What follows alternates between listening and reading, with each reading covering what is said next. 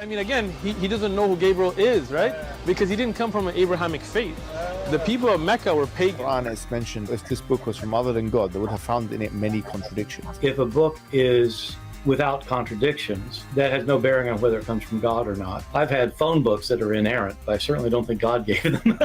That we believe without understanding. The brother asked a very important question, that most of the scholars say that listening to music, watching movies, and most of the television programs, they're haram. So how can we have fun? Let me tell you, brother, at the outset, that having fun is permitted in Islam as long as the fun is halal fun. That the standard narrative has holes in it. The Prophet tells us because Satan or the devil sleeps over our nostrils. Those who oversleep and not pray Fajr on time, Satan urinates in their ears. I really do think Jesus was crucified and that he really was dead and buried. He thought that he was a son of God in the sense that he was specially chosen by God. I think Jesus really did think he was going to be the Messiah, the future king of Israel. I mean, that is, after all, why they crucified him.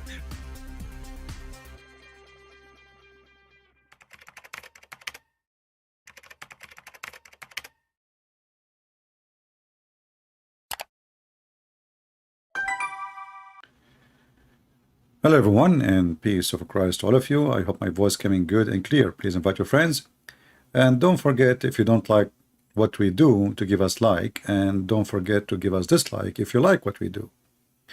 I'm assuming talking to Muslims. So today our topic is Allah. Why Allah don't show himself? If we go in the Quran, we see that the Quran speak of that Allah, he is not going to show himself because he is wearing a veil. You know, all of you know, like a guy, his name Mimi Hijab. Hijab is a word mean veil, supposedly. According to Muslims, not according to me. Here we see a female Muslimah, she is saying, and by the way, this is a clear proof that she is a very religious person, and I will tell you why.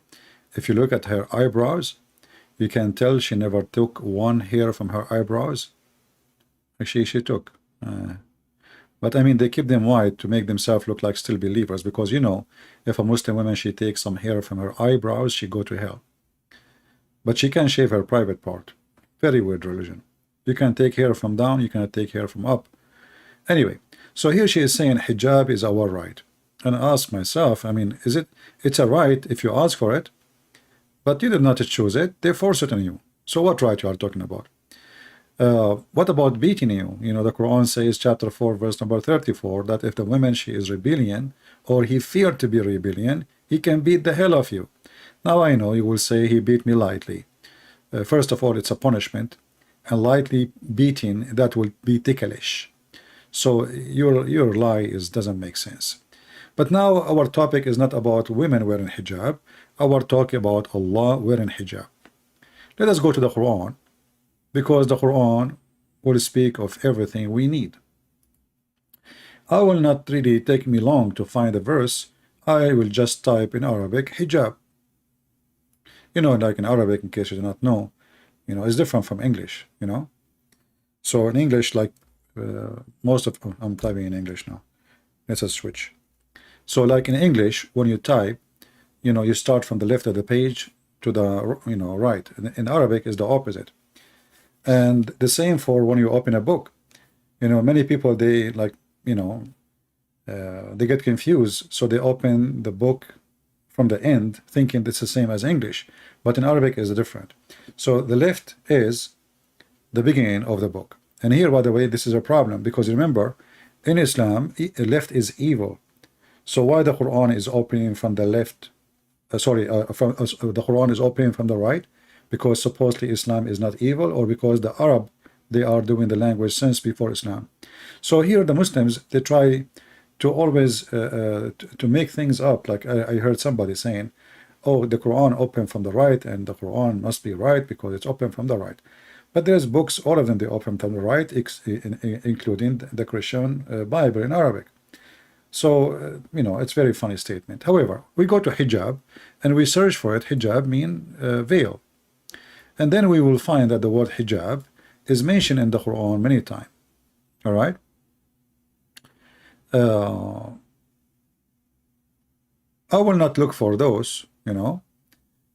All those words have hijab. I will go to the one about Allah.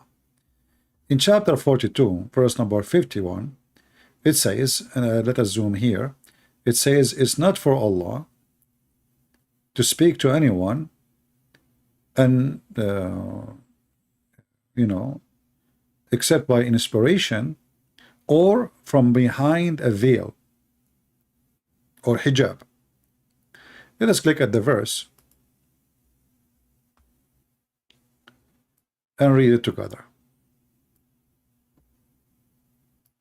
Again, this is a chapter 42, verse number 51. So it was not allowed for a human to speak that Allah will speak to him except by inspiration,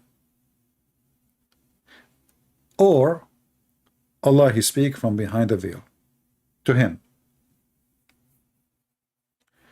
I found a video of Zakir Naik, and Zakir Naik is answering a question which is exactly what we are talking about, why Allah don't show himself. Now Zuzu is the best to answer those questions, so if we go there, let us see.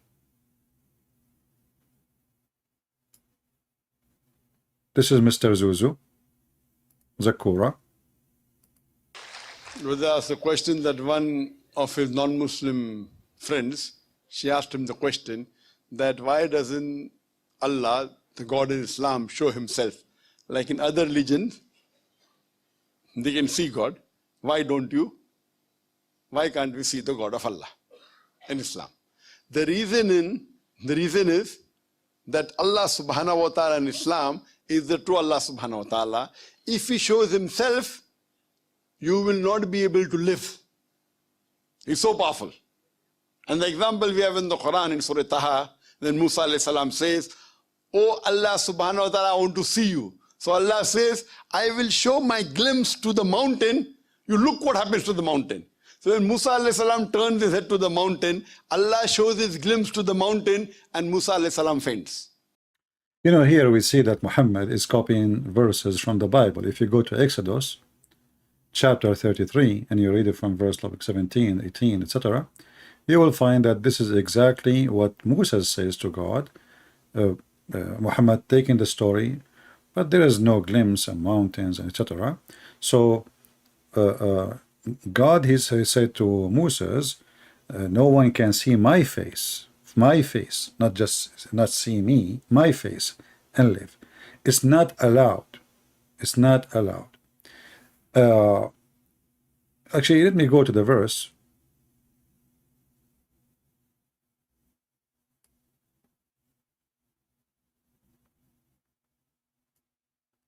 And let us zoom in a little bit.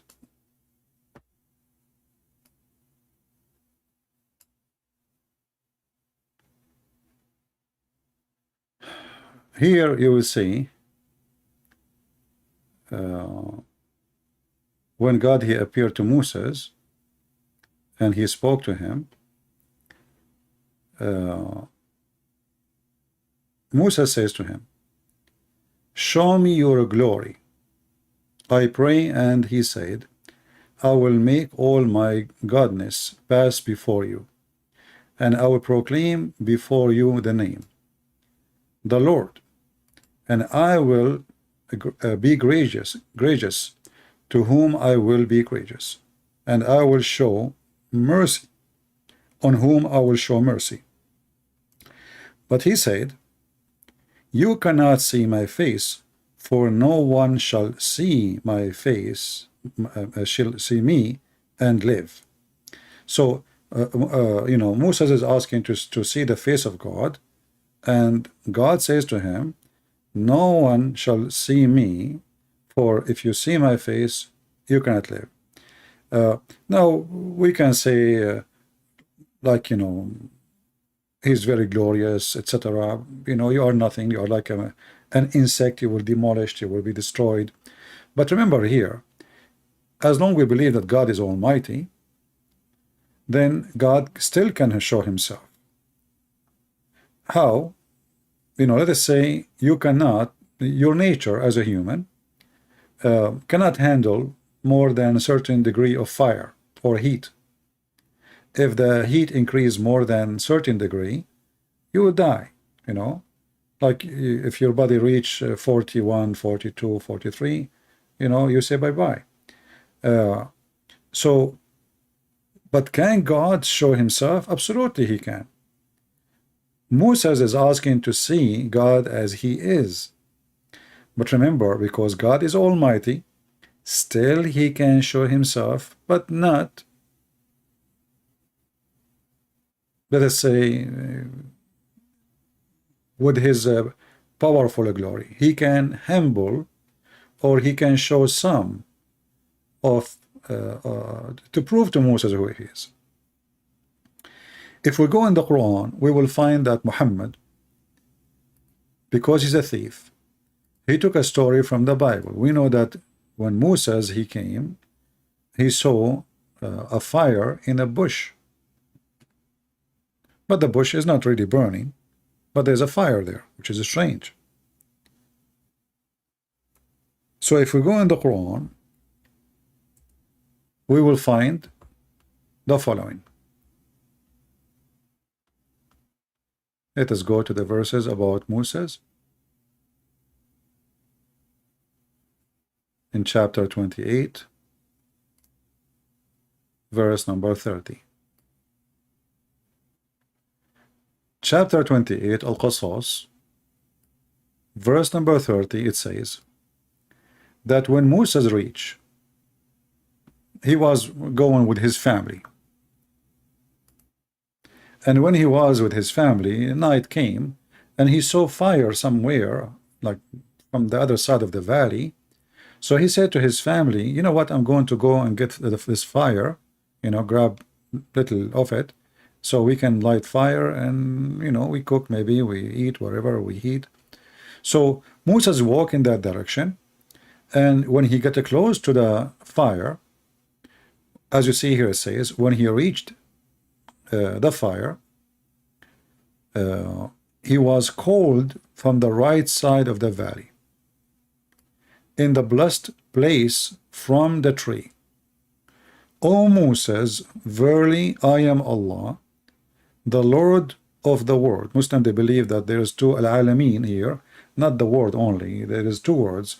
There's a word of genie and a word of a human, which is very funny because he forgot the angels. He skipped it. So anyway, so he said, I am the Lord of the two words, the genie and mankind. And then here you see something very weird in the story. What does this have to do with the verse before it?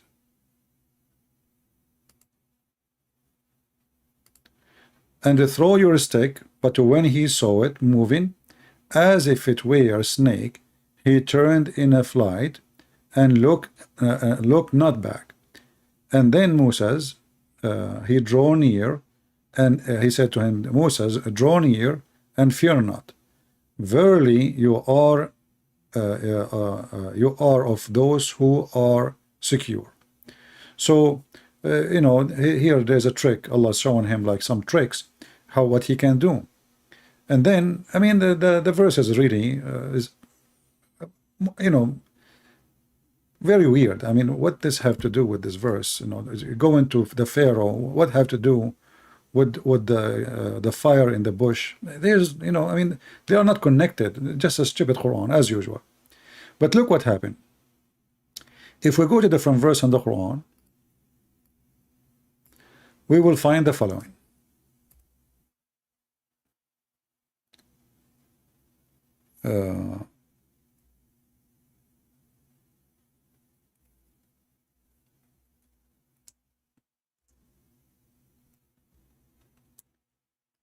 In chapter 20, this is why the Quran is a very silly book.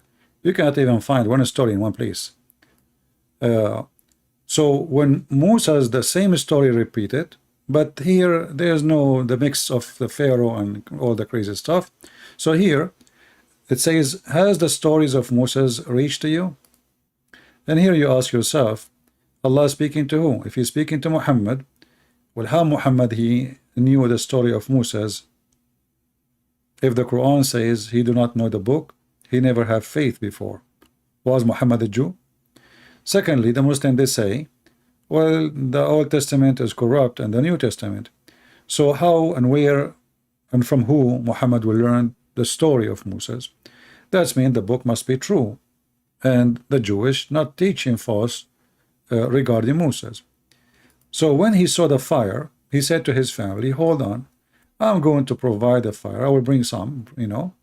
And then when he came to the fire, a voice called out, Musa's, which means Moshe, verily I am your Lord. Take off your shoes. You are in a holy ground, sacred valley. And here the Muslim, by the way, because they don't know what this word means, they say tawa. Now if we try to find out what tawa mean, you will find the Muslims are getting dizzy as usual, and the end of the explanation is Allah knows best.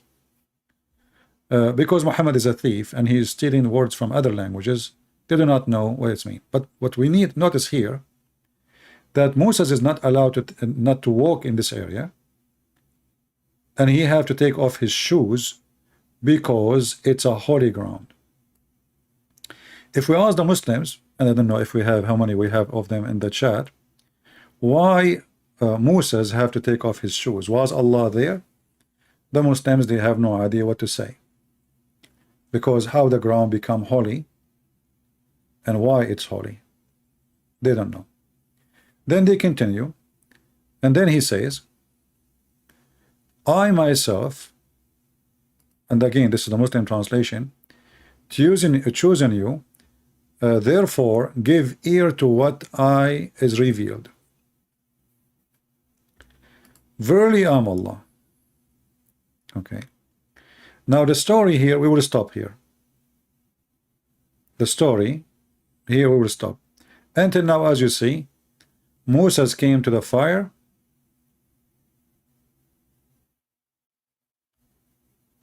When he arrived close to the area where the fire is, Moses was cold, and the one is talking. He said to him, take off your shoes. You've been chosen. And then now he said to him, I am Allah. Let us go to different verse so we can see how the story, you know, developed. Islam is made by an idiot.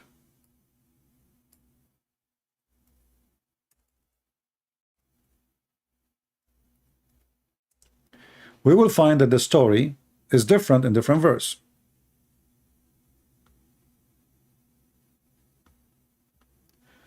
Let us go here.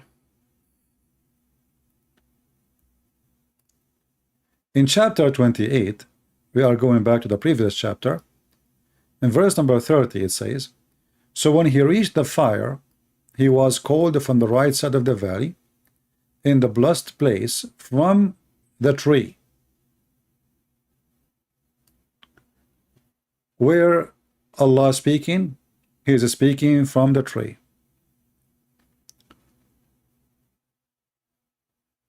If we ask Muslims, was Allah is inside the tree? The Muslim, they will refrain from answering.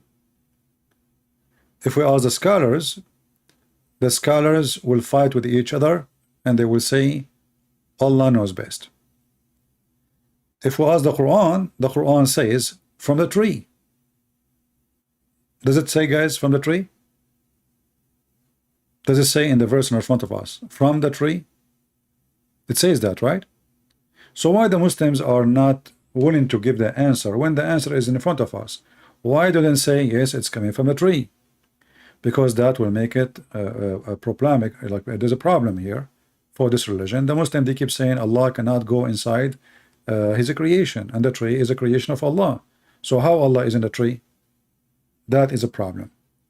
And here we notice that the Muslims, in one hand they say Allah is Almighty, in the other hand they say Allah cannot be inside a tree. Now how he is Almighty, but yet a tree is a problem for him? Secondly, how he's Allah Almighty, who cannot be inside a tree? He is saying, and this is his words, from the tree. You see, not from behind the tree, not from the top of the tree, not from underneath of the tree, from the tree. So the voice of Allah is coming from where? Is coming from the tree. So where is Allah? If you are a Muslim, you know, I will be happy to see your answer so we can, find out the solution for this problem. But look what happened now. We heard Zakir Naik saying that Allah cannot show himself. Right? Okay, wonderful.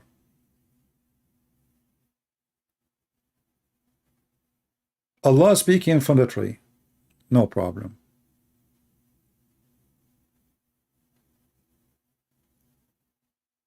Allah is inside the tree. All right.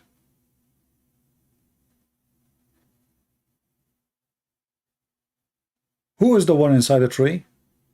The Muslim do not know. So is it a voice only coming from the tree? Or it is God of Islam inside the tree? Or it was an illusion? We will find the answer in different verse.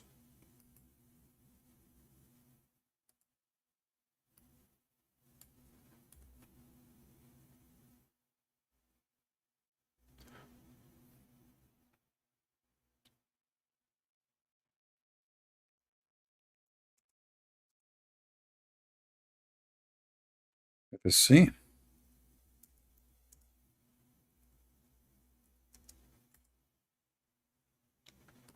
In chapter 27, and as I say, the Quran is a stupid book. You cannot find one story in one place. It's all over the place. It's like somebody, he had papers in the table, and somebody, he turned the fan on, and then all the papers, they went in the street, and then they tried to make a book, and they put the papers together, so page number 1 became page number 300. So when it's reached, I mean, look at this. I mean, why the verses, or why the chapters, why, I mean, what this is. So look at this. So when he arrived to the tree, right? He saw the fire, no problem. And look what happened now. The story is different. So when he reached to it, he reached to what? To the fire. Here it does not mention the tree at all. It mentioned a fire.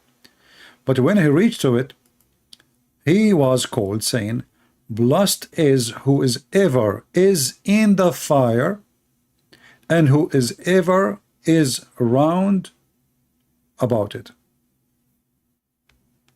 Okay, so now we confirm that there is somebody inside the fire.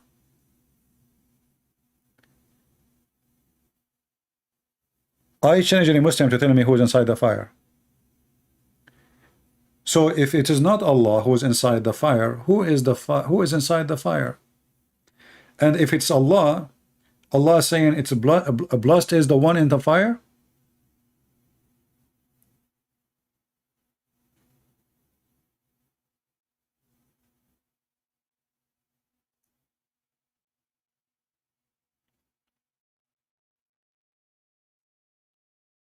Muhammad as a thief, he copies story from the Old Testament and he start adding spices to it. And the more spices he add, the more silly he got. So now we have someone is inside the fire and that person is blessed. Who is he? Do we have any Muslim can tell us? Verse number 9, it says, Musa's law, it is Allah, the might and the wise, the mighty and the wise. This I'm reading the Muslim translation.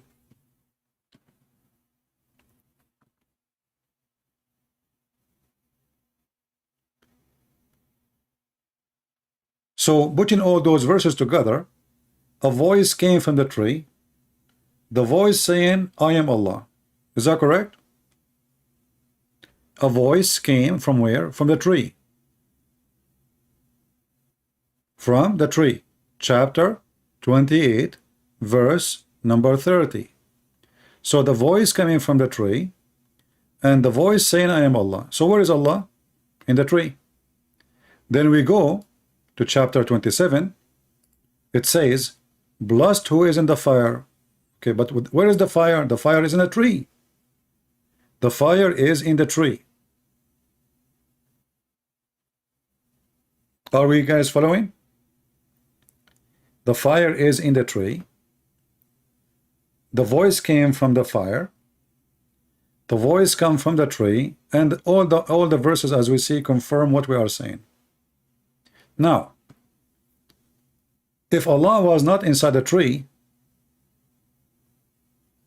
and he is saying, I am Allah, yet the voice is coming from the tree, and then this God Allah, he says, blessed is the one is in the fire.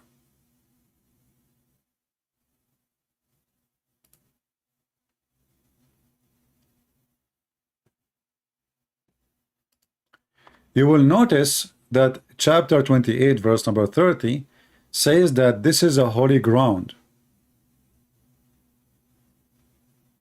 This is, he was called from a holy ground,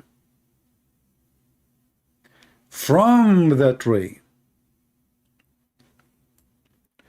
So it is a holy ground, it is from the tree, the fire in the tree, and the one who is inside the fire is blessed,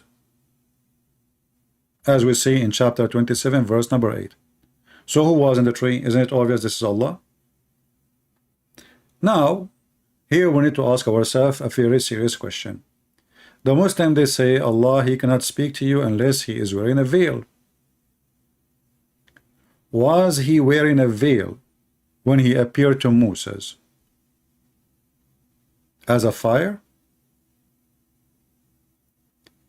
Was Allah the fire? Again, where is the voice coming from? Where is the voice coming from? The voice is coming from the tree. From where to? From the fire. How we know that he is inside the fire? Well, the verse says, blessed is the one who is inside the fire. Who is inside the fire?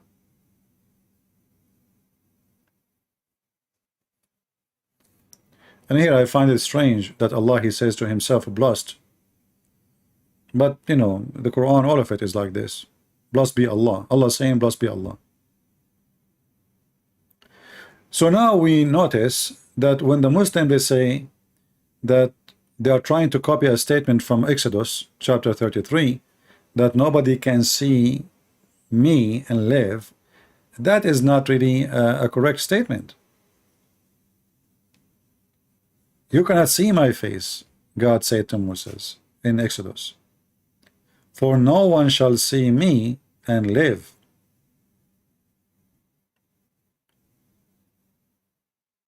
Now we can say because of his glory, we can say because how powerful he is, but we can say too that God don't want anyone to see him and live. As simple as that. But we knew that Jesus said that he saw the Father. No one knows the Father except me. If God is almighty, and from the might of God, he can appear in any form he wants. And appearing in a form is a way to humble himself, so you as a creature can live. And the verse in the Quran proving that Muhammad is a fraud, for in one hand he claimed that God is not changeable, God is a fixed God with his you know, whatever statues he have, and then we find he is copying a story from the New Testament, from the Old Testament, saying clearly that God, he can appear. And actually in Exodus you will see that Moses, he saw God, but he saw him from the back. He did not see his face. If you continue reading, actually, you will see, and while my glory passed by, God, he told the Lord, he told Moses, go stand in this place, and I will pass by. And when I'm passing by, I'm going to protect you by my hand. I will cover you until I have passed by. Then I will take away my hand, and you shall see my back, but my face you shall not see. Let us open the Bible.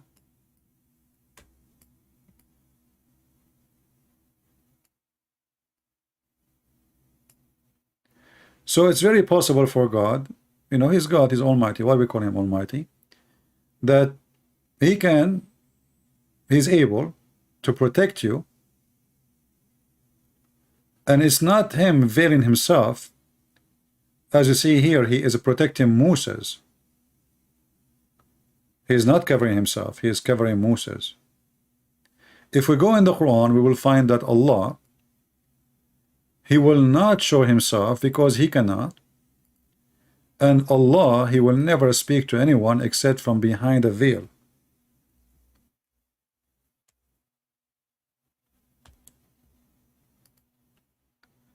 Which means the stories about Musa's does not fit in Islam. For Allah, He cannot. You see, He cannot. He can speak to you from behind the veil, and He is the one is behind the veil, not you. He is the one behind the veil. And here we ask ourselves, you see, in the Bible it says that God, He put His hand, and it's very acceptable to know that the hand of God is God, you know, like He is giving protection. He protecting you by His power. Here Allah is using a veil which is His creation. To make it simple for you, we just heard Zakir Naik saying that you cannot see God, and even when God He saw a glimpse of Himself to the mountain, what happened? The mountain collapsed, destroyed. To the mountain, you look what happens to the mountain. So when Musa alayhi salam turns his head to the mountain, Allah shows His glimpse to the mountain, and Musa alayhi salam faints. Okay. Now, taking this into consideration, how we will fix this problem? Because now we have a veil which is no different from a mountain. It's created by Allah, supposedly. Is this veil, is Allah creation? Is it material? Obviously it is.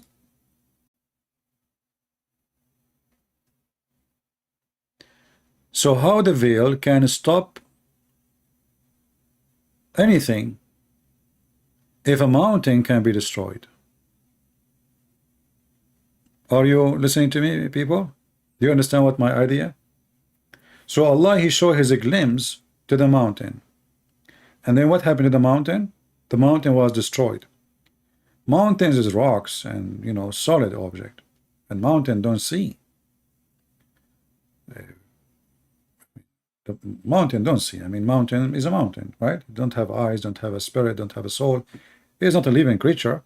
But we can say, well, because a mountain is a rocks anyway, and because the glory of this God is so powerful, supposedly, well, this mountain demolished, no problem. But now we have a veil which is enough to stop the glorious of Allah to go through. Anyone getting my idea now, what I'm trying to say? So who is more powerful, Allah or the veil?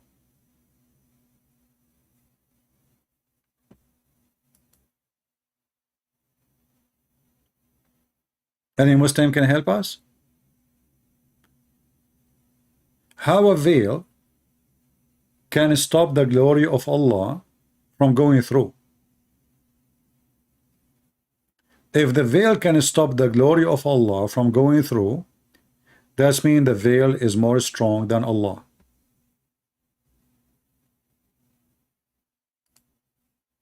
Any Muslim? You see, a Muslim woman, she wear a veil because she cannot hide herself unless there is a veil. Allah is saying that he cannot hide himself unless he used the veil.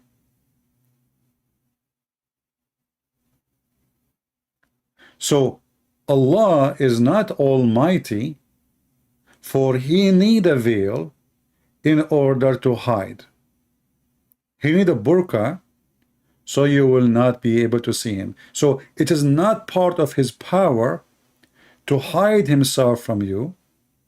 It's not part of his power to not to reveal himself to you. He need to use a veil.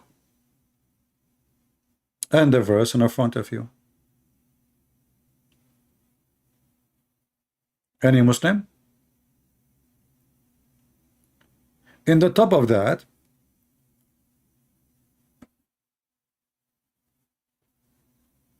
nobody can see Allah.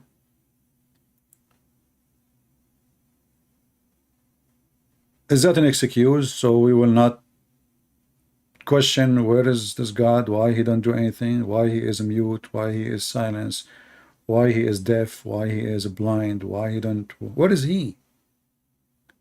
You see, the God of the Christians, he came to us. He came physically as a man. God can humble himself. God can humble himself so we can see him. He's almighty. And as long as we call him almighty, it's mean there's no and nothing can stop him from doing as what he want, as he want. Allah, Muslim, they call him almighty. Yet he cannot hide himself unless he is from behind the veil. And I want to focus with you with the word behind. Do you see the word behind? And this is, by the way, accurate translation. The word behind is exactly what it says in Arabic. Min wara'i hijab. So where is Allah? Allah is behind the veil.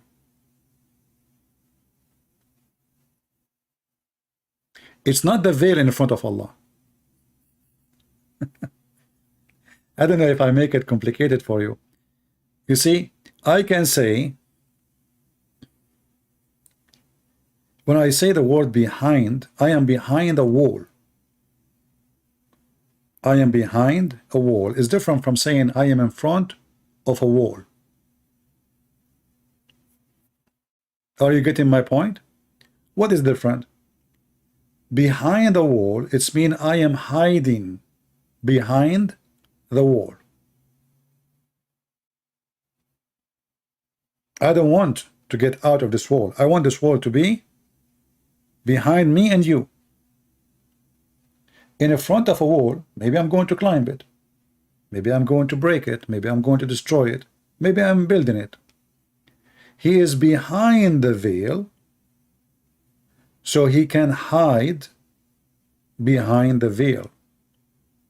So if Allah move away from the veil, we can see Allah.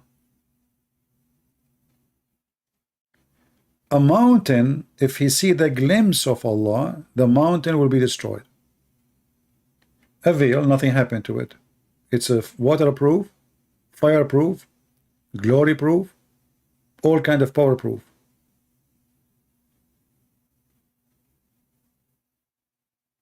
The purpose of the veil is supposedly Allah want to hide himself. He want to speak to you from behind the veil, because you cannot go, you cannot see him and live. He's copying this verse from the Bible. So Allah is using a veil. You see, if we go in the Exodus, we will see that God, he covered Moses by his hand. He did not need a veil, you know, and he did not veil himself. He veiled Moses by protection. So he protected Moses. So God can do that. The God of Islam, he is veiling himself from everybody. And he cannot veil himself without a veil. And the proof that of that, he is saying behind, and behind is you know, space, is state a physical place, like he is standing in his physical point. and this point is behind the veil. So there's a veil. The veil is not like metaphorical. You know, he did not use the hijab is the same one he ordered the women to wear. The same word used in the Quran is hijab for the women, and many places hijab is a hijab. So Allah standing behind the veil. Why?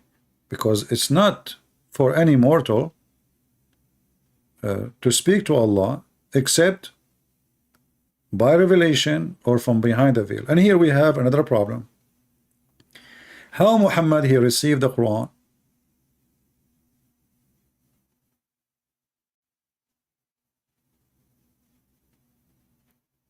How Muhammad received the Quran? If you go in the city book of Muhammad, you will see Muhammad says that it is inspiration.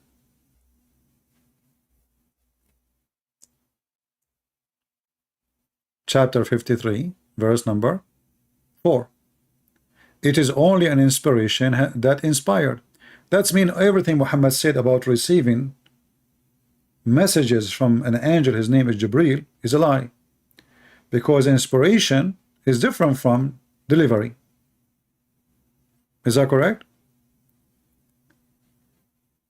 Let us say I'm watching somebody is doing some art. So he inspired me to draw like him. I learned some stuff from him, but he inspired me to do something. So inspiration is not a person coming to you and he says to you, say this. As an example, when the angels came to Mary in the Quran, which is a story stolen from the Bible, and they said to her, Mary, you will have a son, holy son. Is that an inspiration? Anyone who knows what the word inspiration, he will say no. That is not inspiration. Inspiration is something can happen in your mind, in your heart, but not somebody coming to your door and speaking to you face to face. That is not inspiration.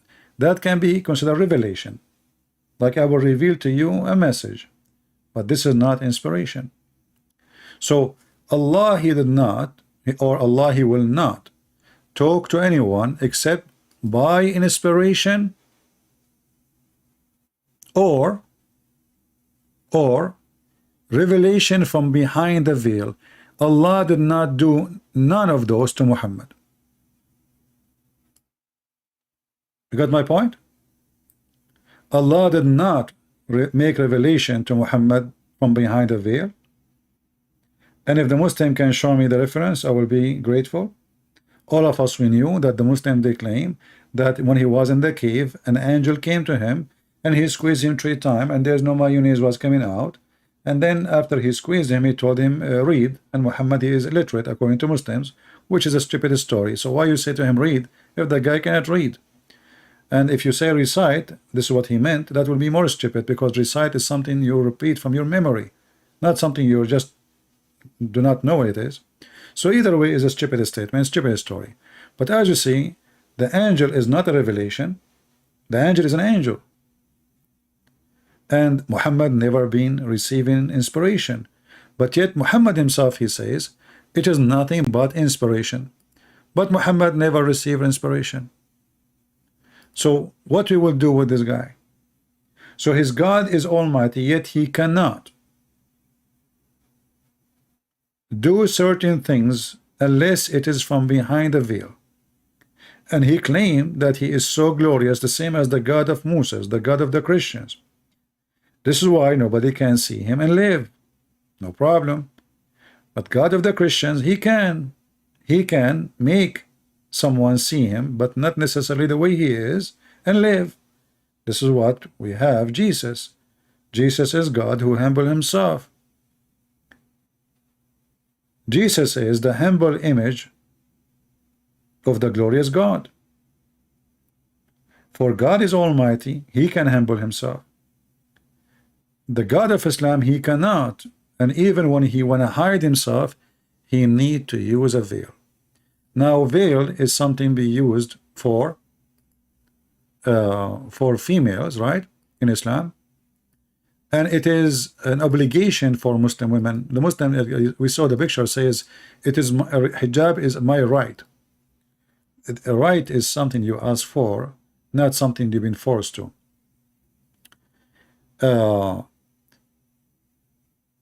Like, you know, if you go in the Bible, we will see as an example the disciple of Jesus, they wrote the Bible by inspiration from God. Not only they wrote what they heard from Jesus, but they were inspired. Or the book of Acts, or, you know, Revelation, the book of Revelation, etc. So that is an inspiration. But you, Muhammad, never received an inspiration, never even heard your God voice. So where is the inspiration fit? Nowhere.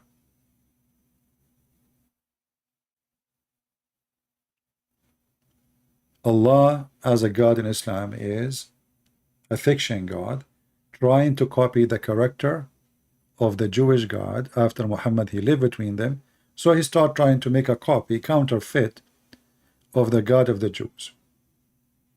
And he tried to make Allah, which is the moon God, fit with the Jewish God, and he is trying to give him some stories from the stories of the Jewish books. But as usual, a thief, he steal your bicycle, he put a new paint, he add some features here and there to make you not to know that this is your bike, but he forgot that your bike have a number, a manufacturer number. He forgot to take it. And that shows all over the Quran. You know, there's a guy, he's an idiot. His name is Daniel. He's a Muslim convert. He says Yahweh is a pagan god. He's a pagan god, and Allah is a true name of God. But then if we go in the Quran, we will find that all the names belong to the God of the Jews. Gabriel, this stupid idiot, he claimed that El is a pagan god.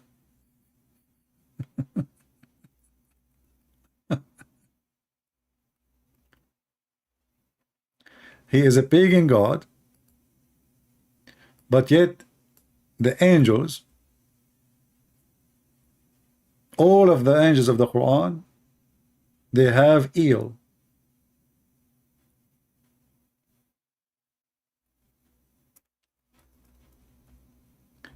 If we go in the Quran, we will find this, and we will laugh together.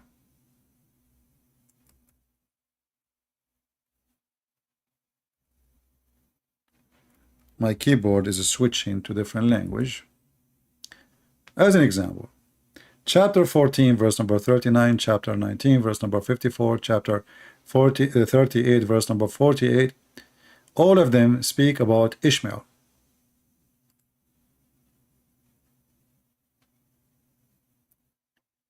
And here there's another name. You see it here. You will ask yourself, when the stupid Muhammad, he copied those names, did he ask himself what those names mean? And when the idiot, the Muhammadan, who tried to supposedly to put down Christianity and Judaism, and they say, oh, this is a pagan god, then we find that all characters who they are belong to Abraham are connected to El. Angels, Michael, Gabriel, Israfil, those are, you know, Muslims, they have names. Some of them you never heard of, but all of them they end with El.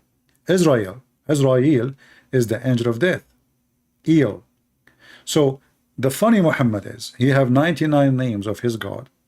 None of them is El. Yet all the names belong to El, not to Allah. So look what happened. If Ishmael belonged to the God of Islam, then his name should be Ishmael Allah. If Gabriel belonged to Allah, his name should not be Gabriel, should be Gabriel Allah. If Michael belonged to Allah, etc. So this is a stupid religion. All of it is a counterfeit, stealing names, if you remember that he was making fun of the struggle between Israel and God, correct? From the Old Testament. He says, you believe in this? Do you really believe in this? The ignorant, you do not know that the second his stupid book quote the name, it's mean his book agreeing with the story. Otherwise, if we ask Muslims what Israel mean, they don't know. What Ishmael mean, they do not know. Well, Israel is the one who struggle with God, or the one who wrestle with God, or you know, like similar meaning. So, and if you check the Quran, you will not find one verse in the Quran saying to us how in the word Jacob became Israel. Nowhere in the Quran you will find that you know, you ask Muslims who is Israel, they will say Jacob. Say, where we can find that in the Quran? Where in the Quran we can find that Jacob is Israel? Nowhere. So because Muhammad is a thief and the Quran is not a book of God, this guy, he hears something, he make a statement about it, he added to his book. There's no story and there's no introduction, and it's a stupid because it's not his story. He do not know the story anyway. So suddenly, oh, children of Israel, but shouldn't you tell us who is Israel so we will know who are those children? Suddenly he have an angel, his name is Gabriel. If you remember when Muhammad he went to Waraqa ibn Nawfal, he never heard of this Gabriel. Who is this Gabriel? He never heard of him. Actually, if you watch our introduction video each time we play, you will see this guy, the ketchup boy. He said it clearly that Muhammad did not know who is Gabriel. He did not know. Listen carefully. He doesn't know who Gabriel is, right? Did you hear it? He does not know who is Gabriel. So what was the religion of Muhammad?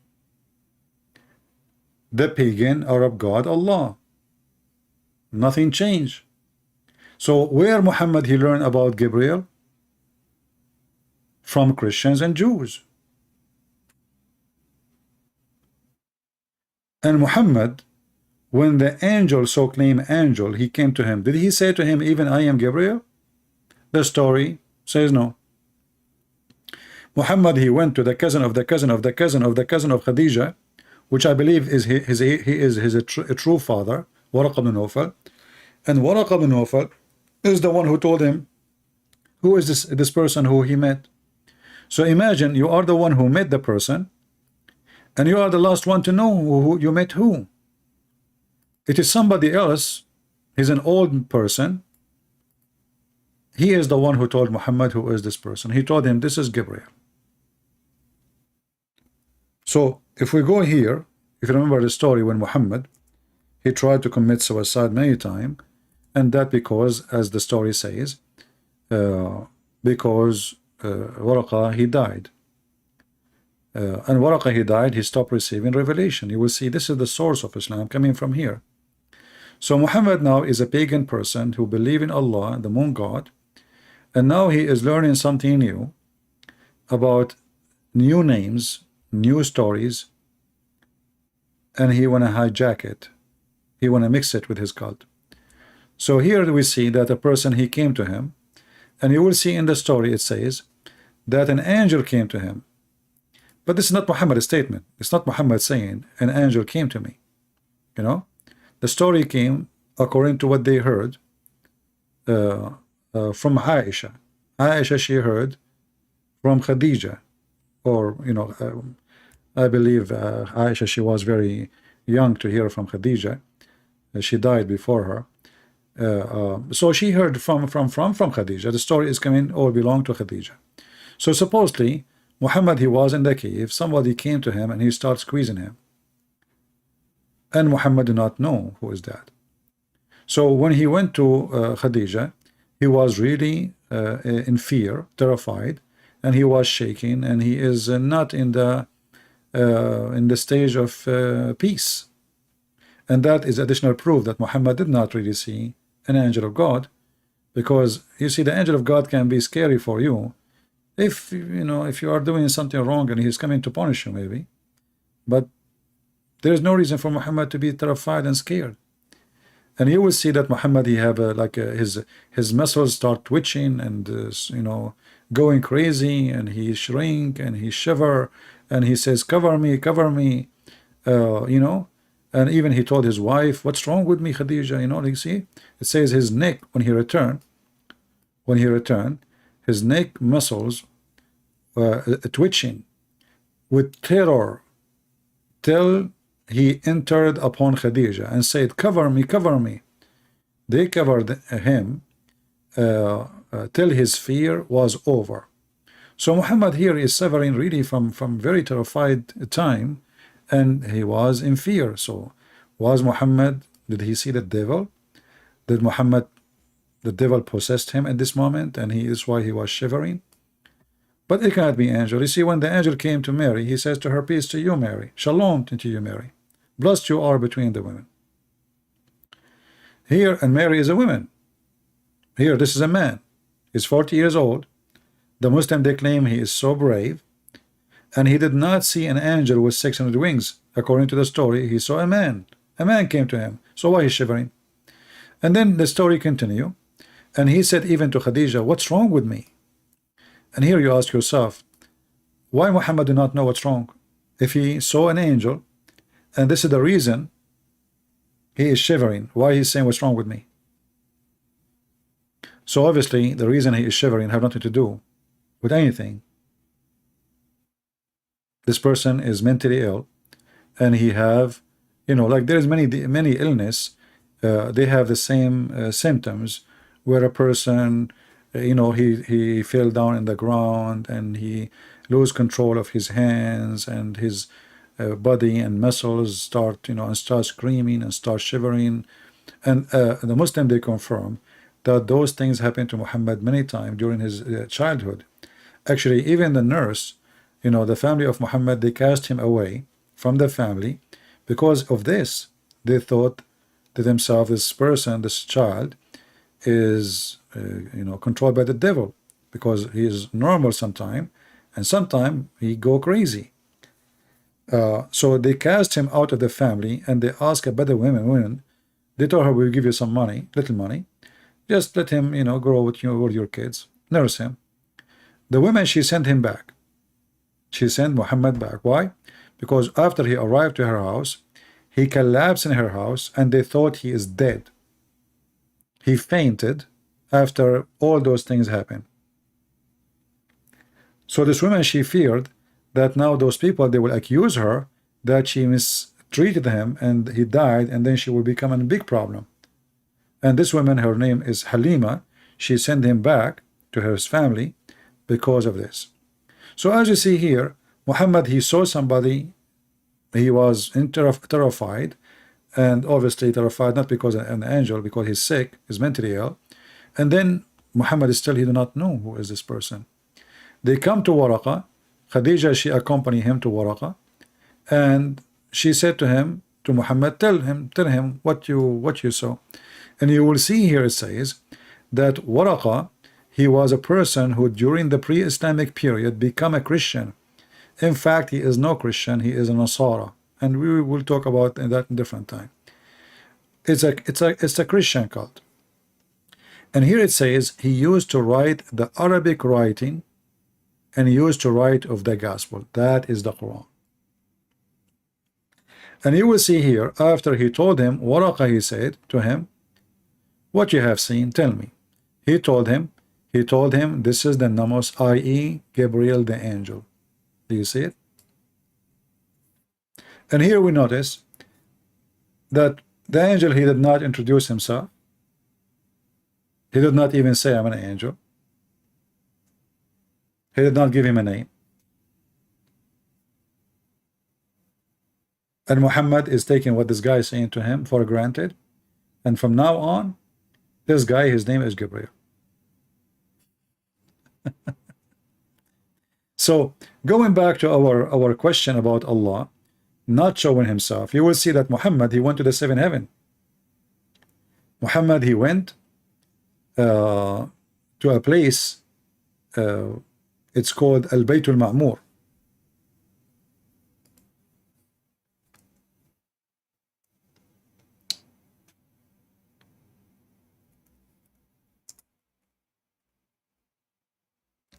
And the angel Gabriel, he accompanied Muhammad.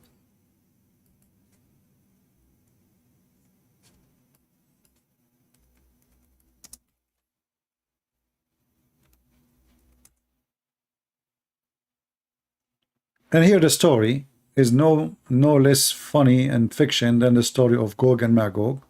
If you remember, Muhammad, he claimed that when he was laying down, two angels, they came to him, two men as usual, they are two men, and they took him, they cut off his chest, and they took all the material in his stomach, in his belly, and they took it all and they wash it with water from Zamzam, as you see in the screen. And after they wash it, they filled his body and his veins with faith and wisdom. They brought a golden tray with a golden dish, and inside the golden tray and the golden dish there is faith and wisdom. And then they stuff all the wisdom and all the faith on the veins of Muhammad. Now the story here, as you see, stupid, crazy. Since when wisdom and belief come in dishes? So even faith in Islam is physical. And this is telling you that Muhammad, he have nothing to do with any religion. This guy is mentally ill, satanic, demonic possessed. Faith coming in dishes. If you remember, we showed you a verse in the Quran says, it is nothing but inspiration.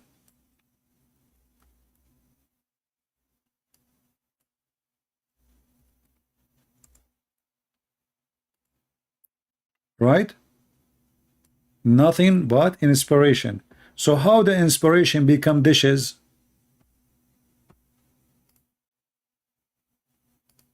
Are you with me? How the Quran says that Muhammad received nothing except inspiration. And then we find that Muhammad, he received dishes, one dish full of faith and one dish full of wisdom. And by the way, if you ask me if I am wise or not, the Muslim, they say Christian Prince is not wise. And I went to a Muslim doctor, he said to me, no, you don't have a lack of vitamin D or C or A. No, you have a lack of dish of wisdom. So the mad Muhammad, he went far with his stupidity to the point he made wisdom in dishes. Let us go to the hadith. Okay. Where is the...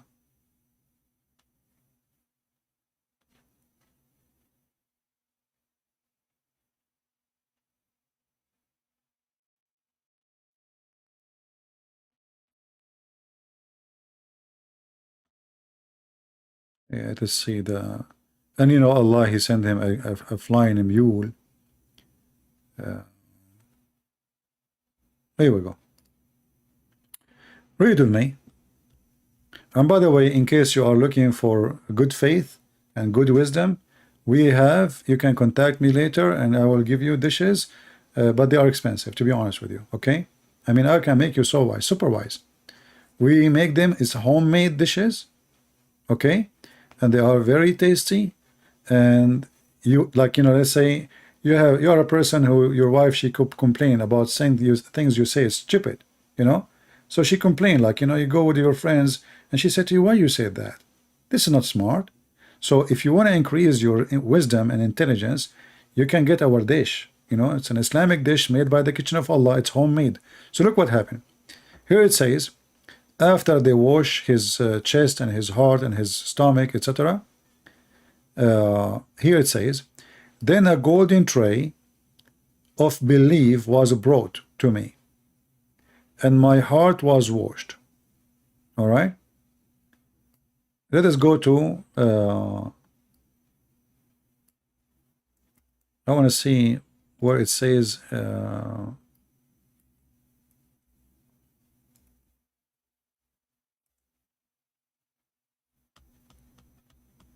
This stuff, in the Middle East, we have some food where you stuff like rice inside zucchini, and you know, this is exactly what they did to Muhammad.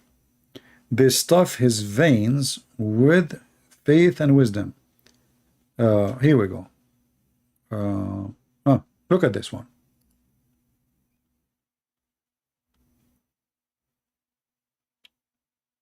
And then the angels, they took him till they carried him to the place and beside Zamzam, etc. And then they cut from his throat all the way to his balls. Look like Muhammad, you have balls. I thought you don't. And then out of his chest and abdomen, and then washed with Zamzam. And then it says here, and then a gold tray containing a gold bowl full of belief and wisdom was brought, and then Gabriel stuffed his chest and his throat and blood vessel with it. And now we understand why Muhammad cannot be prophet of God. I mean, this guy, he is so stupid to the point. His God himself, he needed to do plastic surgery. You see, the Muslim, they say that Muhammad is a prophet and Allah is God, and if you want something to happen, he say be is going to be. Can't Allah make Muhammad wise without sending a dish of wisdom? The first person in history who have a plastic surgery stuffing his chest with silicone of Allah, it was Muhammad. Allah want to take Muhammad to heaven. He looked at him, he said, look at this idiot, I cannot take him like this. What I will say to my angels, look at this, what the heck is that? So he said to the angels, listen, before you bring him here, you need to do some adjustment. Why Allah did not make a surgery to Musa's? Hey Muslims, there's a question here to answer. I mean, the story of Gog and Magog, which is making Muslims live in Islam by thousands, if not millions. This is another story, no less. Why Allah did not, okay, here we go. Allah, he took Isa to him. Did Allah need to wash the chest of Isa with Zamzam? Did he need to give him wisdom? And what wisdom, what faith? And since when faith and wisdom, they come in dishes? And if Muhammad, he cannot meet Allah anyway, what the point of this trip? If Allah never spoke to Muhammad anyway, so what the point of this journey?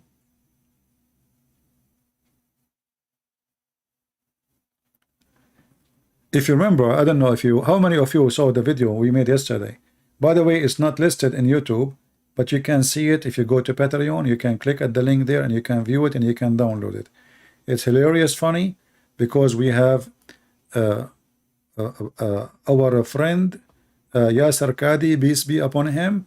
The hole in the narrative, he is giving another hole to the Quran and to Muhammad. You better watch it if you did not see it yet. You know, it's really inspiring. And he explained how many Muslims are leaving Islam because of stupid stories like this in the Quran.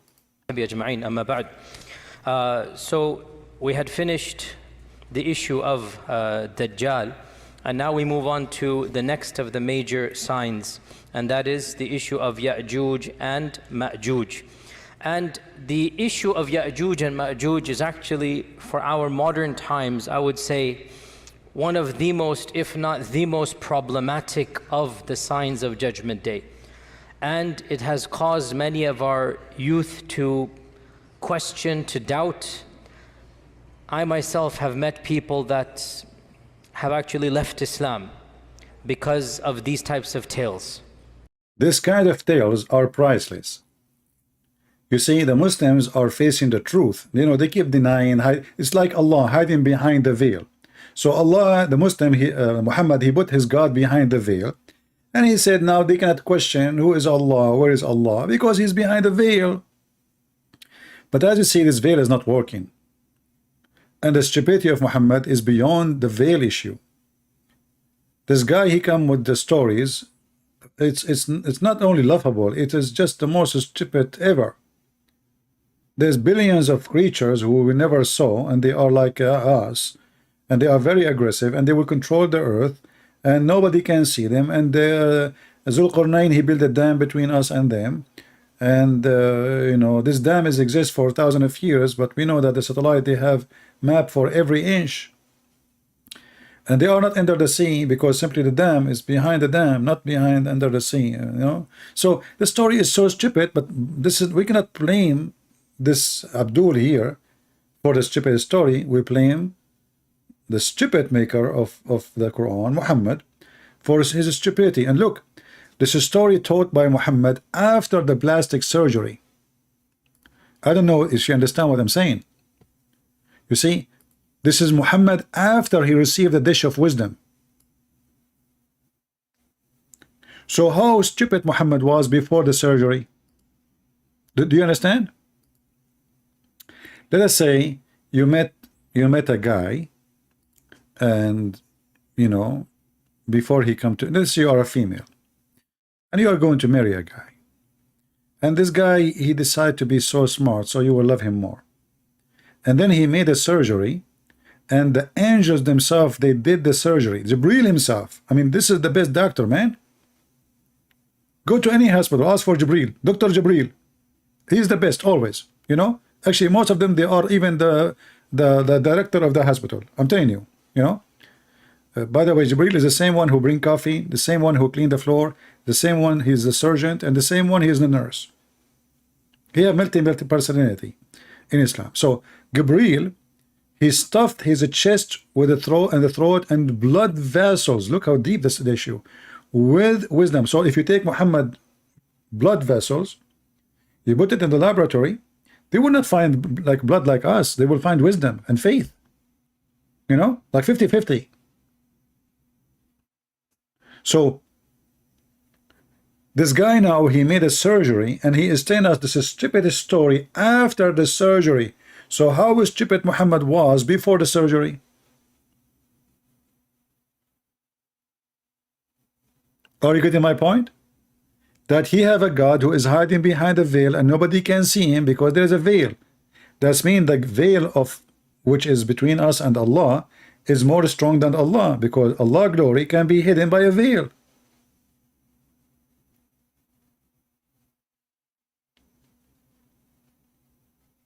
It's not Allah changing his, let us say, he's hampering himself so we will not get hurt. He himself is behind a veil.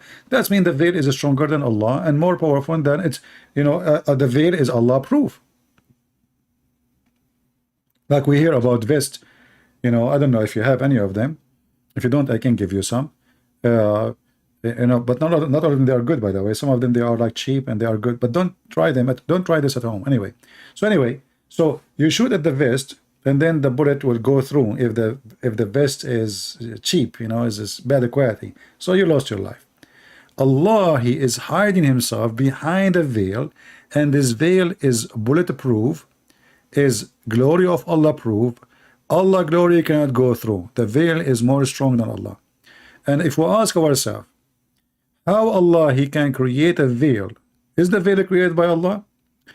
The automatic answer will be from the Muslim, yes.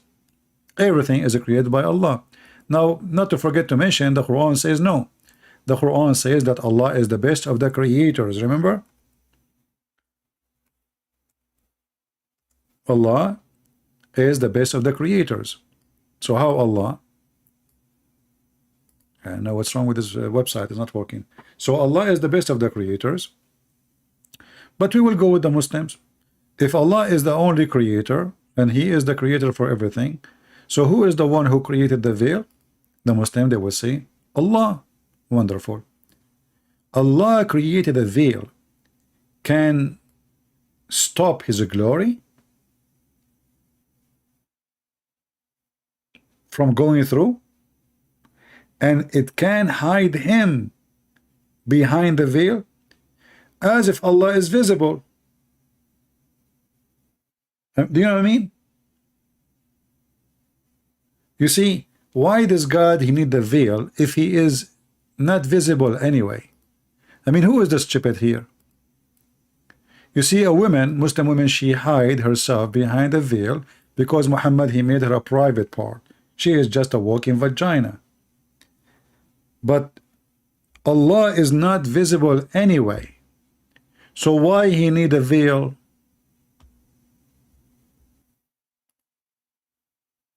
Do you understand what I'm saying? And now if the Muslim, they say he is invisible because of the veil, that means Allah is visible.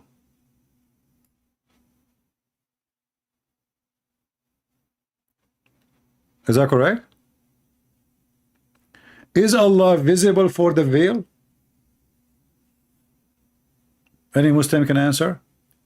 Is Allah visible for the veil? So if you say to me now the veil is an object, cannot see, well then how Allah he say in the Quran that when the mountain saw the gleam of the glorious Allah, the mountain destroyed, he saw.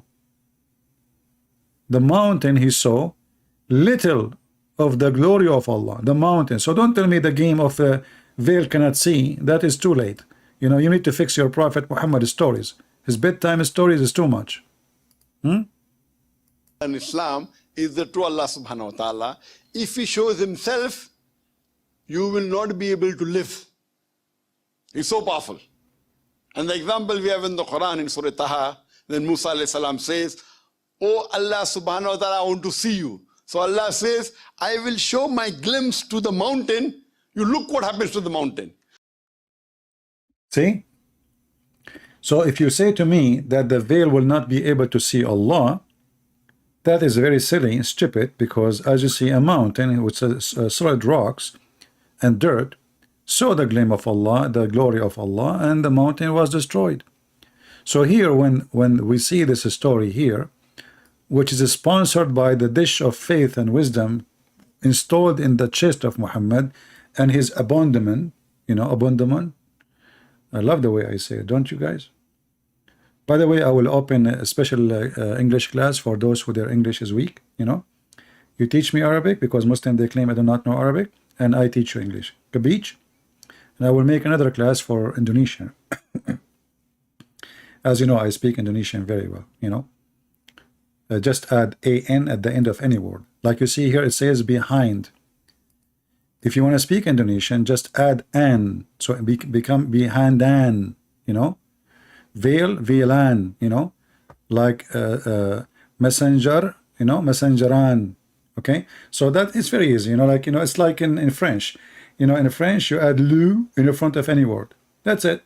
You know, lu Muhammad, lu prophet, lu idiot, lu donkey, lu crazy, lu dish of wisdom, lu potato, and lu the rest.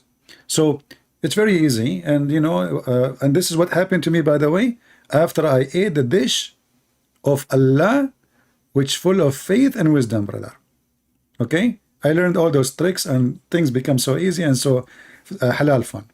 So here we ask ourselves, how stupid Muhammad is when he tried to explain his God. And look, in the verse after it says, "And thus we have inspired thee, Muhammad, a spirit of our command." Have you ever heard of a stupid statement like this? Read it, think about it, and tell me what do you think. We inspired Muhammad a spirit. Have you ever heard of somebody inspired a spirit? He inspired Muhammad a spirit. You see, I inspire you by revelation. I inspire you with ideas. I inspire you with thought. But I inspire you by a spirit? How that can work? Any Muslim can help us? Oh, I forgot, the Muslims are busy now. They are ordering wisdom dish and faith dish, you know. So, you know, they claim that the Quran is an amazing book, but this is stupid. Inspired you spirit of our command? Was Allah inspiring Muhammad Quran, or he was inspiring a spirit, and how a spirit became the inspiration? Do even Muhammad know what inspiration mean? Are you getting my point, guys? Obviously Muhammad do not know what inspiration mean.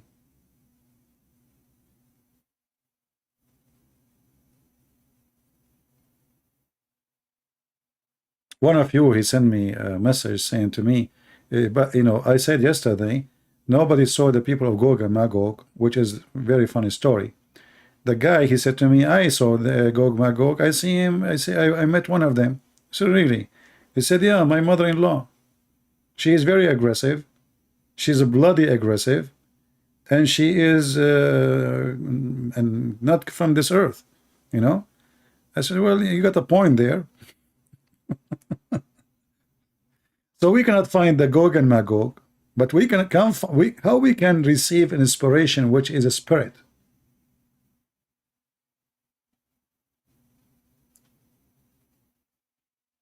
You receive inspiration, or you receive a spirit.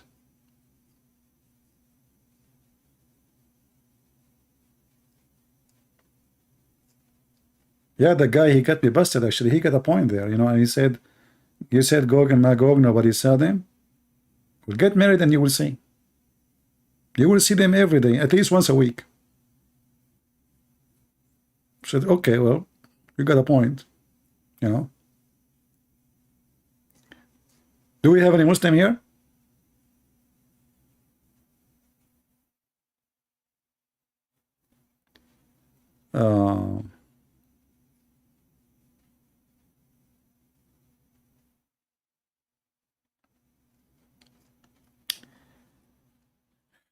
You see, like when Allah, we mentioned to you the story about Allah is in the tree, correct? And the Quran says blessed is the one is inside the fire. So how this person, I mean, he's stealing a story from the Bible. Obviously he do not know what God is about. You see, God of the Christians, he can. You cannot see God the way he is. That because of your limitation, not because he cannot. He can show himself, you will die, that's all. But the God of the Christians, he can appear as he wish. When Jesus, you know, he got baptized, a bird appeared in the sky. Bird, right? A voice came from the sky, says, this is my only begotten son. God himself, he came to this earth as a man. His name is the Messiah.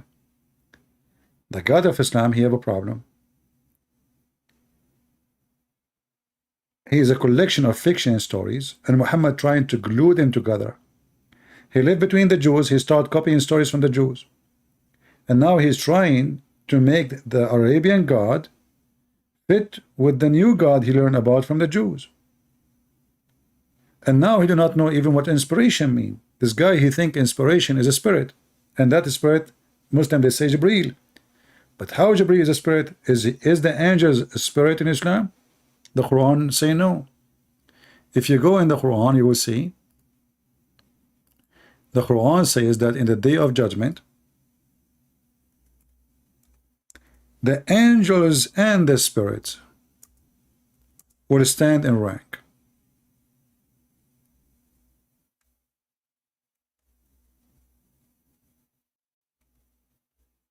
So if the spirit is an angel, this verse is wrong. And look what the Muslim they do. They add things is not in the Quran as usual. Did you see it? Look, it says the day that the Ruh is a spirit. Between two brackets, Gabriel. Why you are adding Gabriel? The verse does not say Gabriel. You change the translator. This is Hilali and Khan. Look, we just changed the translator. There's no Gabriel. The day in which the spirit and the angels. So if Gabriel is the spirit, then this verse is wrong. Is that correct? If the angels are a spirit, then there is no need to say the spirit and the angels, because the spirit is an angel.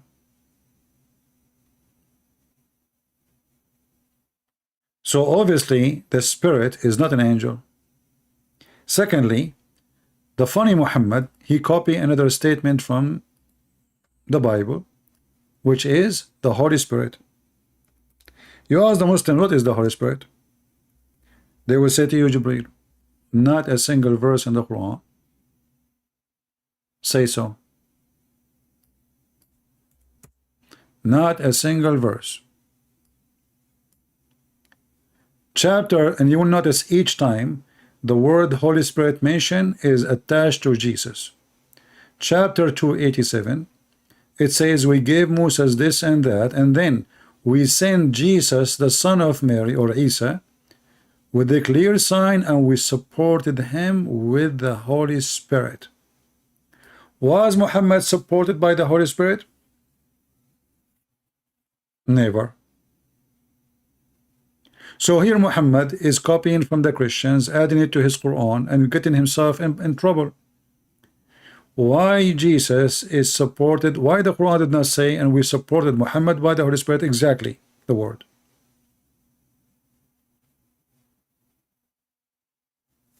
If we go to different verse, the Muslim, they will say to you, no, it says there, but it doesn't say exactly the same.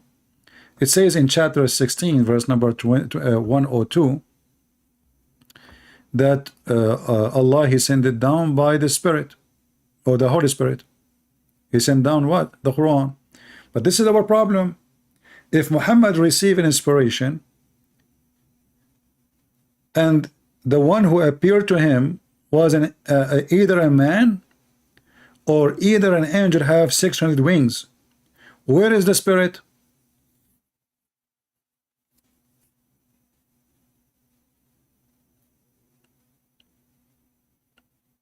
Guys, do you understand me? Where is the Spirit?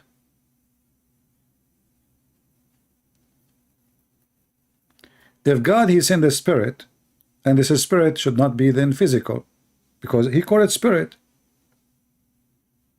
Muhammad, he claimed that he saw Gabriel twice. Let me give you this link about Muhammad. He was stuffed in his throat, and his tomato, his stomach, by wisdom. This is the link. You can save it, you know, in case you need it in the future. Let me see.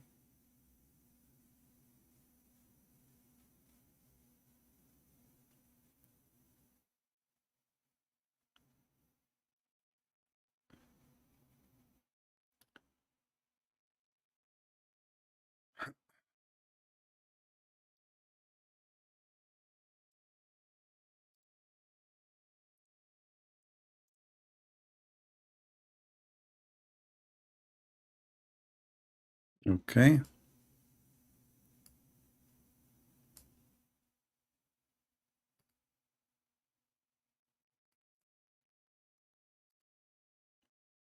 Let us see here.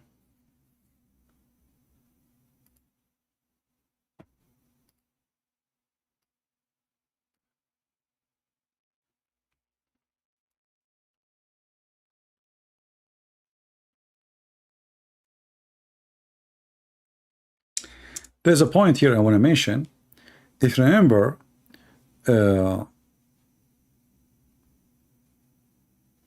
chapter 4, verse 171, it says that when Allah, He sent, He speak about Isa, supposedly the Messiah. In chapter 4, verse 171, He said that Isa is a spirit from Him. Let me open the verse. And here you will see how confused, how stupid Muhammad is. The angel, according to the Muslims and according to Muhammad, is a spirit. No problem. But Muhammad, not a single single time in the Quran, it says that this angel, Gabriel, is a spirit. The Muslim, they try to make a conclusion out of many verses, and then he says, you see, it says the one who sent the Quran down is a spirit. But why Allah saying a spirit if it's an angel? Why He don't say an angel? Why didn't He say Gabriel? Then he continue here in chapter 4, verse 171, says that the Messiah is the word of God, and he is a spirit proceeding from him. Muslims, is the Messiah a spirit, or he is a man?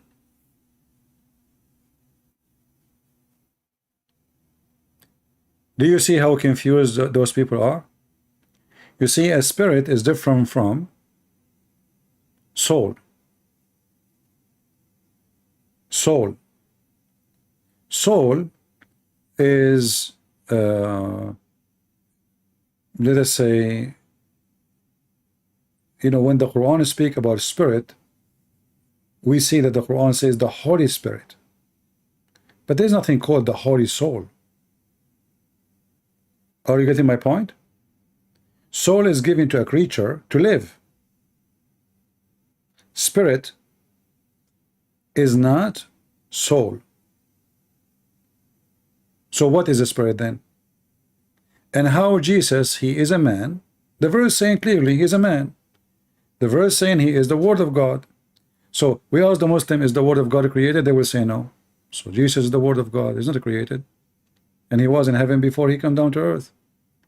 And the top of that, he is a spirit. Well, he's a man or he is a spirit now? Is he a physical man or he is a spirit? How Jesus is a word and a spirit in the same time, and how he is a man and a word and a spirit in the same time. And the funny is, the same verse says don't say Trinity. This is the same verse speaking against the Trinity. Is the same verse saying you can be three and one at the same time, and the only one can do that is Jesus. Look, he is a man. Jesus is a man, is a messenger, is a man, is a son of Mary, a human. And then this human is a messenger, so he's a flesh, he's a man, and he's a word in the same time. In the same time, he's a spirit proceeding from God. Not only he is a spirit, he is a spirit connected to God. And here you see Muhammad is making more madness in his teaching. Well, this is what I'm asking the Muslims. If Jesus is a human, he keeps saying to us he's a human, is Adam is a spirit? Muslims? Is Adam is a spirit? They will say no. Okay. Is Musa a spirit? No. Well, is Jesus a spirit? Yes, he is.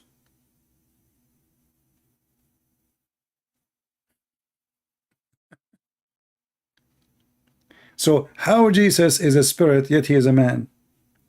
And you see, again Muhammad, he is confused. He's trying to steal something from the Christians.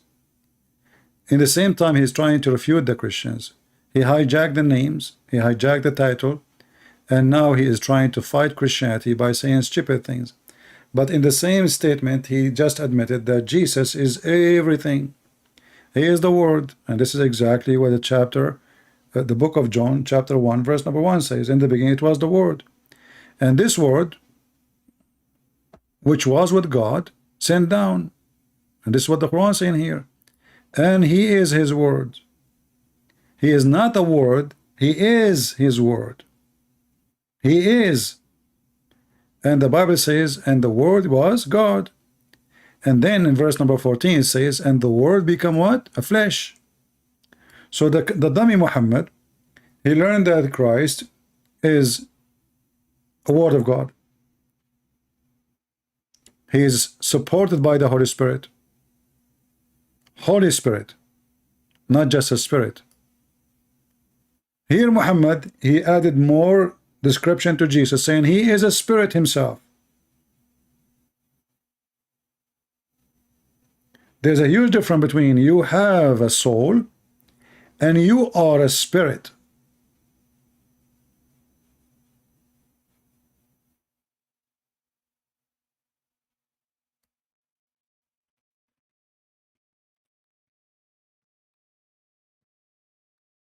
Do we have any Muslim have any comment?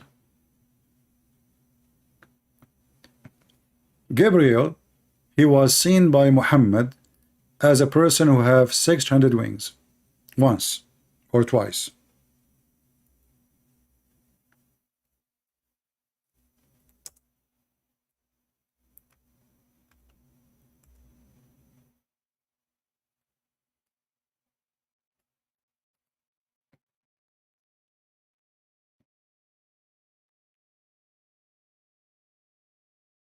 Do you see it?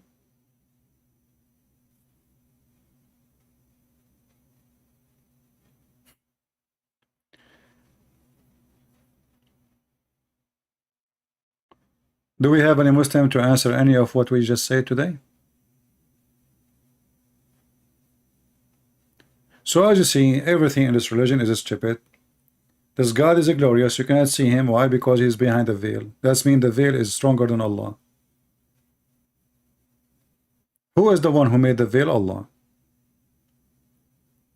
But how something is made by Allah is stronger than Allah?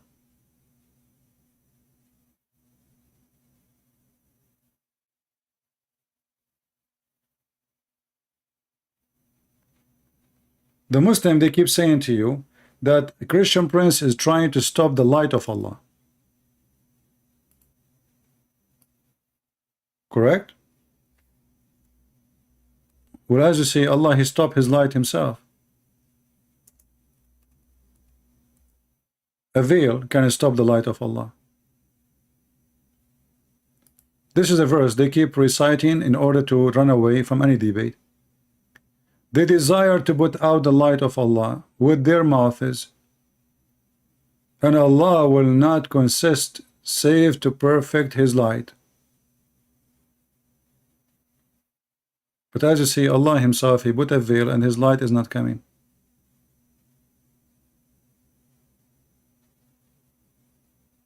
And where is the light of Allah so we can see it? Any Muslim can tell me? And how somebody can put the light of Allah by his mouth? This reminds me of other stupid story of Muhammad about the Geigo who tried to burn Abraham. By the way, did you see the Geigo which I found in my yard? How many of you saw the Geigo? I was really shocked. I was terrified actually. I mean, this Geigo is not even in the size of my fingertip. But to be honest with you, it's scary. How many of you saw the Geigo?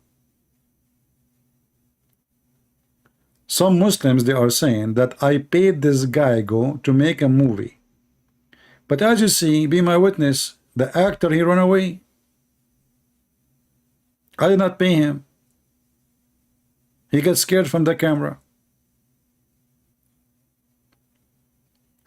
I mean, this is a God, he is afraid of a Geigo. This is a God, he have a phobia with garlic. He have phobia with onion. He have a phobia with leek. He have a phobia from pork. He have a, he cannot come to house. Muhammad, he stopped receiving Quran because there's a little puppy dead under the bed of Muhammad. And then they say to us, they try to stop the light of Allah by their mouth. I mean, if this God could not deliver the message to Muhammad because of a puppy, ask yourself, how in the world that there is a God, he is almighty, he want to send the message to his prophet. His prophet is inside the house. Inside the house there is a dead dog. The dead dog is under the bed of Muhammad. And now the angels of Allah, they cannot get in. Why? Because there is a dog. And here you ask yourself, why Muhammad even have a dog at home if he knew that this will stop the angels? And what kind of angels? They fear dogs. And what will happen if the angel get in and the dog is inside? He will bite him. So one hand they say that the angel is a spirit. The other hand they say he is so powerful. The other hand they say angel can destroy an army. And the other hand we find that an angel, he cannot get inside the house of a dog. Anyone remember the hadith?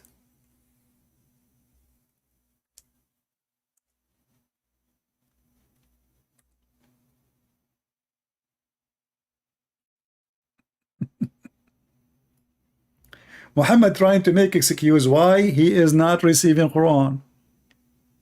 What is the excuse? A dog, a puppy. It's not even a dog, it's a puppy. It's little puppy.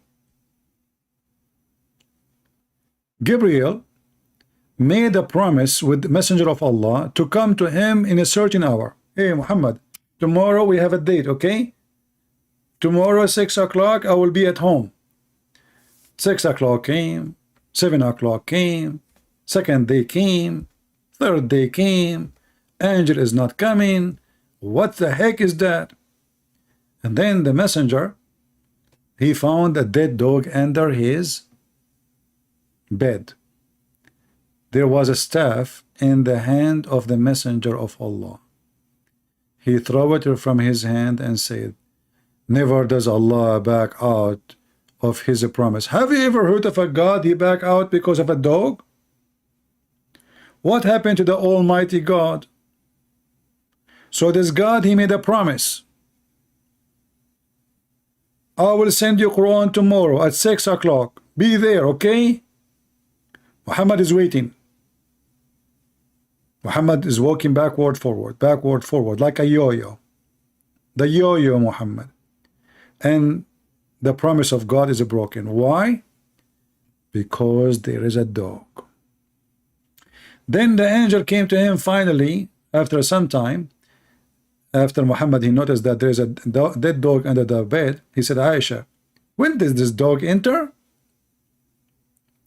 She said, by Allah, I do not know. Imagine, they swear by Allah over a puppy. Do you see how much they respect their God? By Allah, I do not know. Obviously, Aisha, she was playing with the dog. She's a child.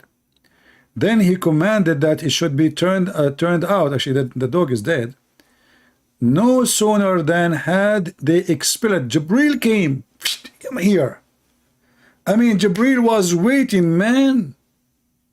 The second the dog is thrown out of the house, Gabriel in the house.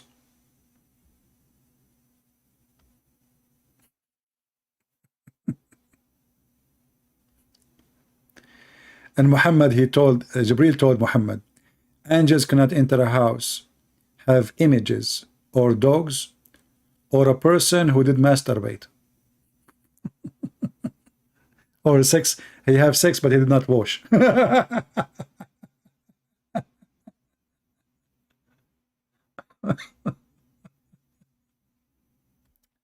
Look at this. Muhammad, he said to Jibreel, you promised me, and I waited for you, but you did not come. Whereupon he said, it was the dog. It was a dog in your house, which prevented me to come. For we angels do not enter houses which there is a dog or a picture. And Zakir Naik is waiting for the angel to come to him. How many pictures you have in your phone, in your house? What about the dog is in the city? I mean, if the dog will stop the angels from coming into a house, how he can enter a city? Remember, the angel Jibreel, he covered the horizon. He's so big. So what house is for him? If he cannot get into a house because of a dog, that means he cannot enter to town because of a dog. What a stupid religion. And yet they say to you, they try to stop the light of Allah by their mouth. When the dog, he stopped the Quran from coming. And then Muhammad, he ordered to kill all the dogs.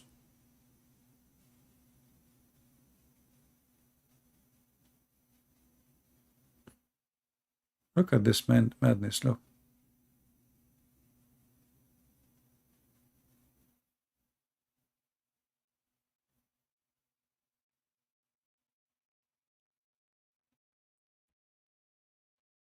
Oh, Lord have mercy.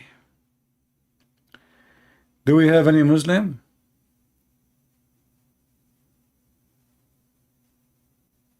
You know what? I got an idea. This guy, he told me about his mother-in-law. I mean, what about you try to convince her to become an angel, and then you get a puppy, and then you will never see her again in your house. Just tell your, convince your mother-in-law that she's an angel. After she is convinced that she's an angel, give her a name, give her Gabriel, whatever name you want, and then get a dog, a puppy, and now your mother-in-law, she can't enter the house. Problem is solved. A dog, he stopped an angel of God.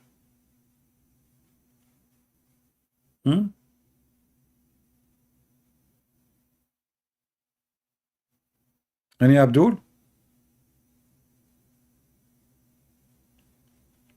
Yeah, hit the like bomb. If you hit the like bomb, if you don't hit the like bomb, Allah will hit you with the dog. Okay? I'm telling you, I'm warning you. Hit the like button, otherwise Allah will hit you with the you know. And this religion, by the way, is confused about who is angel. In one hand they say the angel is a spirit when they want. In one hand they say that the angel is thunder. Do you know that in the thunder is an angel? Chapter 13 verse number 13 says that Mr. Rad, which is a thunder, is an angel. Look, read with me. This is the chapter of thunder.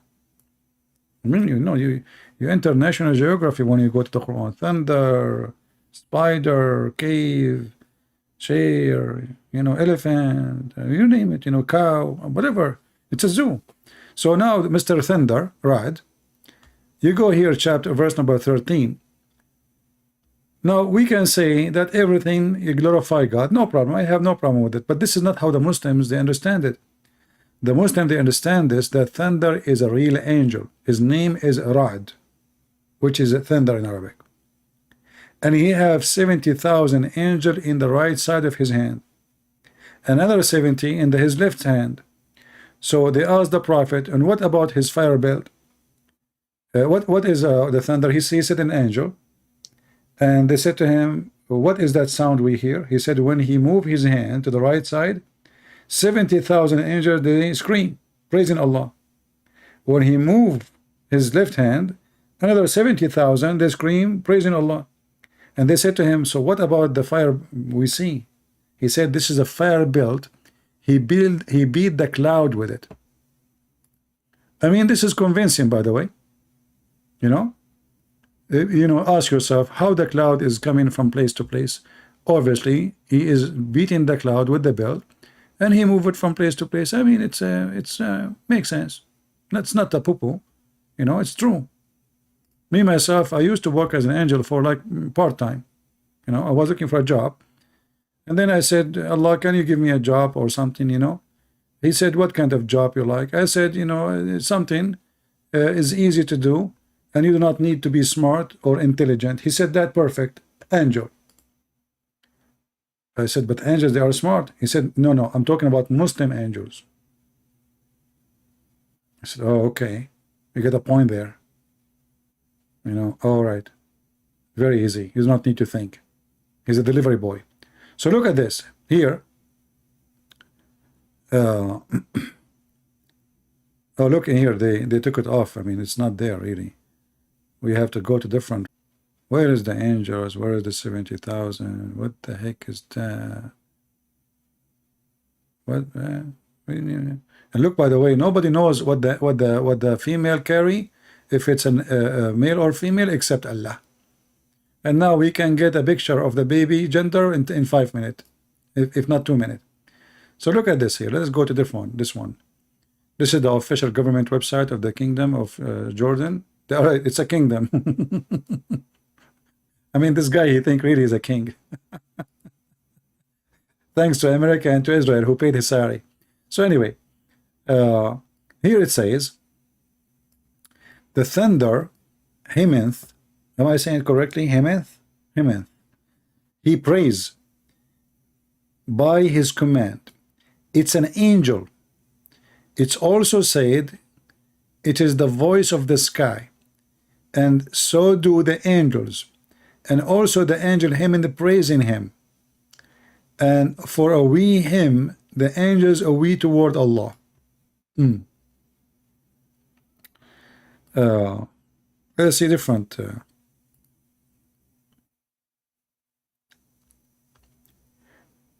The thunder is an angel who is in charge of the cloud, driving them while he constantly proclaiming his praise, and that he says glory to Allah in Arabic, by the way. So you see, when you hear the thunder is speaking in Arabic, and he is praising Allah, and he is an angel. And now, you know, the Muslim, they will say, it doesn't say that, CP, Christian Prince is lying for you. This is your website. This is the Yusuf Jalalain, your top scholar, and this is your website, Royal of Ahlul Bayt Institute, Islamic Thought, Amman, Jordan. Government website, the king website, the scumbag himself. So what is the conclusion now? The conclusion that there is zero Muslim can answer us. Or what they can do, they can call names, they can threat, they can flag our videos, but they cannot answer us. And the result of that, people leave Islam. As simple as that.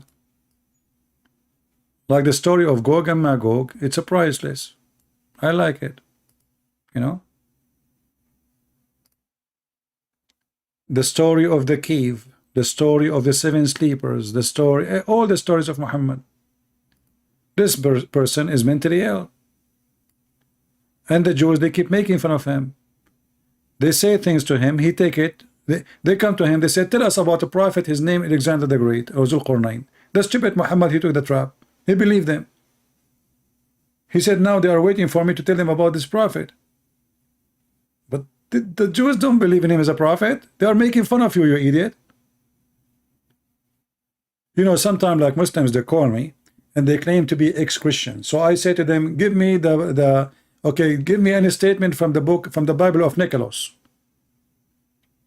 or the Bible of Santa Claus, or the Bible of you know, give me any phrase, anything it's mentioned in the book of the Bible of Washington DC.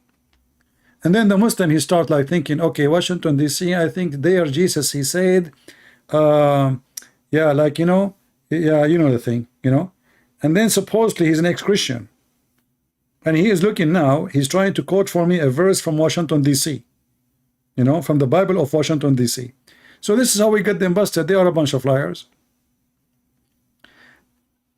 And when we say to them, or we see somebody leaving Islam live in our channel, the Muslim, they say, hey, he's paid, he pay him. He did not leave Islam, really. This is not a Muslim.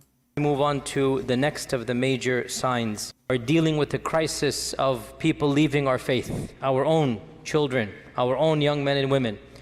And of the reasons why is that we are not answering some of these issues that they bring, and we dismiss them. And I myself have discussed many of these issues with these types of people, and one of them, not the only one, but one of them is Ya'juj and Ma'juj. So we have... Brother, did he say one of them? How many poo-poo your prophet he did? I mean, your prophet, he is a poo-poo, walking poo-poo machine. One of them? The Muslims, our children, they are leaving Islam because of many tales. Did he say tales? Guys, do you know what tales mean? Did this guy, he said tales.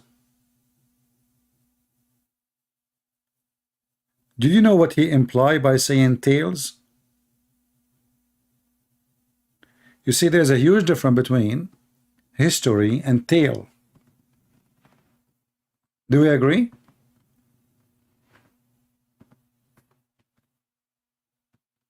Look, we have Abraham Musa saying, do the disbeliever not understand that God who created the heaven and the earth and do not tire is in doing it? I mean, this is an average Muslim answer for nothing.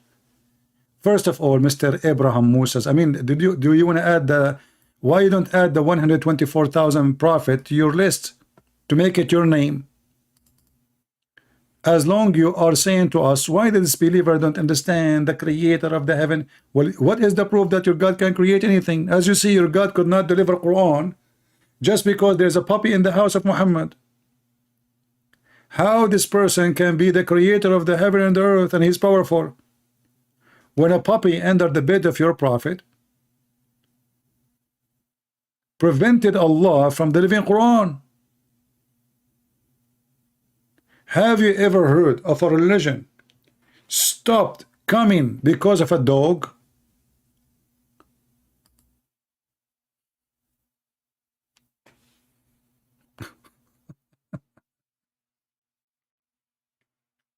I mean, is that normal? How powerful your God is. You see, Jesus, he cast demon. The second they see him, they go, you know, like they are terrified. You know, he cast them away. When your God, he sent his more. Look, let me show you a different story. the God of Muhammad, he decided to take the life of Moses. Okay, fair enough. God, he take life. No problem. He created you. He take your life. Okay. So Allah, he decided to take the life of Moses. And the Muslim, they say that Allah is Almighty God. And if he decides something, nobody can stop it. Nobody can stop it. Read with me, Allah. And this is, you see, when this guy Yasser Qadi holds a narrative, he says those things. He says many stories, not only this is a tale, many tales. Because of many tales, they are leaving Islam. They read. So there's God, he decided to take the life of Moses. Abu Hurairah, the father of the cat, reported that the angel of death was sent to Moses to inform of his Lord summons. When he came, Moses boxed him, and his eye was knocked out. He, the angel of death, came back to his Lord, and he said, you sent me to a servant who do not want to die. Allah restored his eye. This is a story of Muhammad. How the Muslim, they say that your God Allah, if he wants something to happen, he say be. How they say that it is destiny written before you are created, how long you will live. And how he sent the angel of death to take the life of Moses, and then the angel of death was beaten by a Jewish guy who did not have a black belt. Do you have a proof, first of all, that Moses, let us be serious here, do you have any proof that Moses, he played karate? Guys, do you think that Moses was a Chinese? I'm suspecting he's Chinese.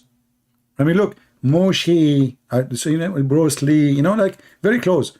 Moshe, you know, Bruce Lee, you know, Lee. I think his real name was like Moshe Lee. I mean, the angel of death is coming to you, and he have an order from the powerful, the Almighty God. And then we have a prophet who is obedient to God. And then what the prophet who is obedient to God, he do?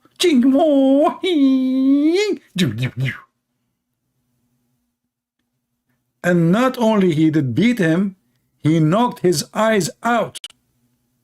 But do you remember the Muslim, they say that the angel is a spirit? How you can knock an angel spirit eye out? He's an angel or he's a spirit? Yeah, like his name, I think that the Jews, you know, they corrupted the Torah, brother, and they changed his name, his real name. He's a Chinese, you know, he's Chinese. Mussolini, something like this, you know. But it's not Moshe as the Jewish, they say. They changed the name for sure, because he is very good in karate, you know. He did not even beat him. I mean, this guy, you know, and the angel, he did not even, they could not even fight back. You can imagine. I wish I was there, you know. Actually, I was there, but I was busy. You know, I was trying to find the dog under the bed, because I was waiting for a pizza delivery from the same different angel, and I know that they will not enter the house unless there's no dogs. So I was trying to find and this story happened when I was busy, you know. So the angel, he came, and he want to now take the life of Moses, and now Moses, he, you know, and look, the angel, he went back to Allah, and his eye is coming out from his head like a Rasul, boing, boing, boing, boing, boing. And then Allah, he restored the eye. And then Yasser Qadi, he says that our children, they are leaving Islam because of a tails. Because of a tails, or because your prophet, he have a tail? Because of these types of tales. And we have to be honest and frank, and not pretend as if this doesn't exist. Perhaps some of you are not accustomed to hearing people speak. The issue of Ya'juj and Ma'juj is actually, for our modern times, I would say, one of the most, I mean, the guy, he did not even stop. He just started, he started touching his nose all over the place. What the heck is that, man? What happened to your nose? Do you know that Muhammad, he said that shaitan sleep in your nose? And they are talking about tails will make Muslim leave Islam. Have you ever heard of a powerful shaitan sleep in the nose, pee in the ears, and jump inside your mouth when you do yawning? And this guy talking about there's many youth are leaving Islam because of tails. Can you give us more details? If not the most problematic of the signs of Judgment Day. And it has caused many of our youth to question, to doubt. I myself have met people that have actually left Islam. Actually, I think it is you. This guy, he was speaking about himself when he looked at the mirror. Because later in the video, he agreed that he don't believe in those stories. He don't believe in Gog and Magog no more. He don't believe that they are coming from the earth. He don't believe that they are behind the dam. He don't believe the Quran saying that. This guy became an apostate. By the way, you know, I just to let you know, we Middle Eastern, we are very aggressive. Look at what happened. Look what my cousin Musa he did. You know what will happen to you if you meet me. I'm just letting you know, in case you are thinking about it. Okay? I mean, my cousin Musa, peace be upon him, when the angel came to him, he did not show mercy. I mean, he just, and maybe I don't have skills like Musa, but I assure you, I have, like, let us say, different level of training. I learned some training from my cousin Al-Qazafi. I have some training from my other cousin Saddam Hussein, peace be upon him. I have all of them. They are very peaceful people, by the way, very friendly, peaceful people, very wonderful people. And by the way, Middle East is heaven, not like those American and Europe and crazy stuff, kuffar, najis, dirty, disgusting. Go to our land, brother. It's very beautiful, like, it's very peaceful, and that's why, and very safe. That's why we have bars all over the windows. And all the doors is made of from steel, because it's very peace there, very safe, very safe. And women, she cannot walk on the street because it's safe, brother. Very, very safe, she's secure. Yeah, she need a guardian, not because it's not safe. No. Not because people, they will kidnap her. No. But, she need a guardian because she feel like she need a bodyguard because she's important. Women are important in the Middle East. They are guarded, brother. So Muslims, this is a story. This is a prophet of God. And what the point of this story? And now, and look what God, he said to him. He said to the angel, okay, go back. I mean, if I am the angel, I will not go back. I mean, the guy, he just took my eye off. So he told him, go back and tell him to place his hand in the top of a ox or a cow. And whatever hair his hand cover, he will live. You know what make me upset? Why Allah did not say, put your hand over a hair of a cat, and whatever your hand cover, you live, which means each hair is 1 year. Man, that would be good. What I would do? I will shave all the hair of the cat and put it in my hand. How Allah knows? He do not know. I mean, look at this silly, put your hand over a cow. So you can change the day you will die because you did beat an angel of God, disobeying God, showing disrespect. Imagine, guys, this is story telling us that God, he sent an angel, and then there's a guy, he beat the messenger of God. How in the world this person is a prophet of God and he's obedient to God? Imagine Allah, he sent Gabriel to Muhammad. Muhammad, he beat Gabriel. I mean, what different? There's no different.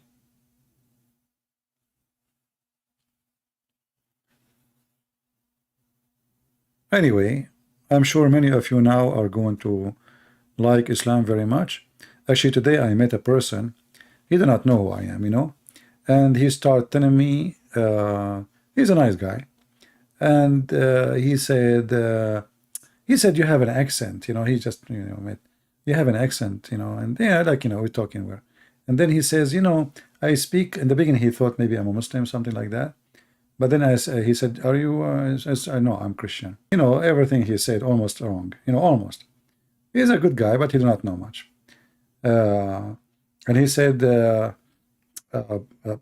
know, if you have any question about this religion, ask me, I will help you.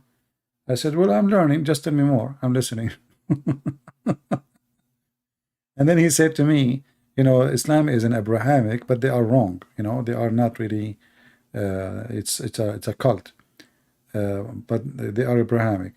I said, why they are Abrahamic? How you know they are Abrahamic? He said, oh, the Abraham is in the Quran. I said, is Jehovah's Witnesses Abrahamic? He said, what? I said, is Jehovah's Witnesses Abrahamic?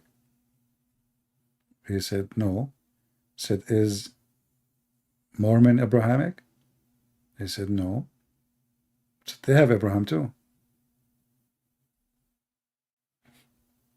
Anyway, this guy, you have no idea he's talking to who. Yeah, and later, like 5 minutes after, he shut up and he decided to listen, and he noticed that he have no idea he is speaking about what. And then his wife, she came and she need to leave, and he don't want to leave actually. He want to stay and he want to learn more. And he said, by the way, you said to me, I'm learning from you, I'm listening. You were making a mockery of me, weren't you?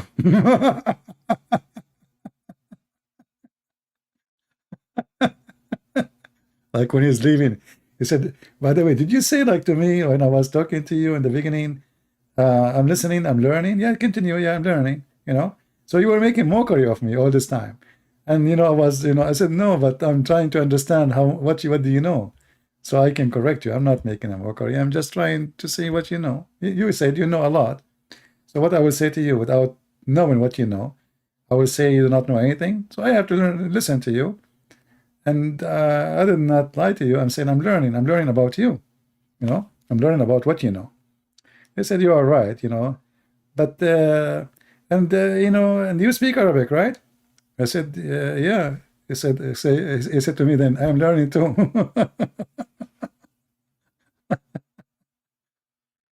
Yeah, he was teaching me. Are you the same man on spread become gods? Your name Faisal Ashar? Are you the one who's in spread become God? Hey, my friend, I am the Shin who become the Shin God. Have you ever heard of a God is a Shin? What's wrong with you, Muslim? You don't accept Jesus because he's a man. You accept God because he's a Shin? How does Shin become a God? Is it a holy Shin? I mean, just to change one letter at the end, you will have an unpleasant name. You know what I mean?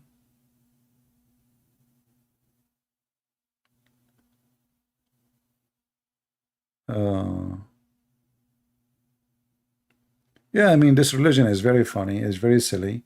In one hand, they say to you, God cannot be inside his creation, and then he is inside his Shin. And then he come down to the earth. And then he come down inside the heaven. And then he go down to the lowest heaven. And then he go inside the tree. And then he go inside the fire. And then all of this, Allah don't enter inside his creation.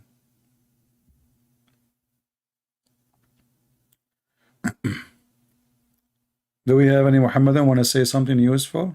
Beside Musa's, he did, you know. And you know, Muhammad, he have tons of tales, by the way. Like the story of Musa's testicles. This is my favorite story. Because, you know, like once upon the time, I was living in a village and I was very shy. And I don't take a shower in front of people. I'm very shy by nature. You know, as you see, I don't open a camera because I don't want anyone to see any of those things, you know. So anyway, and then some bad people, they start making rumors that he have a problem there, here, you know. I'm not going to say where, you know. So Allah, he heard them, because Allah, he can hear the gossip. Allah hear all gossip, you know. You cannot hide it from Allah. So Allah heard the gossip, and then Allah wanted to prove to them that my testicles are wonderful. So what Allah he did, very tricky guy, man. Allah is very tricky, man. I don't know what to do with him. And now I cannot even take a shower since then. So I went to take a shower in a private secluded area. I took my clothes off and I put it in a rock in the front of the beach in the Himalaya River, you know, next to Venezuela. You know, it's like, you know, you are in Africa now, you know, Venezuela. And then I put my rock, you know, my clothes in the rock. And then when I put the clothes in the rock start running. And Allah, he exposed the private part, my private part. Look at this. Abu Huraira reported that Musa was a modest person who was never seen naked, and Banu Israel, the children of Israel, said, he's afraid to expose his private part because he have a sexual disease, Allahu Alam, you know, and he is having obviously a scrotal hernia. Yeah, hernia is like the cousin or Harun Yahya. Yeah. And then one day, brother, he took a bath in the water. He took a bath in the water. Look like at that time people they take a bath in the water, and some people take bath with urine. And then and place his garment upon the stone, brother. The stone began to move quickly, and he followed the stone, and he struck it. Wait, what happened? And somebody ate the story. Hear the story. This is not the whole story. Look, here the story is better. And the stone decided to move. Look, what the heck? This is the story here is better. Hold on. When they are staying, the stone start moving. The stone start running. What moving? Okay. Look here. Look. Okay. And when he had finished his bath, he moved toward his clothes as it to take them, and the stone took the clothes and fled. I love this part. I mean, this is how action movies should be. So the guy now, he took a bath, you know, which is something normal you do, and you know, it's shampoo, not shampoo. You know, in Arab, you know, Middle Eastern we say shampoo. So shampoo, halibu, you know, whatever stuff, you know, put it in your head, etc., to clean yourself. And then now he's done. So he want to go to his clothes, which he put it in the top of the rock, his wallet, iPhone, all stuff. And then the rock, look, the rock, the stone took his clothes and fled. And Moses picked up his stick and run after it. Look, Moses, see, he's naked now, but he will never leave his stick behind. Period. I mean, now you are naked, and now Moses is worried about this, about the stick, magical stick. You remember, this is a stick; he can do things with it. You know, a lot of stuff. So Moses will not leave this stick. You know, even he's naked now. So he took the stick, brother, and he. But look, Moses, the story. Muhammad did not mention like Moses. He was astonished or like. As if nothing happened. He just saw the rock is running with his clothes. He chased the rock and he started saying to the rock, "Stop, rock, my clothes! Stop, rock, my clothes!" It looked like at that time rocks they used to do theft. Because if you read the story here, and he kept chasing the rock, screaming, saying, "My garment, oh stone! Give me my garment." You know, at that time they speak to stones. You know, and Moses is not astonished how the stone is running. Normal at that time. They run all the time. They steal clothes. They steal bread. You know, I have a cousin. The stone stole his chicken. You know, she took the chicken and the chicken is stopped in the top of the stone. It was a rooster actually. Another rooster, they like to be high. So he jumped in the rock, and the second he jumped in the rock start running. And now the rooster, he don't dare to jump because it's so fast and it's very dangerous. He don't have a seat belt. So, you know, and he don't have a parachute. So, you know, like, you know, the stone is running, and my cousin running after the stone, and my cousin, he did not surprise how in the world the stone is running because it's normal. Look. Moses, he did not like say, "What the heck, stone is running?"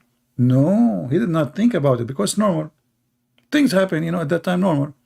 And so he kept running after the stone, He pick up his stick and he run after the stone saying, "Oh stone, give me my garment," because the stones, they speak and they talk and they are like us, you know. You can talk to them. And by the way, this is a Hebrew stone, okay? This is a Jewish stone, to make it simple, you know. That's why it's you know, stealing. If it's a Muslim stone, we'll never steal, brother. Muslims steal only from non-Muslims. Okay, and then here, "Oh stone, give me my garment," till reach a group of Bani Israel who saw him naked, and they found that he have the best private part Allah created. You should see the women, man. The women, they look at Musa, "Oh boy, what the heck is that? What Musa's he have there? Is that a Scud missile? Is that a hyposcanic missiles? What the heck is that?" And then all the Jews, they agree, this is the best penis Allah ever created. And you should see like Musa's, he's so proud now, looking down at between his legs. Yeah, look, yeah, see? See? Finally, Allah proved it to you. Look how beautiful it is. Look at this. And then Musa's, he grabbed his sunglasses and he put it over his private part, because his, you know, because it's sensitive. He never saw the sun before, you know. You don't want to blind your private part. It's dangerous. So they saw how beautiful it is, and then Allah, he cleared him from their accusation. So now look at the plan. The people accuse him that his private part have a problem. Allah, he thought about it. How in the world I'm going to clear his penis? So he made the stone run, brother. The stone run until went to down to Jerusalem.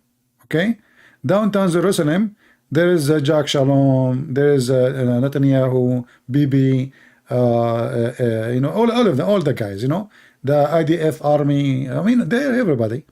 And then Musa's like, what the heck? You know, suddenly he did not notice that he is in the middle of the town now, because he's so, you know, he cannot lose his wallet. Here's a credit card. Here's, I mean, everything, you name it.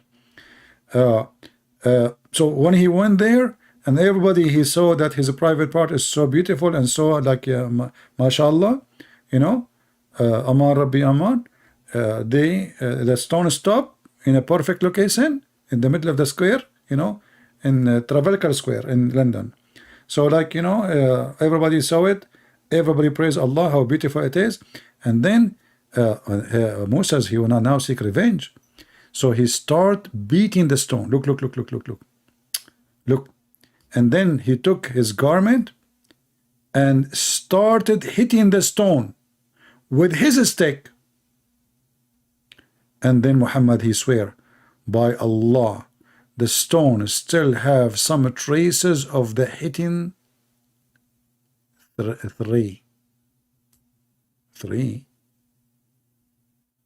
What three? He hit it 3 times? What the heck? This guy is a Trinity guy? Why 3 times? Everything in Islam is 3 times.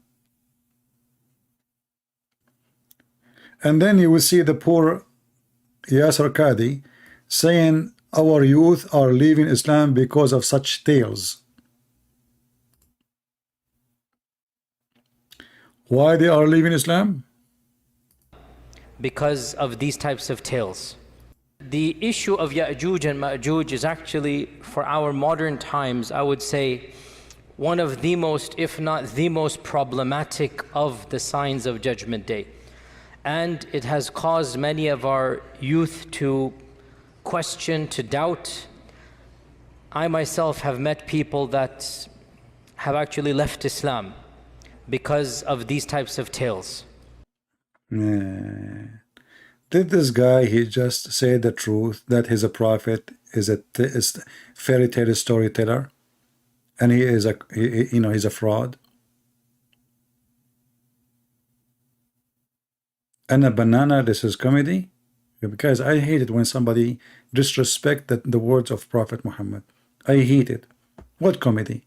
This is a true story. Show respect, my friend. Do you want this to happen to you? Okay, let us say your mother-in-law, she accused you that your penis is like bent, you know, it's bended, like, you know, somebody closed the door in it, and it's like bent, like letter T. Do you want rumors to speak about it like this in the society? Do you want Joe Biden, you know, go on TV and he say, you know, we have to bend his, you know, the thing? You don't want the, you know, the thing. So don't make fun of the, you know, because those things can happen to you. You know, things happen. This is a true story. You know, if we don't have witnesses, but we have the rock, and the rock still have it, the traces there. Look. You see, the race that you know, I can take you there. I can take you. Just hold on. And it says here, and by Allah, look, this is serious. He's swearing. When Muhammad he swear, it's mean the poo is big. By Allah, I think when Muhammad was talking, he looked at the eyes of people and they were saying like, what the heck this guy is saying? So he have to swear now to make them believe. So he said, by Allah, by Allah, by Allah, the stone still has some traces of the hitting 3, 4, or 5 marks. Look, oh Muhammad, look at the decency. Muhammad is not sure. He's sure from the whole story, but how many times he hit it? Not sure. 3, 4, 5. Honesty. I mean, Muhammad, he is dripping truthful and honesty, decency. I'm not like, you know, I mean, the whole story is correct, but at the end, I'm not sure, to be honest with you, if it is he hit it a 3 or 4 or 5. I'm not sure. Hey, Muhammad, how come?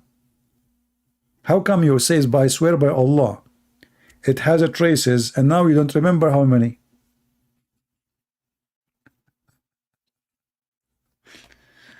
So come on.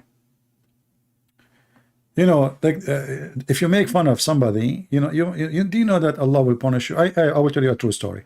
Once there is a guy, you know, he made fun of me because of my look. Do you know what happened to him? Second day, Allah, he made him wake up in the morning. He went to the mirror. He found himself look like me. The guy, he was saying, no, please, no way, unbelievable. You know, unbelievable, man. Don't do that. And a banana? Do you want Allah to make you wake up in the morning, you find yourself like a banana? Don't do that, man. I mean, come on. Your name is already a banana. I mean, that's messed up. Make it a zucchini, you know.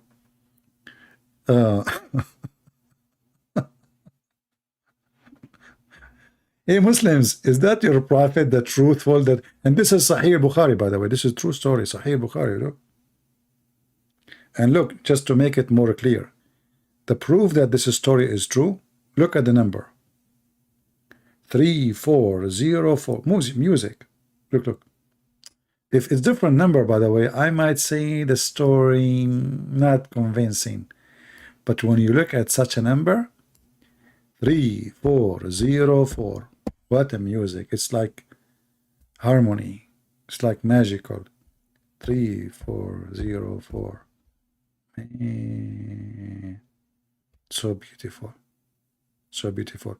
And who can say that Muhammad is a liar? Nobody. Does the stone have engine or wheel? My friend, first of all, this is a stone from Israel. And everybody knows that Israeli stuff is different from different stuff. Just face it. I will convince you in better way. The Israeli, they have now weapon work by laser. Do laser have engine and wheels? I got you busted. Hey. See? Hello, we answer you. And now we are refuted. And bingo. Don't ever try.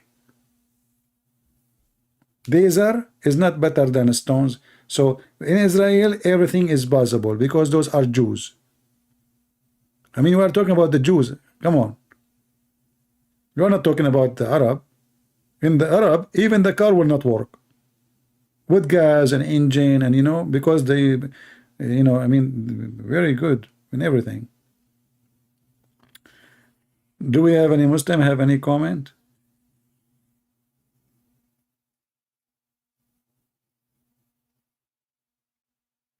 Man, you go in the Middle East, you will see a lot of hitting the mark of sticks and stones. Because remember, those stories happened to all the Jewish prophet. All of them. The Jewish accuse them that they have a bad private part.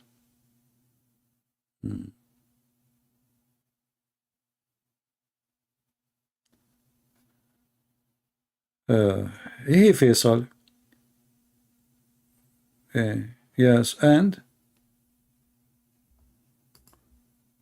devil.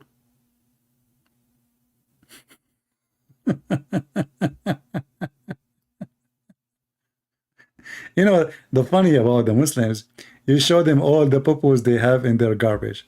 And then they say to you, okay, let me post for you a verse. But what does verse have to do with our topic? Let us say, for the sake of argument, there is something there you don't like. Is that how you refute your stupid prophet and lies?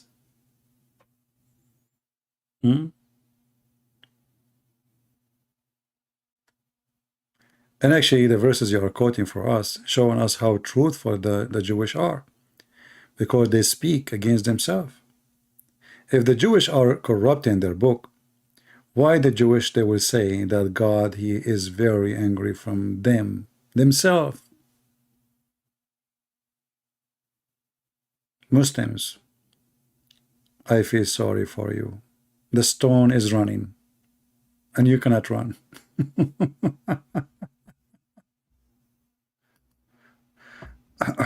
Do we have any smart Muslim he can answer any of those things we said? Anything, choose anything.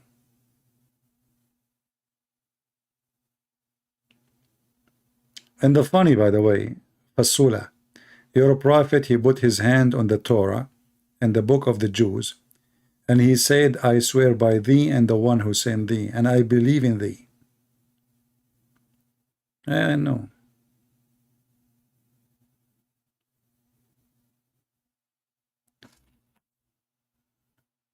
Anyway. And even the questions the Muslims they raise, it is silly and it's stupid and it doesn't even make sense. You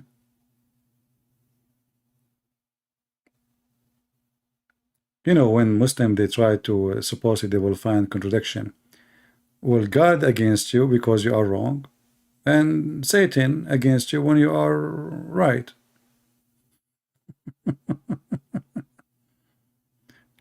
Isn't it your Quran says that Allah he sent Shaitan against his prophets? And isn't it your God he said that Allah is against the disbelievers? Let me show you your stupid Quran. Do you want to call me Fasula so we can laugh? Do you like to call me? I will use the same verses from the Bible you showed me, and I will use your Quran, and I will make you read it, and everybody will laugh at you. Is it true your God he is angry from the Jews and he cursed them? And isn't it true that Shaitan he will stand against everyone because Allah deceived them? Isn't it true that even Allah he sent Shaitan against his prophets? Let us show you. To show you who is stupid, you know, those verses you are quoting, they have a good interpretation. Read and laugh. Why Allah want to send Satan's against his prophets? You see, it's not Satan coming against the prophets. It is Allah. He sends Satan against his prophet. All those verses speaking about Satan, supposedly Satan is a bad person, right? So how he is a bad person and yet he is working for Allah?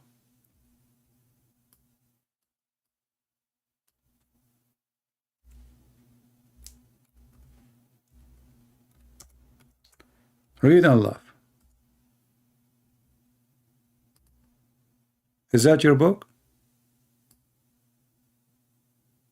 And now Faisal, he will play dead. Is it true that Allah he sent Satan's against his prophets?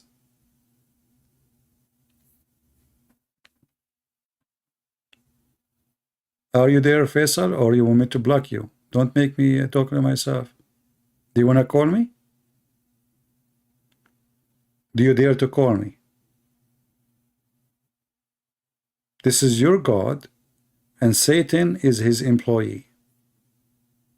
So while Islam says that Satan, he whispered to the disbelievers so they will disbelieve, and then we find that Allah himself is sending Shaitan to be the enemy of his prophets. Why?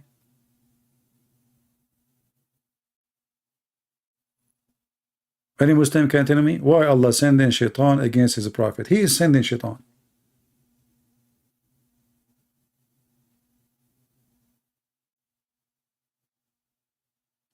And then we go to different verse in the Quran, we will find this.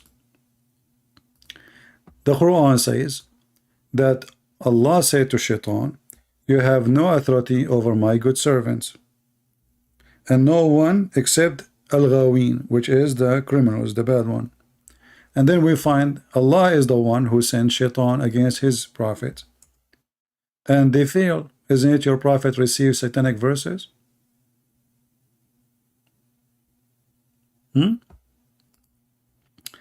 Chapter 5 verse number 42.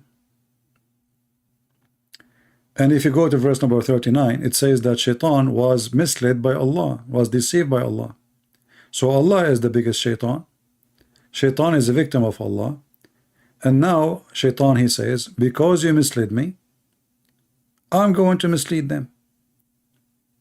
And then Allah, he said to him, you can mislead as you wish, except my true servants. Do you see it?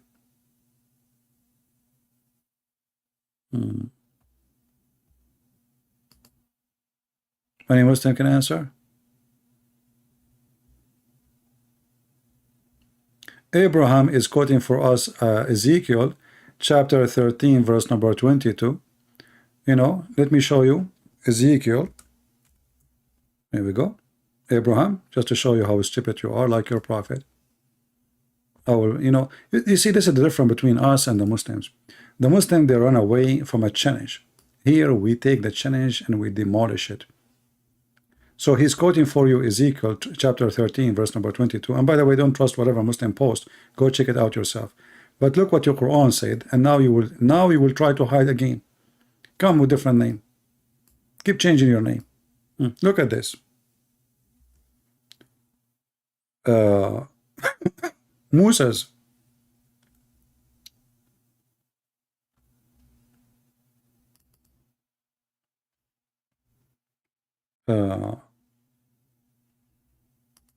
Is that your word of your God?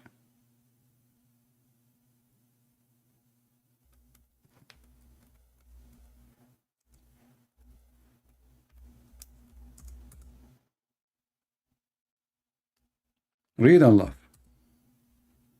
And now you will never quote Ezekiel again.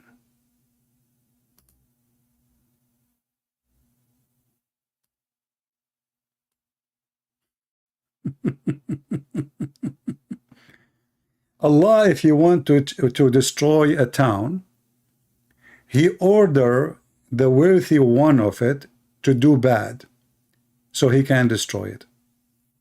Is that your book? Change your name and come back. Switch between Abraham and Faisal. What do you think? Are you there? If Ezekiel is bad for you, well, then the Quran is bad for you. And by the way, translation is very funny and not accurate. So we commanded the rich ones to commit sin so we can destroy it. And remember, the Muslims, they believe everything is a destiny, which means everything you do is not even a choice. So all sin is from Allah, because there's no choice. Sin is a description for an action you do by choice. If you've been forced to, this is not a sin. This is not a sin. Sin only if you do it by your own will. If somebody forced somebody to shoot somebody, Like, let's say someone put a gun in your head, says, shoot him or I will shoot you. Yes, you killed the person, but you have been forced to. It's not you really who killed him. It was the other guy. Allah is the source of all sin.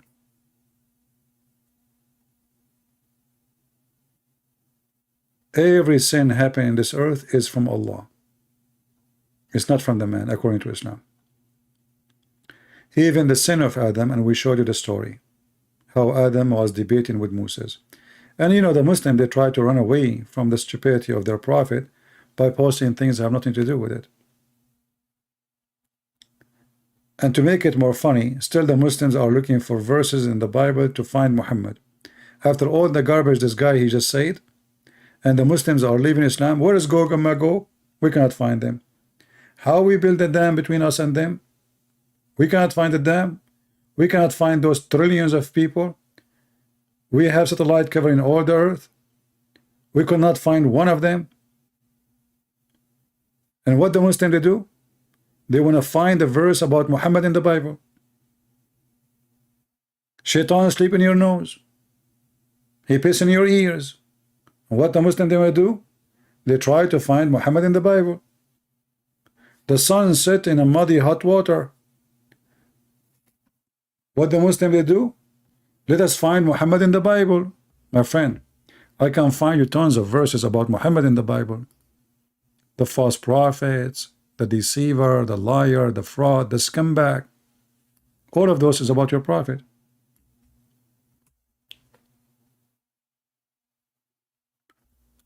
Hey prophet, did the Quran say the sun set in murky water? No, brother, no. The Quran says that this is from the perspective of Zulkarnain, brother. Hey, hold on, but isn't this is your prophet explaining the verse? Yeah, no, the prophet, he, you know, like this verse here, okay, let me read it for you. I was sitting behind Messenger of Allah, and who riding donkey while the sun was setting? He asked, do you know where this is set? I replied, Allah and his apostle knows best. He said, it's set in a spring of warm water, Hamia. Okay, what's wrong? You just told me that the sun setting from the perspective of Zulkarnain. Yes, it's from the perspective of the Quran. It's not true. Okay, but did you see what your prophet just said? Well, the prophet did not say that. Okay, let's read again. I was sitting behind the Messenger of Allah, who was riding donkey while the sun setting. He asked, do you know where this is set? I replied, Allah and his apostle knows best. He said, it's set in a spring of warm water. Okay, Christian Prince, what's wrong with that? But this is an agreement with the Quran that the sun set in murky water. No, Christian Prince, it doesn't say that, CP. Where it says that? It says here, it's set in a spring of warm water. No, listen. It says it's set in a spring of warm water. It doesn't say it's set in, what? Okay, so is it true that the sun set in a spring of... Okay, Christian Prince, let me show you a verse from the Bible. It says that Muhammad is the prophet. Wait. This is a prophet who said that the sun set in murky water? Isn't it this is a prophecy? He claimed that he knew the unseen. He knew where the sun goes and nobody knows. And now he found that the sun set in murky water. First of all, Christian Prince, this is Sahih, this is Da'if Hadith. This is Da'if. You know, it says here Sahih. Look. Sahih. You know, not only Sahih, Sahih in chain too. That's deep. They try to escape. You know, we talk about donkey, they talk about monkey. We talk about monkey, they talk about Joe Biden. Muslims, we are showing you your stupid prophet. You know, forget about the Christians. You don't want to believe in their Bible, you don't believe in Jesus, no problem. But this is your prophet statement. What you will do with it? How he is a prophet of God?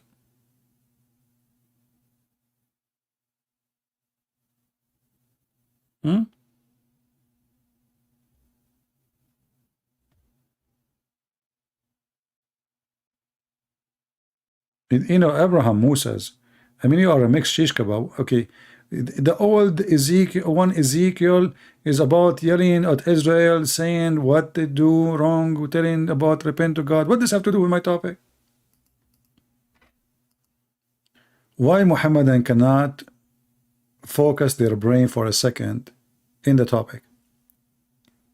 How in the world this person is a prophet of God? I mean, since 2 hours until now, we are just quoting for you stupid story after stupid story.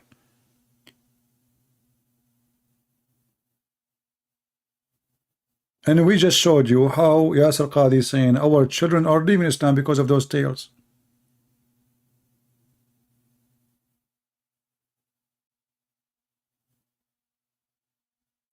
So how a Muslim can answer us? There is no answer. They try to escape from answering about what is stupid in their religion by saying, oh, you have a stupid religion too. But that will not, if this is true, that will not make your religion not stupid. You are just confirming the stupidity of your prophet.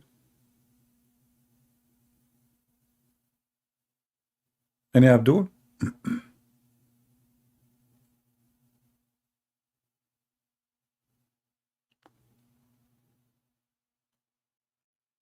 You are not giving justice? How is that, Mr. Logical? Mr. Logical, he said, I'm not giving justice. How is that? Help me, go ahead.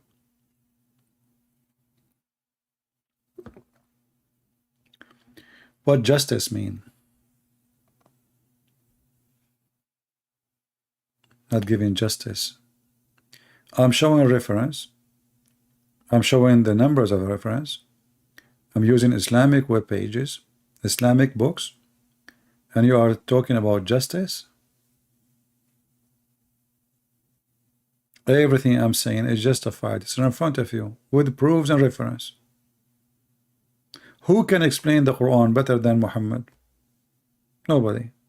He is the one who brought it. And who can understand what Allah said more than Muhammad?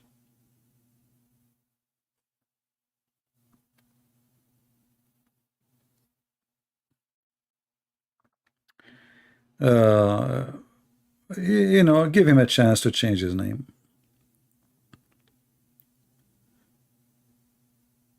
His name is a silly stupid, but give him a chance to fix it. Any Muslim can answer? I'm giving fake hadith. Okay, here we go. So logical. Look how logical he is.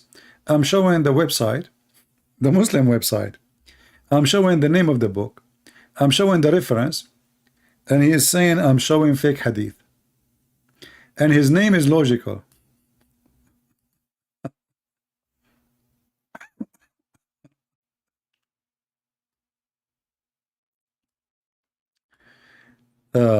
I think you should have changed your name to something else.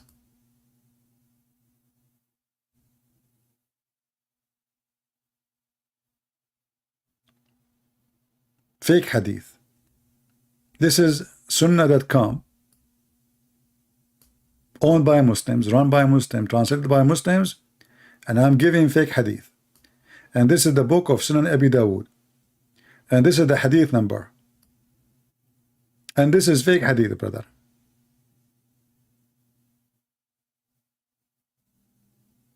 Okay. This is exactly why Muslims leave Islam, because you know they don't find any decent Muslim. He dare to say the truth. You see, when somebody come to me and say, well, you know, the God of the Bible, he stopped the sun, I don't deny it. I say, yes, it says that. I do not need to make fiction stories and duct tape and hey, God, he is almighty, he can do whatever he wants. How this is impossible? This is nothing impossible for God. He can stop time, he can stop the whole universe, he can freeze the whole earth, and we do not know for millions of years if you want. He's God. We as a Christians, when there is somebody he bring an issue, we don't duct tape the issue. We believe in it. You Muslim, you duct tape because you're ashamed of it. You see, true believers will not duct tape. Is that correct, people? True believers will not duct tape. This is what it says. I believe in it. I don't care if you agree or not. You Muslims, because you know that your religion is a shameful cult, you love to duct tape. You think by duct tape you can fix it, but the hole is there. There's a big holes in the narrative.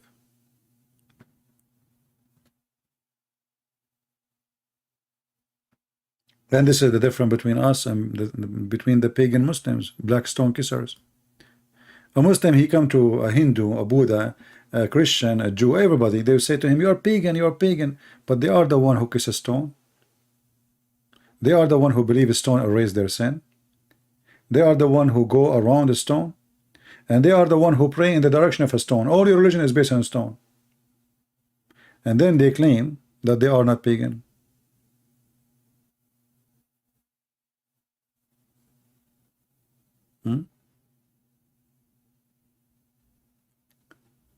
Khalid is saying, Arabian prophet, who in the earth would right mind believe in anything which comes from you showing a screen? Nobody.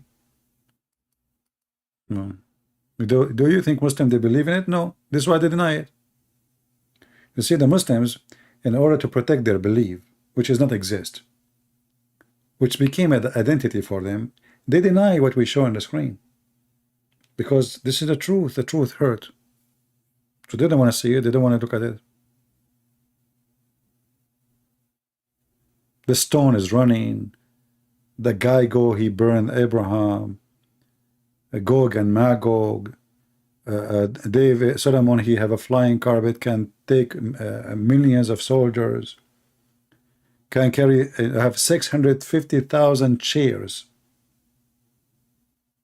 in the top of a flying carpet, and all his army. And his army is from Jerusalem all the way to the end of Iraq. This is the army of Suleiman. All of them in the top of the corner of his roof, which is in the top of the flying carpet.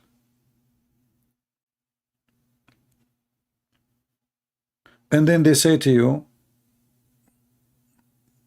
you know, in order to avoid, oh, this is not a true story. Where you get the story from? This is a fabricated story. I agree, it's a fabricated story from your prophet who fabricated. It's your prophet who fabricated the story. Flying carpet, magical ring, controlling the demon. The demon, they dive for him. And this is in the Quran now. Sorry, not demon, shaitan. Muslims don't believe in demon.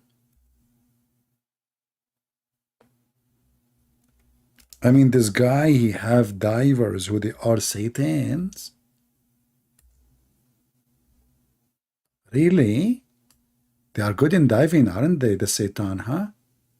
Brother, they are builder and divers. Look at the specialty.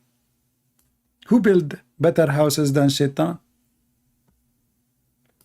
I mean, how in the world he is a prophet of God and his employees are Shaitan?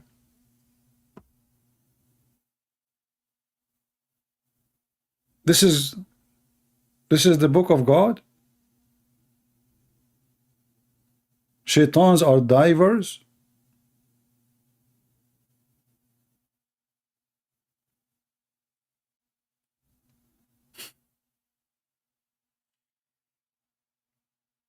Welcome.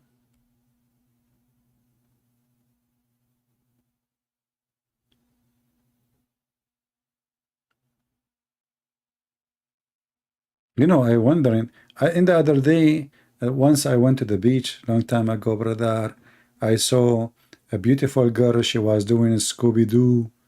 What call it? Scooby-Doo? What they call it? What they call it? Scooby-Doo, Scooby-Doo, Scooby-Doo. You know? What they call it? What they call it? Scuba diving, sorry, not Scooby-Doo. Scooby-Doo is the dog, come on, cartoon, yeah. Alhamdulillah. So she was doing Scooby-Doo. She was wearing a bikini, you know, haram bikini, halal bikini, burkini. And now I noticed she was a shaitan. That's why she have weird, like, you know, you know, she came from the water and she have something coming from her mouth like a pipe, you know, and then she have a glasses or something, you know, and then her legs, you should see her legs, man, she looked like a frog. She have something in her foot, you know, in her feet, and like one brum brum brum brum, you know, brum brum brum brum. And I was looking, you know, and then I said, you know, she is beautiful. A'udhu billah, I'm not going to look more because, you know, I will get tempted because she is beautiful shaitan. So I said, I'm not going to look, you know. And then she came from the water and she have lobster. Lobster is originally, he's like from the lab, and he was a star, like he was a superstar somewhere in the, you know, in the ocean. And then he was like in the lab because she is hugging him in her lap, you know. She have a big lap, unbelievable, you know. And the boobs, boom, the boobs is like boom, boom. So she put the lobster, who is from the in her lap, and he is a star, and she is carrying him, and then she's shaitan. And then I asked her, you work for who? She said, I work for Solomon. Okay. And then she said, if you talk to me again, I will call the police of Solomon. They will arrest you. Okay. I said, well, I'm not. I just asked a legitimate question. You know, I want to know, you work for who? Do you have a license to do Scooby-Doo fishing here? You know. And then she said to me, Allah knows best. So I said, okay, so now you are saying you do not know if you have a fishing license or not? And the answer is, Allah knows best. I'm going to call the police. She said, you cannot call the police because I am the police. And then, you know, she said to me, put your hand behind the, you know. I said, no, I cannot put my hand behind, you know. What about I put them in front, you know. So I, you know, like the story is very long. I'm not going to tell you the whole story because this is a true story, you know. What the heck is that?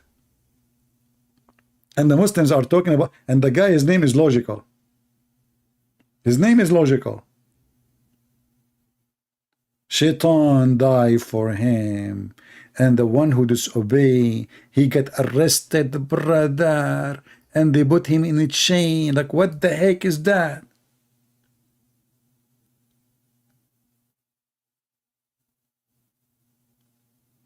Hard labor. You disobey Solomon, he put you in chain. If you don't work good, he put you in chain, okay? Like you stay 10 days in chain for punish it for you, and there is no hummus for you.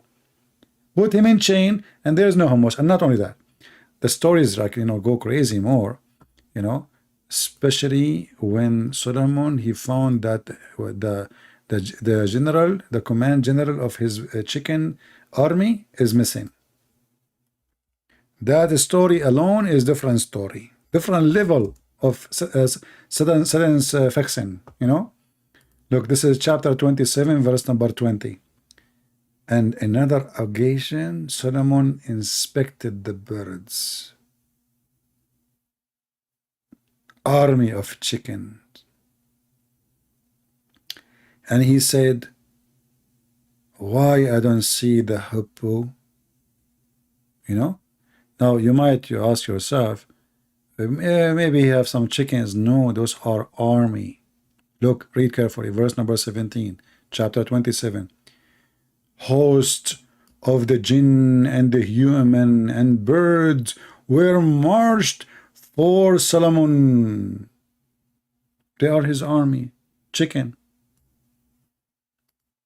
And then Yasser Qadi, he is saying, people don't believe and they are leaving Islam. I don't know, what are you talking about, man? This is a very true story. Actually, I saw the chicken army. I saw it with my own eyes. You know, this is not a lie.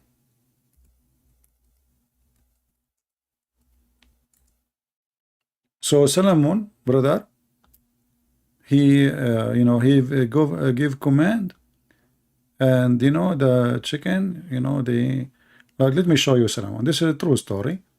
Okay, hold on. Here. I'm sure now the kuffar, the Christians, they will get jealous because this is a true story. And here we go. This is Sulaiman, brother, when he was young. This is when he was young, you know. So this is his army, and now he is, you know. Look, Allahu Akbar, and the chicken is coming, and he is holding the sword. Let me show you. Hold on, the screen is black. Okay. So this is This is Solomon, and now he have like a billion chicken behind him, you know, and like he's okay, takbir, you know, Allahu Akbar, takbir, jihad, Allahu Akbar, shahada, you know, and you know he have a sword in his hand. You see the sword, okay? So he go to do invasion, and then you know that he order, he give command, look, Allahu Akbar, wow, endless numbers of chicken, takbir, wow, look at this, they are following him, and now they are occupying in the other area. So brother, those are true stories. If you think, if you have a suspicion that this is not true, never listen to the Christians, you know, we got them busted. This is really true, and it's proven to be scientifically, you know, don't listen to them. Yeah, but you know, people, they say things, it's really not true. This is a true story. So Suleiman, he have an army of birds, an army of a genie, an army of a human. And you know, just think about it. How many of us wish to have army of a chicken? Just think about it. Just think about it for a second. Be honest with yourself. All of us, we wish to have an army of a chicken. Your mother-in-law, she come to visit you, you order all the rooster to attack her. Pop, pop, pop, pop, pop, pop. She will never come back to you again. And then the Muslim, he speak about logic, and he speak about God. How God can be a man? Yeah. How God can be a man? Because he's God, he can be whatever he want. Now tell me, how did Solomon, he have an army of a chicken? And he was invading who with him, with them? Did you hear Yasser Qadi in the previous video? He said that Allah, he will send an army of camels, or they are flying camels. Did you hear it? When he spoke about Gog and Magog? So Allah, he will send an army of flying camels. So it's not a flying horses only now. We have a flying camels, who they will grab those Gog and Magog and they will throw them in the sea, brother. In Islam, even camels, they fly. This remind me of my cousin. He was doing hunting with my other cousin, you know, Abdul. And then the first Abdul, he said to the second Abdul, he said, do you see that goat under the tree? The other Abdul, he said to him, this is not a goat, this is a bird. The first Abdul, he said to the second Abdul, you stupid, this is the goat. The second Abdul, he said to the first Abdul, listen carefully, you want to bet that this is a bird, not a goat? He said, okay, we will bet. He said, okay, we will shoot at it. If it does a fly, it's a bird. If it doesn't, it's a goat. He said, okay. So they shot at it, and then it fly. So the second Abdul, he said, see, I told you it's a bird. The first Abdul, he said to him, it's a bird, it's a goat, even if it does a fly. And this is the Muslim logic. Even if it does a fly, it is a goat. It is not a bird. I mean, what's wrong with the Quran? There's nothing wrong. Look, this is true. What's wrong? He have an army of a chicken, so what? This is very normal.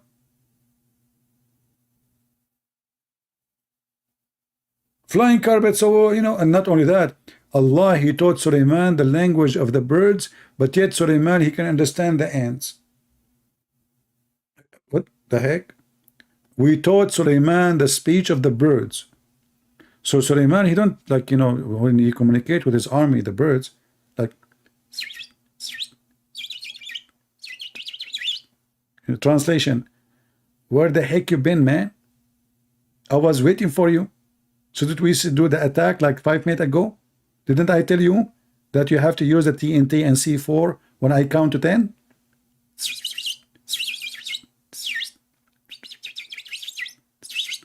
Oh, okay. So you are saying that the battery is will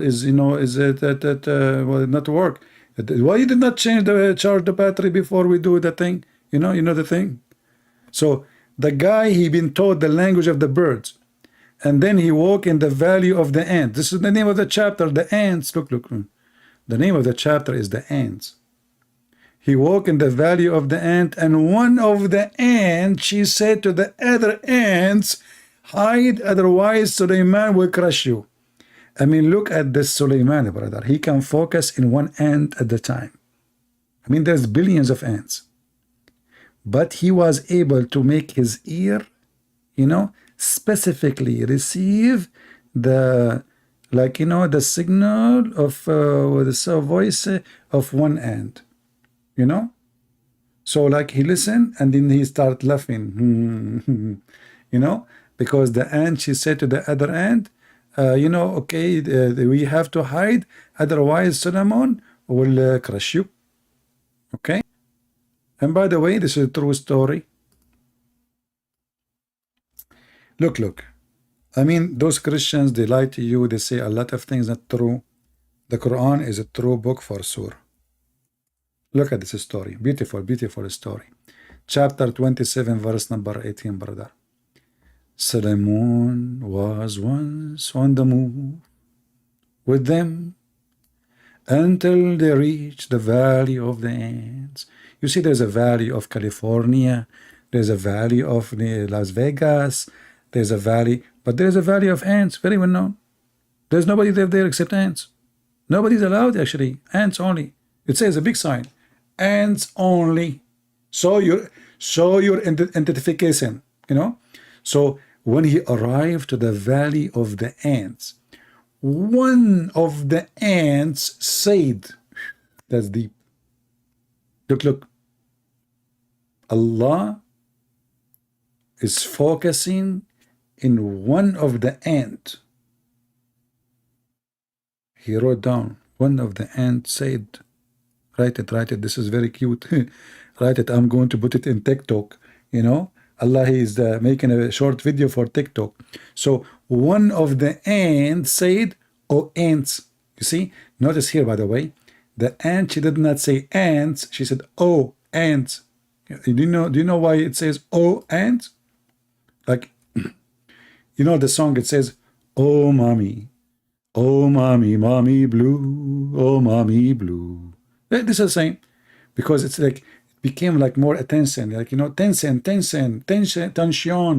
know, in French, you know, tension bardatino in Italian. So here, oh ant, like, oh, what the heck, like, oh, what? So, oh ants, get into your holes. Which holes? Shame on you. Show respect. What do you mean holes? Do you mean holes in the narrative or holes?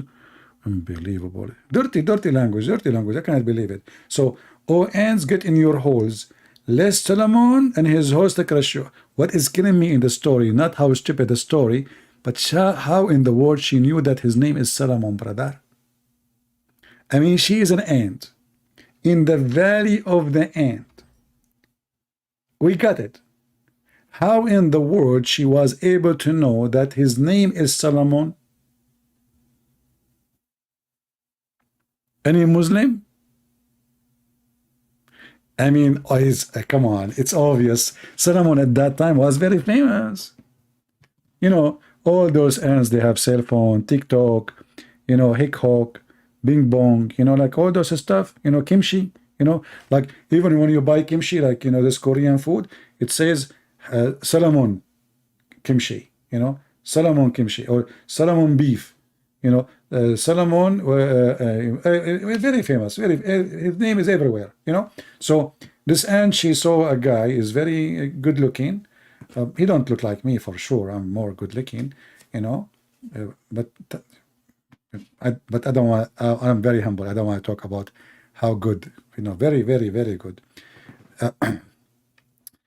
I lost my voice because God, he told me, when you lie, I will make you lose your voice. Hold on, let me drink water. Okay, God, I will not lie again. Okay, forget about the last one. So, last Solomon and his host crush you. Look at the word crush you, brother.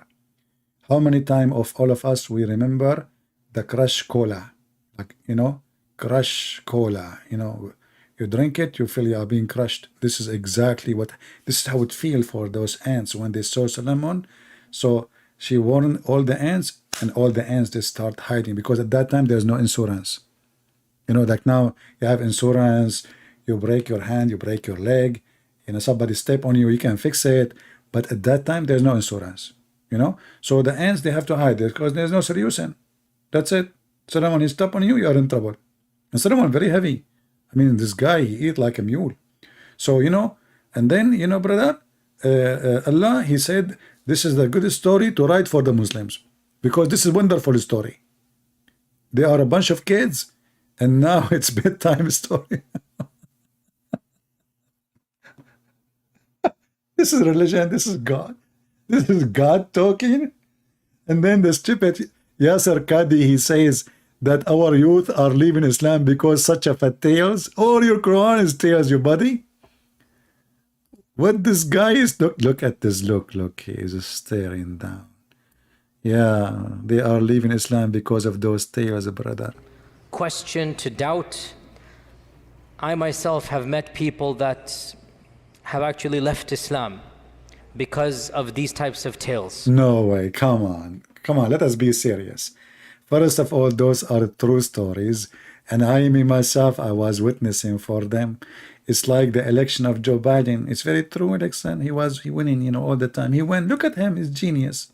I mean, it's obvious he will win wherever he go. You know, that's guy, Lucy Biden. I mean, look at this idiot we have. You know, if those they can be president, I mean, Muhammad can be a prophet. Very easy, very simple.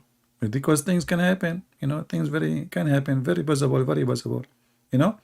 So, and then they say to you, it doesn't say that, CP.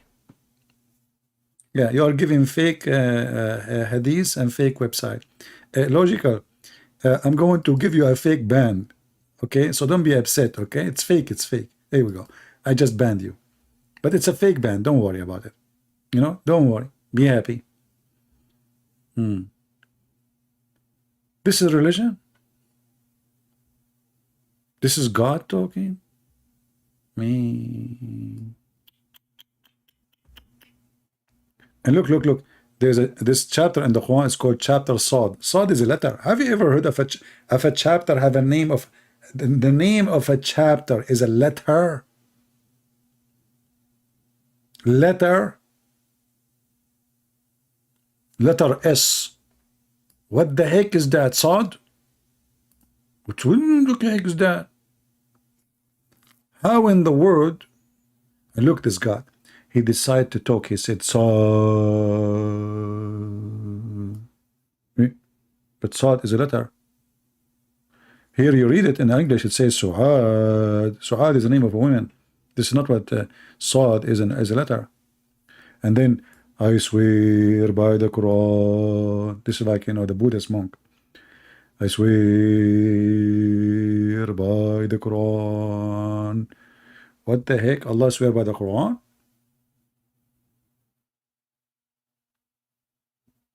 What the heck is that?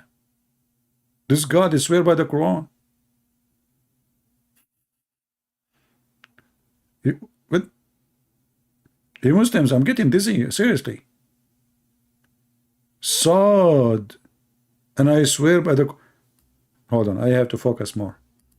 I'm losing my focus lately because, you know, since I heard that the Muslim, they get married to watermelon, I cannot, you know, because I ate a lot of watermelon. So it come to me from my time to time, like what I did to myself. I was eating watermelon.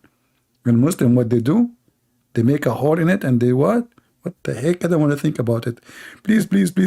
I need to see a doctor since then, you know, I'm under a lot of stress. I mean, those people, they nothing is safe from their hand, even if watermelon, brother. So I swear by the Quran, full of admiration. What the heck of this book is about? Someone is crazy making it. Any Muslim? What is the heck is this? We would not even start yet. It's just the first 2 hours. How many people will leave Islam after they watching this? So did you watch ever like those Buddhist priests?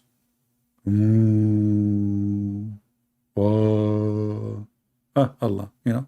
So I swear. Well, why Allah he swear?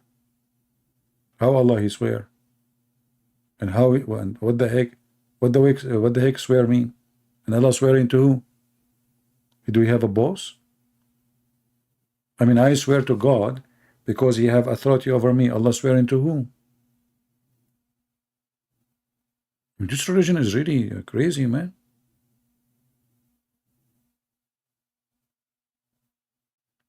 Make you knowledgeable and make you love. Yeah, there's a connection between knowledge and love, you know. Like as an example, before I got knowledge to see myself in the mirror, I wasn't laughing. The second I saw myself in the mirror, I start laughing. So I got your point now. When you said, I got knowledge and I laugh. You got a point, sister, brother. Sorry, are you sister or brother? No problem. Whatever you have. So yeah, like I have no knowledge. Then I got knowledge about myself. I look at the mirror and I start laughing. What the heck is that? You know. And this is why I wanted to become an atheist, because I said, no way, God, He created this, you know. Yeah, true story. So, nay, those who disbelieve are in self-exhalation and opposition. What the heck is that? Any Abdul? Who is swearing? Allah swear by the Quran?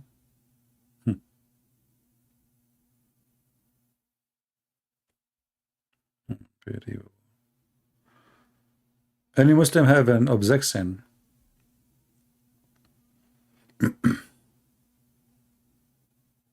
Anyone? Sound like Farid Atrash? No, Farid Atrash, he don't sound like this. He sound like this. وياك وياك الدنيا حلوة وياك.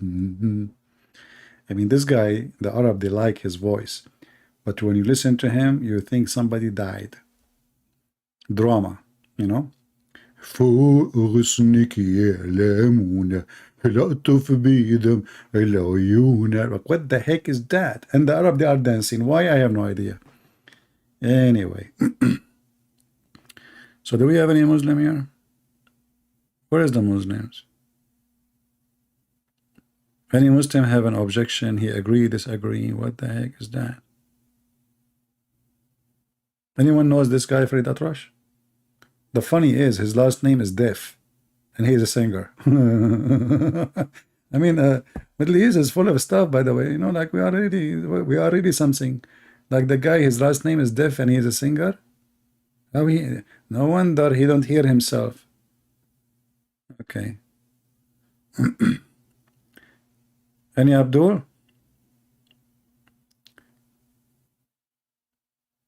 You are dancing to my singing? I don't think you are dancing to my singing. You are dancing because we were talking about the ants, and there's an ant in your pant. Think about it. Imagine those ants who really bite. I mean, there's some ants, they are so small, but when they bite you, unbelievable, you know? So, like, you are now in the valley of the ant, and you sat down somewhere, you made a mistake, and now there is an ant in your pant, and you blame me for dancing. In fact, you are dancing from pain. We got you. Any Abdul?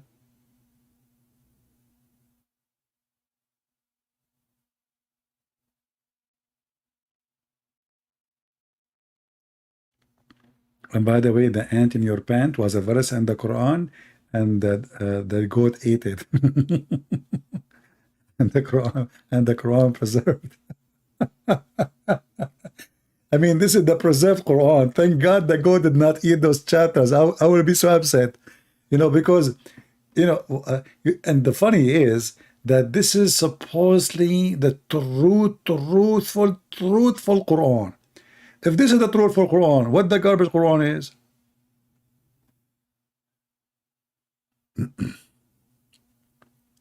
But you know, there is a story which is really give me some emotion. Really true story. I love it. You know, always I look at monkeys down, and I don't respect them. You know, because yeah, monkeys. You know, I mean, monkeys. Come on, their ass is red and weird. You know, weird stuff. You know, but then I found a story which is amazing, that monkeys are true believers and they practice Sharia law. Look at this monkey. And now I respect them. I thought monkeys, like female monkeys, they sleep around and they do, you know, like, you know, monkey stuff. Like, you know, monkey. So, and then it turned to be that monkeys are Muslims and they believe in Allah. Look, during the pre-Islamic of ignorance, the Muslims, they think they are not ignorant. People before them, they are the ignorant. Listen carefully. I saw a she monkey. Notice here, it's a she. You see, there's a monkey and there's a she monkey. Connect them together, they will make a female monkey. Okay? I don't know how slow you are, but I'm assuming that all of you are slow and I'm the only one who is very fast here. You know? Okay, so now we can, don't, I'm not insulting you, by the way, I'm just being humble.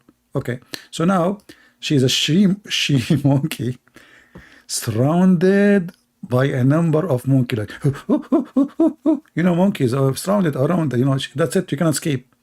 They were stoning it because she had committed illegal sexual intercourse, brother. I too stoned it along with them. Look. It turned to be that this Muslim himself is a monkey too. Otherwise, why you are there? How the monkey allow you to join them in stoning? Brother, a monkey committing sexual intercourse illegally, brother. Haram. See? They are practicing the law of Allah. And they are Muslims. And actually, this is proven in the Quran. The Quran says that Allah, He gave all animals the book too. And they have Quran. Yeah. Read. Here we go, the Quran. Chapter 6, verse number 38, brother. And there is no animal that walk upon the earth, no bird that flies with 2 wings. I was worried that there is, because, you know, there's some birds, they have 3 wings. Anyway, they are general like you, yourself. We have not neglected anything in the book. Then to their Lord they will be gathered. So the Quran teach, the Muslim teach, that animals, they've been given Quran too. Birds. Bak. And in the judgment day, Allah will gather them for punishment.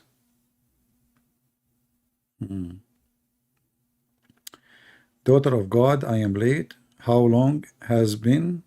We just started. What are you talking about? We are just here. 30 seconds ago. Allah, He just sat in the chair. You know, He was in the earth, and then He, you know, so He went up to the scale, you know, and He sat down. We just started. What are you talking about? Don't worry, be happy. Guys, don't tell her, because if we tell her, I don't know, she's a female, yeah. If we tell her, she might do something wrong, you know. Those females, they have nails. You tell her that he was here for the last 3 hours, nails will be activated, aggression will be ready, and Allah knows best what will happen next. So when you see a female, you know, this is why the Muhammad, he says you have to lie to your wife. I mean, Muhammad, he knew what he's talking about. It's allowed to a man to lie to his wife. Why? Think about it. She have nails, she have shoes, high heels. All weapon is ready to use and abuse. Anyway, so I seek refuge by Allah from those females, brother. Do we have any Muslim? He is fast. CP never get us. Bored? You want to be in the board? You know, Lisa, I'm going to hire you. I will put you in the board of non-educated. You will be the boss, okay, from now on. He will be charged in lipstick class. All right. Hey, Muslims, anyone here? I mean, all the madness we just showed you, nobody have a comment? No Muslims haven't disagree? All what they say to me, it doesn't say that, CP. I'm going to take a bath and watch later. Help me. Punish me, the angel. My friend Dreamers, are you going to give us more information? Why don't give us the name of the shampoo you want to use, the soap, and the water? Do you have a towel? Come on, my guy. You know, you want to go to the shower. What do you need to tell us? You want to take a bath. He want to tell us that he is clean. You see the point?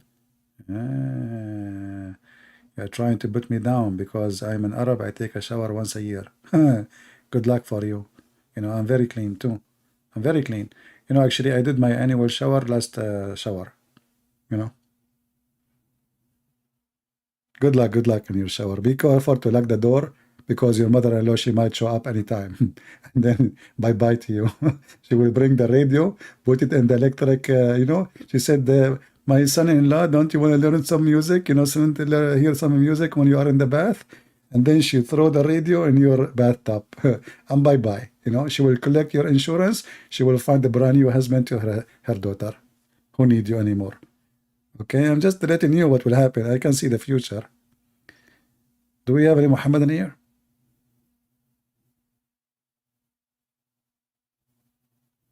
No Muhammadan, that's it?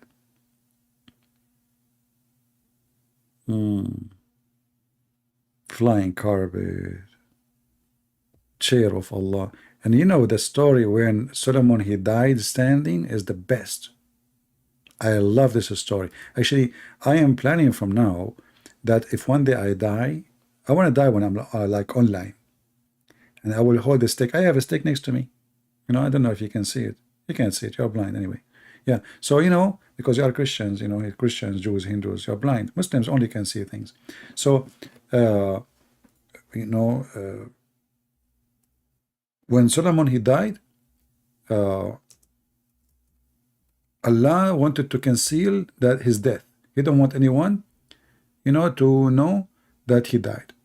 So what he did, he made them all think that he's alive because he was home.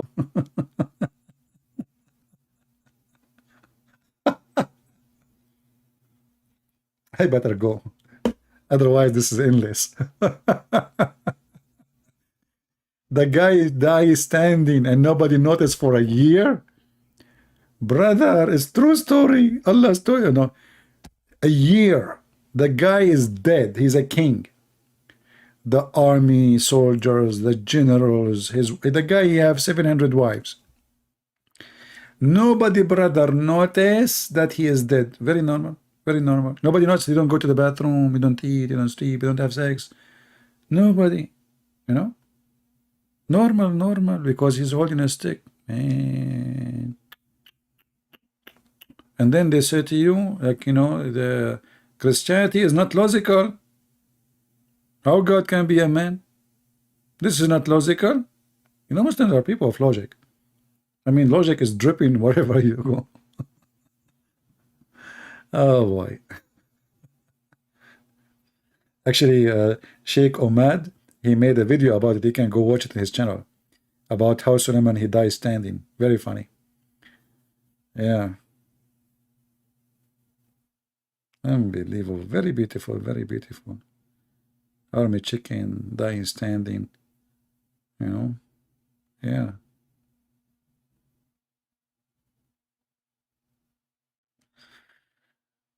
All right, I think we have enough for today. The one who did not watch the video about it is not showing in my channel, but if you go to Patreon, you can click at the link and you can see it and download it. All right. Can you show that Allah is not all-knowing? We just judge. I mean, so what we are showing you for the last 3 hours, man? I mean, all this garbage and Allah is knowing? All this garbage and Allah is not. All the madness we just showed you, and you are asking me to show you that Allah is not all-knowing? That's a good one. So what we were doing for the last, we were laughing and dying laughing. Botos verse? You like the Volabotas, don't you? I mean, you guys are really, do you have a dirty mind, don't you know? I mean, I'm going to tell your mom about you. Volabotos. I mean, bad boys and, you know, those kids, you cannot trust men these days. All what they want to see, I mean, from the whole Quran, you just want to see the potatoes, you know? Look, she just, you know, because this is about boobs. So Allah, He wanted to use like a Greek word. You know, do you know the game like volleyball? Because this is exactly what you would do. They are big and they are round, and you will do volley and and to us, like, you know, like those boobs are coming to us, all of us, you know, not the females for sure, only for men. So volo, obo, you know, us or tus was, you know. So volobotas, Allah will give you big boobs, and they are very volobatasin. And this is like, you know, this is kind of a medicine for all men. You know, men, like when they see volobatotos, they like relax, you know, like, finally, you know, we saw that. It's like, you know, yeah, a true story. So the, you know, the God, He's a true God. Allah is a true God, and He will give you women with big boobs. And this is additional proof that He is true God. Because if He is not true God, He will give you women with small boobs. You know, just think about it. There's big God, small God. Big God, He give big boobs. Small God, He give you small boobs, because His, you know, His ability is limited. You know, so the God of Allah Quran, the one who will promise us, and look, and you will have a pure cup. Wow. And you know, and then this, you know, and you will have a vineyard and garden, very beautiful in the heaven. All right, and you know, you will have a bracelet, you will have a couch, you will have a pillow. All of us will like to have pillow. You know. Do you know the Prime Minister of Israel? His name is Pillow Netanyahu. Why they call him Pillow Netanyahu? Because simply the Israeli, they dream to have pillows. So when he won the election, his name is Benjamin. So they decided to change his name, because the Jews, they want to be like Prophet Muhammad. You know, they want to be in his heaven. So they said, we are going to change his name from Benjamin Netanyahu Bibi to you know, Bilo and Velabatos. Allahu Akbar. Okay, I hope the conversation is very clear and you are not more confused, and now we solve all your problems. All right, any other thing? Yeah, so I mean, you know, I think all the stories in the Quran are true stories, and now I hope after people watch this video, they will convert to Islam by tens of thousands, not thousands. You know, like those rich people, they say thousands, like thou. I mean, funny, you know. Go learn English. It is thousands. It's more nice and smooth. Thousand, you know. So I hope a lot of thousands, they will convert to Islam, because Islam is very convincing, true stories, no fiction, you know. There's only erection, no fiction. Okay, erection, like you see the boobs, erection, the private part, erection. You see Allah, even when Allah, He raised people from death. Do you remember the guy, his name Abu what his name? Mufti Abu Layth. Do you remember when he saw the hadith where it says Allah will ejaculate and He will resurrect people from His ejaculation, which is going to come from under His throne? I mean, even their God, He ejaculate, and He resurrect people from death by ejaculation. And then the guy, he put an umbrella on the top of his head. Oh boy, where is the video of this guy? I don't want to show it. Actually, it's part of our intro. When you see this guy here, he opened the umbrella. This is part of his video. When he heard that Allah will do ejaculation, where is the part of the video? Here we go. See, he opened the umbrella and he put it in the top of his head, because he saw the hadith about Allah doing ejaculation and he will resurrect people by his sperm. Make a video on Hindu logic and belief. Yeah, you see, I wish I can use the videos of Sadhguru, but this coward, he flagged me right away. I made one, he flagged me. But we can do from time to time without using his videos. Or I can use his videos, but I will not post it on YouTube. Because this coward who keep talking about, let us accept each other. I'm Sadhguru. I will teach you how to be happy. Yes, my name is Sad. And this is why I can teach you how to be happy. Relax. Let us fight the bad energy. Learn how to accept each other. Why you get upset when somebody spoke against what you believe or he don't agree with you? Try to control the negative energy. Try to accept the person in front of you. This is the beauty of the yoga. And then I made a video showing how stupid he is. 15 minutes after he reported me to YouTube. I mean, do you see the scam? He spent the day talking about accepting each other, controlling the bad energy, accept that you are not always right, and if somebody speak negative about you, don't talk, don't be upset, and you know why we have no peace in this earth, because we don't accept, we accept only ourselves. And then suddenly I made a video about him. He reported me to YouTube. What a potato, his real name is really Sadhguru. His real name is Sadhguru. This guy, he say things, he do the opposite. He's a fraud. Yeah, I'm going to make a channel. I will call myself Happy Guru. What do you think, guys? First, whoever watch our video, he died laughing, right? I have a good sense of hammer. I hammer everybody with it.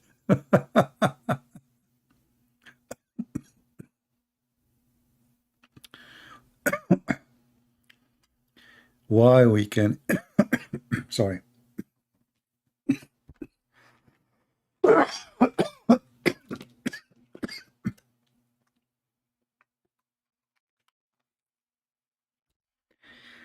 Sorry, my throat is dry.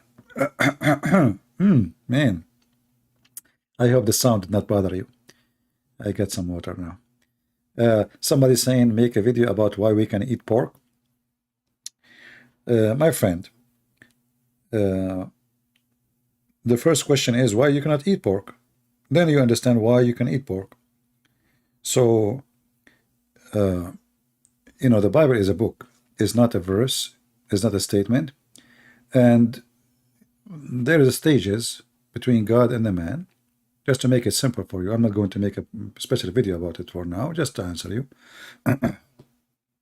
So, God in the beginning, when he created Adam and Eve, the children of Adam, they married their sisters, correct?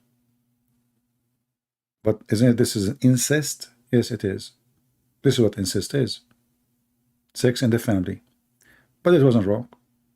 So what is wrong is when there is a time and there is a law connected to the time. That law, which is connected to the time, make things either lawful or unlawful. So God, he made a covenant with the children of Israel. And the children of Israel is not us. This is number one. Number two, when God, he gave the Jews orders, he gave them for their benefit fit with their time. As an example, when God, he ordered them not to work in Sabbath.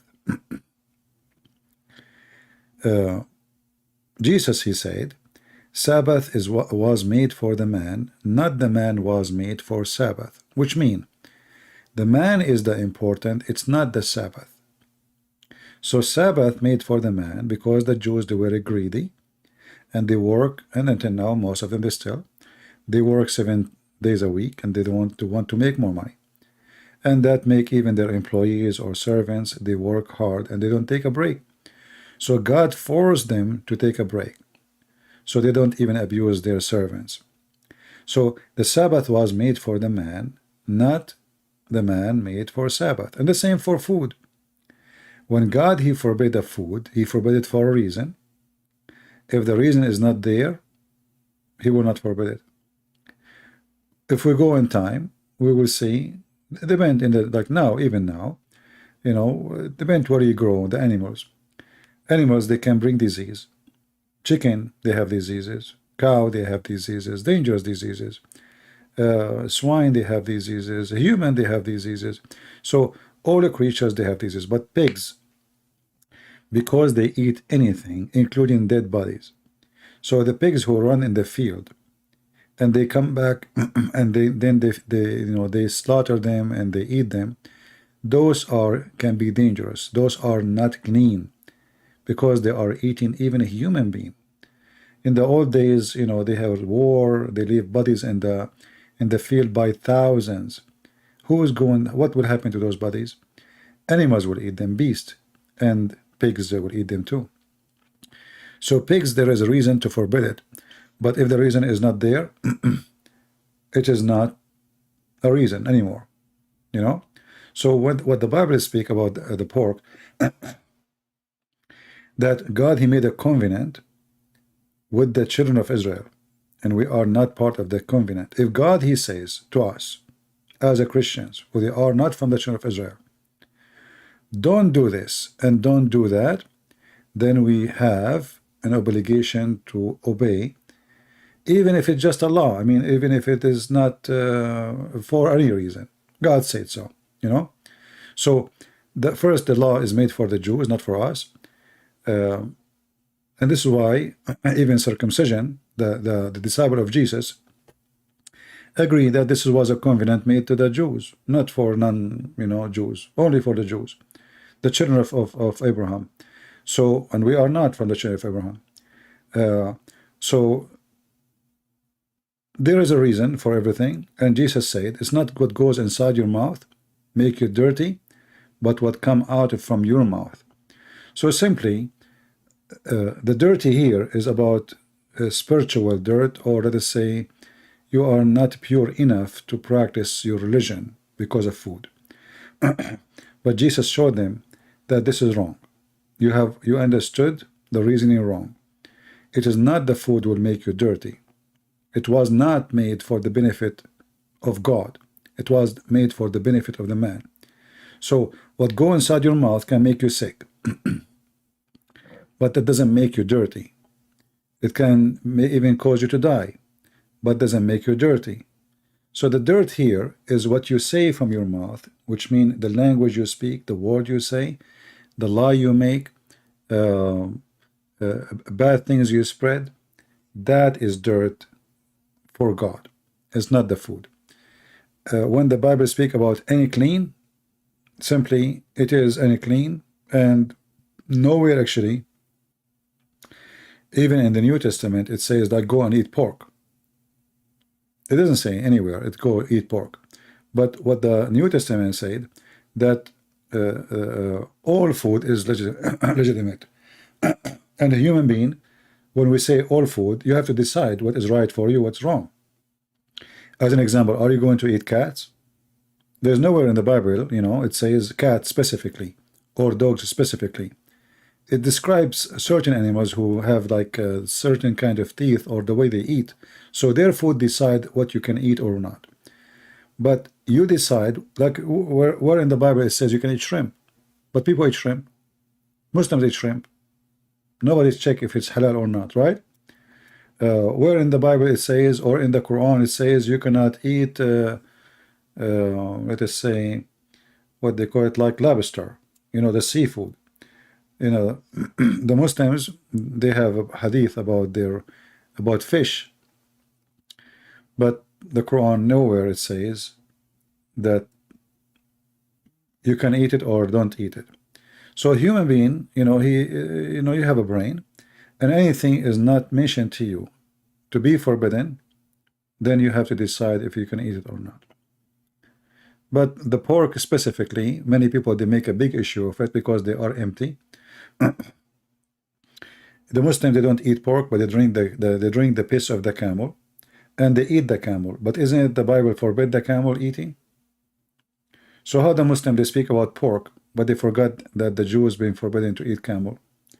They've been forbidden to eat camel, to drink even the milk of the camel, to eat its meat or anything of it.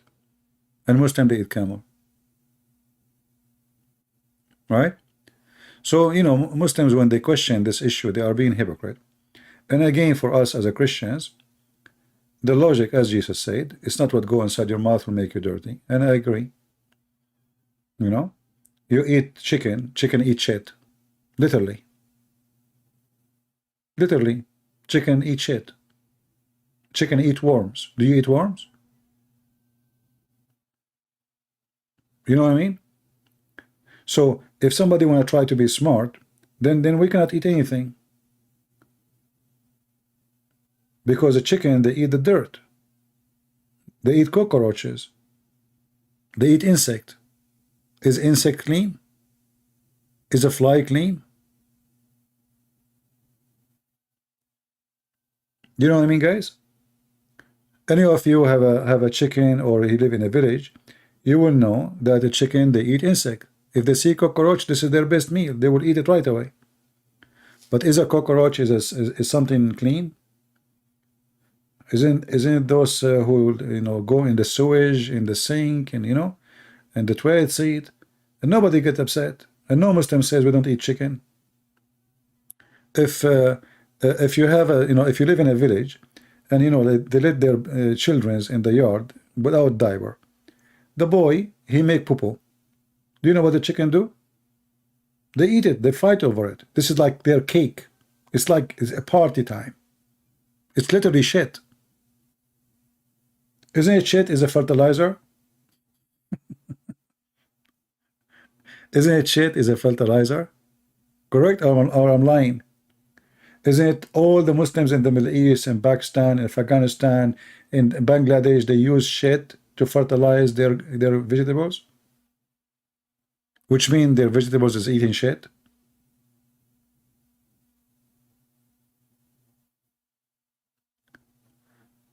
CP does not understand. No, my friend, I understand. But that will not change anything. We are talking about what is clean, what is dirty. We are talking about what is clean and what is dirty. So when God, he forbid things, he forbid it for the benefit of the man, for his health.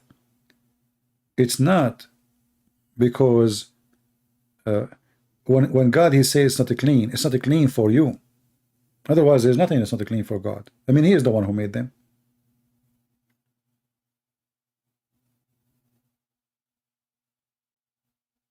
If there's anything can make God dirty, the answer no. So when God, he speak about things is not clean, they are not clean for you, and they are not healthy. And until now, actually, pork, you know, is not really healthy. It's tasty, it's a food, you can survive with it, but it's not the best food to eat. Because pigs, they don't sweat, which means there's a certain kind of poison inside their meat. They are not totally free of bad, you know, minerals. So they are not really the best food to eat, but you can eat them. It's not healthy, but there's many food you eat is not healthy too. And what you say to a person who's poor, he want to survive. You know, all the surgeries in the world is the stitches is made by pork. The stitches, the fabric, is made from pigs. Because the human tissue don't accept any fabric to make a stitch with it except the pork. So they can stay for long. So pork is very useful. So when it's useful, it's useful. When it's not, it's not. And you decide what is good for you or not. Somebody saying at what age Mary she was married to Joseph. My friend, it doesn't matter. Mary, when she gave birth to Jesus, obviously she is a woman. Why? Because a child cannot give birth. And whatever the age after that, she was a woman, because he married a woman. Does it really matter? We don't have numbers. Nobody have numbers about the age of Mary. There is traditional books, but those are not, you know, trustworthy. Our book is the Bible. Anything else is not our book.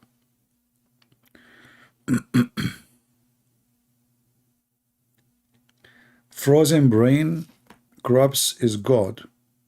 Yeah, Faisal, you know, your God is the one who is a frozen brain, and this is why he ordered you to drink camel urine. And the frozen brain of your prophet made him think that the Jews are lizard and rats. Why? Because they don't drink she milk, the camel milk. You see the frozen brain? This is how stupid your prophet. And here you see actually how conservative the Jews. Muhammad, he confirmed with his stupidity that even rats are more conservative than Muslims. Muhammad, he claimed, I don't know, the website is not working to show you the hadith. Muhammad, he claimed that he was observing the rats, and he noticed that rats don't drink the she camel milk. It says there's no connection. I don't know why the website is crushed. We will try again later. Okay. Yeah. So Muhammad, he noticed that rats don't eat and drink anything from the camel. And because of that, Muhammad, he come to a conclusion that they are Jews, or they are cursed by Allah.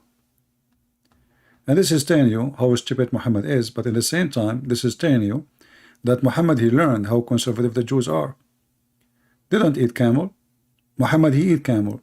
So how the Muslim, they say, why you Christians, you don't obey God? He forbid you not to eat pork. Where they get that from? From the Old Testament, right? But this is not an order for us. It was for the Jews. So why the Muslim don't follow God order for the Jews, and they eat camel and they drink the camel milk?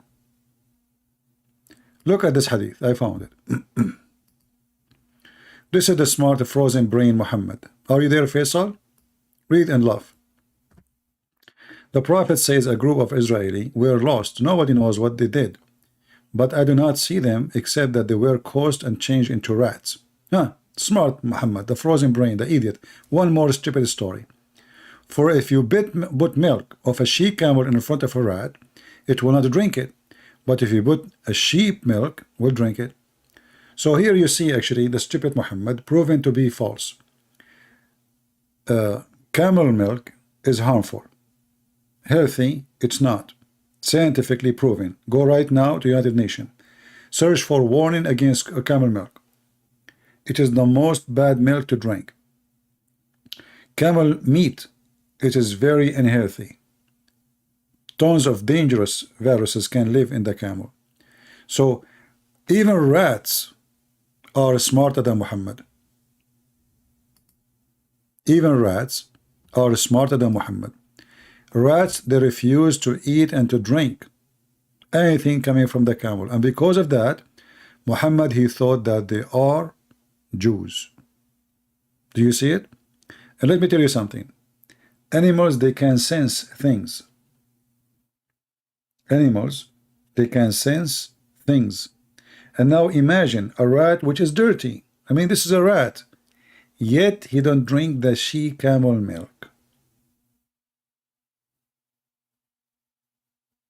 So the rat don't accept to drink the she camel milk, and Muhammadan, they drink it.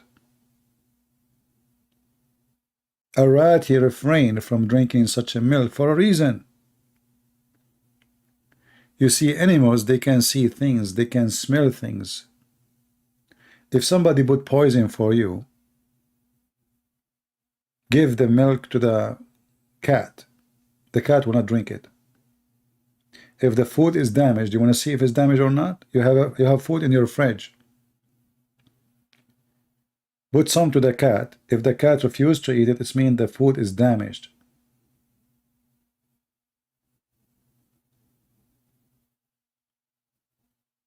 And here we see the stupidity of this man. Suddenly he decided that those Jews are rats, cursed by God, and he made them rats. Why? How he proved that? They don't drink she-camel milk. This is how stupid this. So if the Muslim, they want to say, well, how come the Old Testament say this and you don't do that? Well, don't you Muslim, you say that Musa was sent to the Jews? Are we the Jews? Here you see the double standard and the stupidity. And look what the Quran says, that even Israel, Allah did not give him anything to forbid to himself. He forbid things to himself by himself.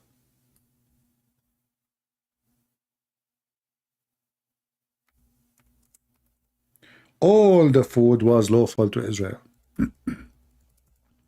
All the food. And this is Quran.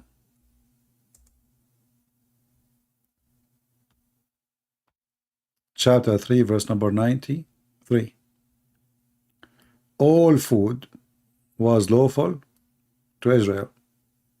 And look, the Muslim here, they add things. I mean, what Muhammad? What the heck is that? I mean, the Muslim translation is the biggest scam ever. What Muhammad here? What Muhammad have to do with this verse?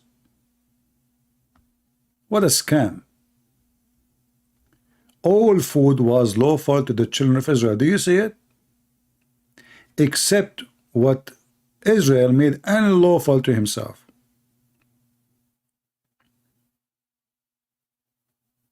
Before the Torah. Question: why Allah did not forbid the Jews from eating pork before the Torah?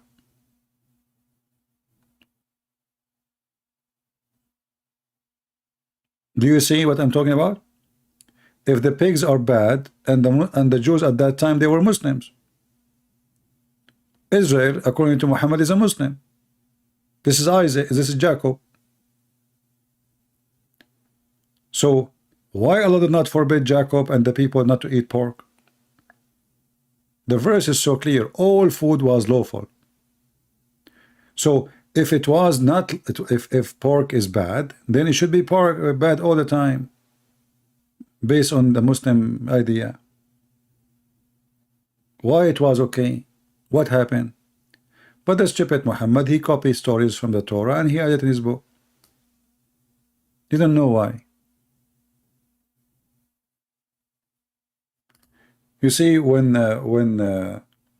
in the time of Moses, all of us, we knew that Moses, he did lead a nation from territory to a territory.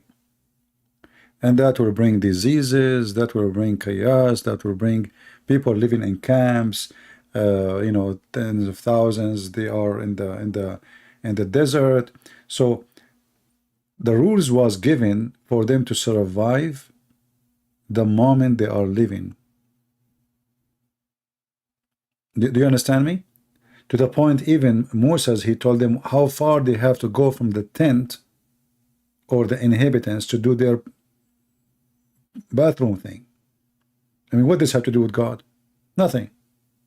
But this is just for surviving. So those rules came for a reason, so they can survive, so they will not die. They are out of their land. They are in the run. They are in the desert. They are lost. There is no enough water. And now we have to organize for them how they can live, not to die. So you need to understand, when the law was given, why it was given. Their life was not normal. You know, people, they think that those people, they were living in apartments, everybody have flowers in his yard, and there's a shower and bathroom, and everybody have a kitchen. This is not the story. This is the whole nation took their stuff over donkeys and they run in the desert. Do you understand?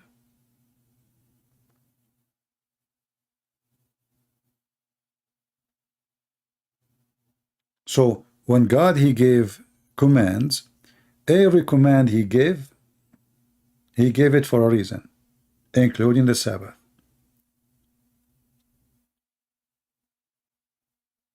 If we go right now, if all of us, like now we are 700 people, and suddenly we don't have houses, God forbid, and now we are living in a mountain area.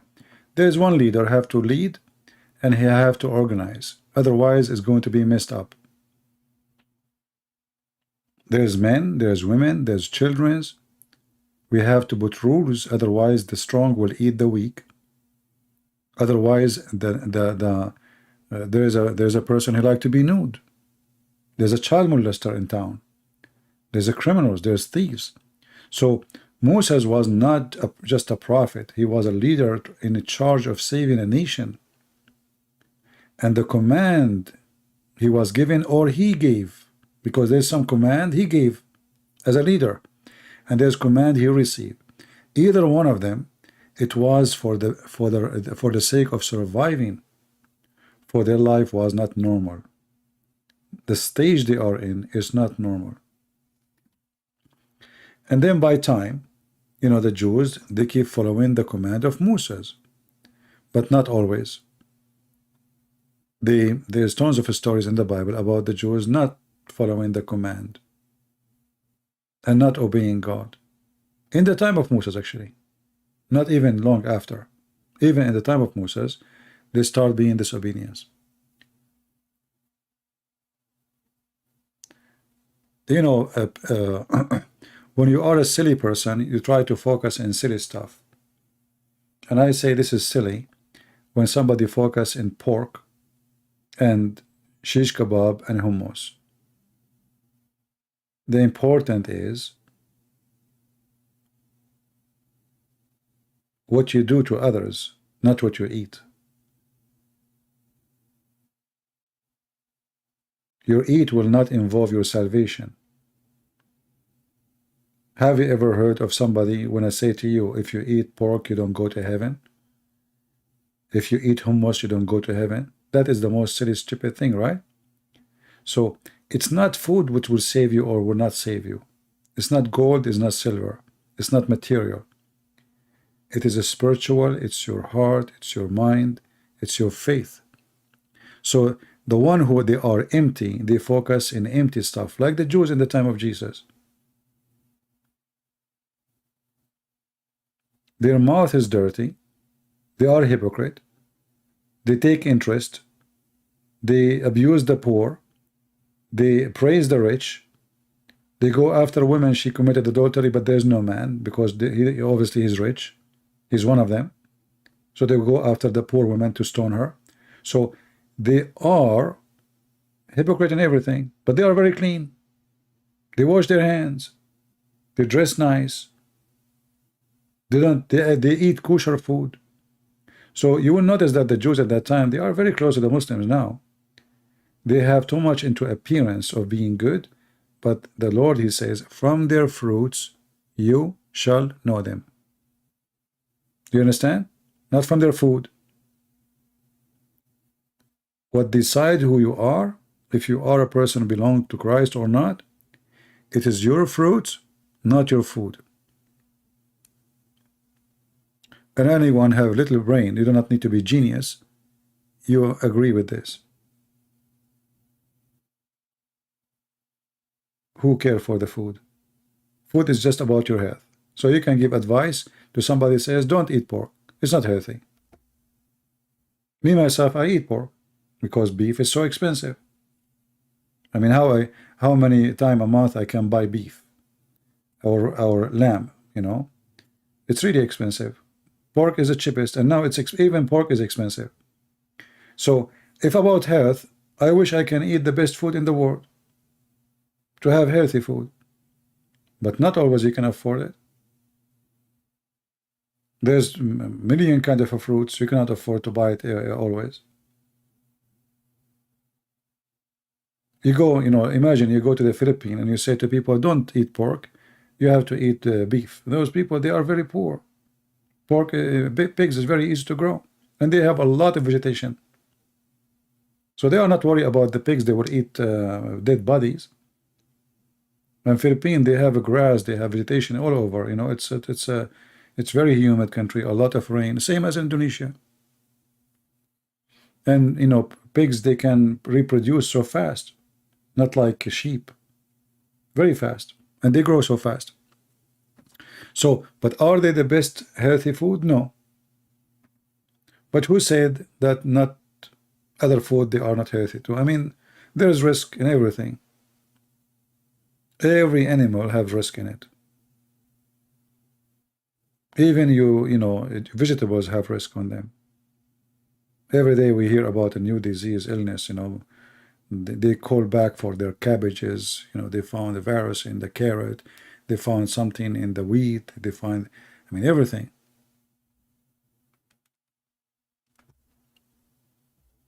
Well, you do not need to give me details. I mean, some Asian countries, they eat things with, you know, I don't accept to eat.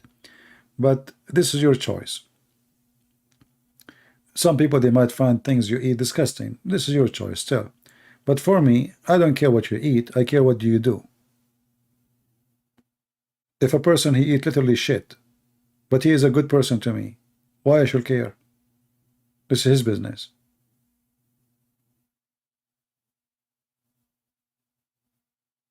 Right?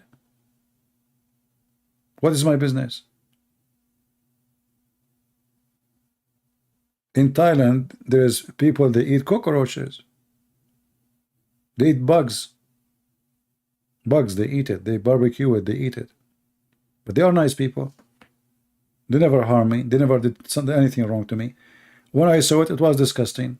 For me, it's disgusting. But they are nice people. And if I go to the Middle East, Muslims do not eat those things. But I don't trust any of them. You cannot let a woman walk around the street. She will be kidnapped, she will be molested, she will be raped. You go in Thailand, those are not believers, and they are pagans, and they are Buddhist. Yet a woman, she walk alone, nobody do anything to her. So which one is better?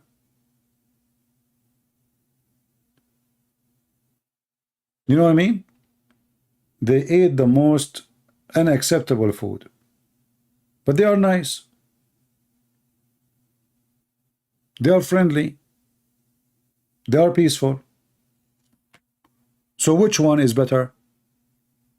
A true believer who follow Allah and he want to kill everybody, or a person, he eat bugs but he is peaceful? I think you know the answer, right? The last of my worry is what he eat. This is his business.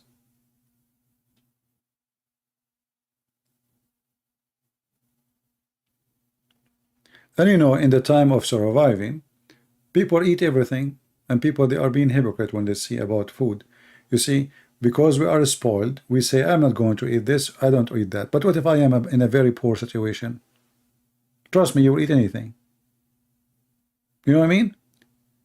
Even the Quran says, if you are in need, you can eat pork. Even the Quran says, give a license to eat the pork if you have to. It's in front of you.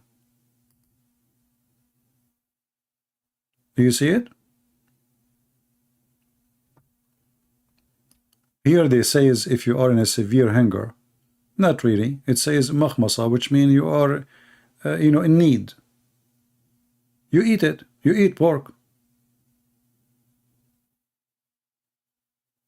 Chapter 5, verse number 3. Even the Quran gives license to eat pork. And if pork is bad, then you should not eat it at all. So why, if I am hungry, I can eat it? Is it dirty then? If it's dirty in Islam, then we should not eat it. Doesn't matter.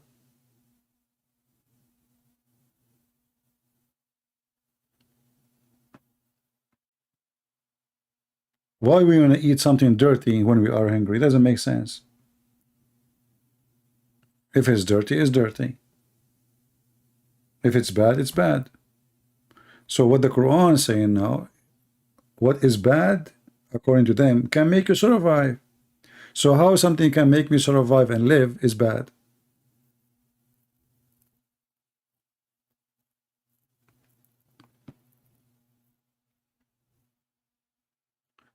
People who have you know, little decency, they focus in the appearance and they focus in the frame, not the picture. You know, he start making excuses here and there. I mean, a Muslim suddenly he's questioning Christianity about the pork. This is the problem now. The pork. They have a child marriage. They have multiple marriages. They have mut'a 1 day, 1 hour stand. They have zawaj a friend. You can ask a friend to sleep with you and you call it marriage. And then they focus on the pork. All the garbage they do, and now the pork is the problem. That is exactly what it's called hypocrisy. So now the one who eat pork is bad, but the one who marries 6 years old is a good person. The one who beat his wife is a good person, but the one who eat pork is a bad person. The Muslim, they eat lizard. How come lizard is okay, but pork is not? Do you know what lizard eat? Isn't it this is the enemy of Allah? Why you eat him? What lizard eat? Guys, what lizard eat? Somebody tell me. Lizard eat insect. So why the Muslim eat him?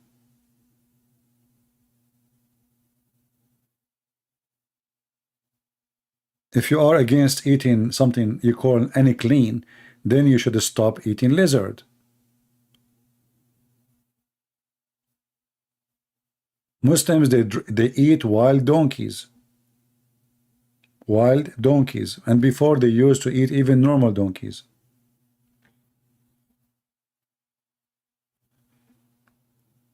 Yeah, so how you eat lizard? You tell me. Muslim, they drank the blood of Muhammad. Is the blood of a human being lawful? Muslim, they drink the urine of Muhammad. Is urine of a human being lawful? You know what I mean? When do you see the madness of this religion? A woman, she drank the piss of Muhammad. Muhammad, he said to her, no fire will touch your stomach again. So she will go to heaven just because she drank his piss.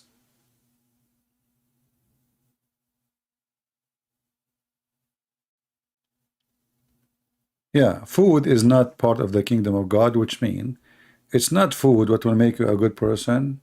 It's not food will make you a qualified person to be a person of God. It is obedience to God and loving others and wish to others what you wish to yourself. From their fruits you shall know them. I don't want to call this one sentence is a golden sentence because there's no gold can describe it. From their fruits, this is my favorite verse Jesus said, because that is summarize everything Jesus is about. People, they can say whatever. I can talk good, but my fruit is different. People speak good, they do bad. People dress nice. They look clean. But a homeless who did not take a shower for a year, maybe he is better than me and you. Maybe he have a good heart. He's a good-hearted person, better than all of us. What does this have to do with going to heaven? He's homeless. He have no house. He cannot take a shower. He smells so bad. He is literally dirty, but his heart is so clean. Which one of us will go to heaven? I think you know the answer. So hypocrite, they try to focus in silly stuff, like the Jews in the time of Jesus, and the same as the Muhammadan. They do all kind of ugly stuff, and then they come to school you about silly stuff.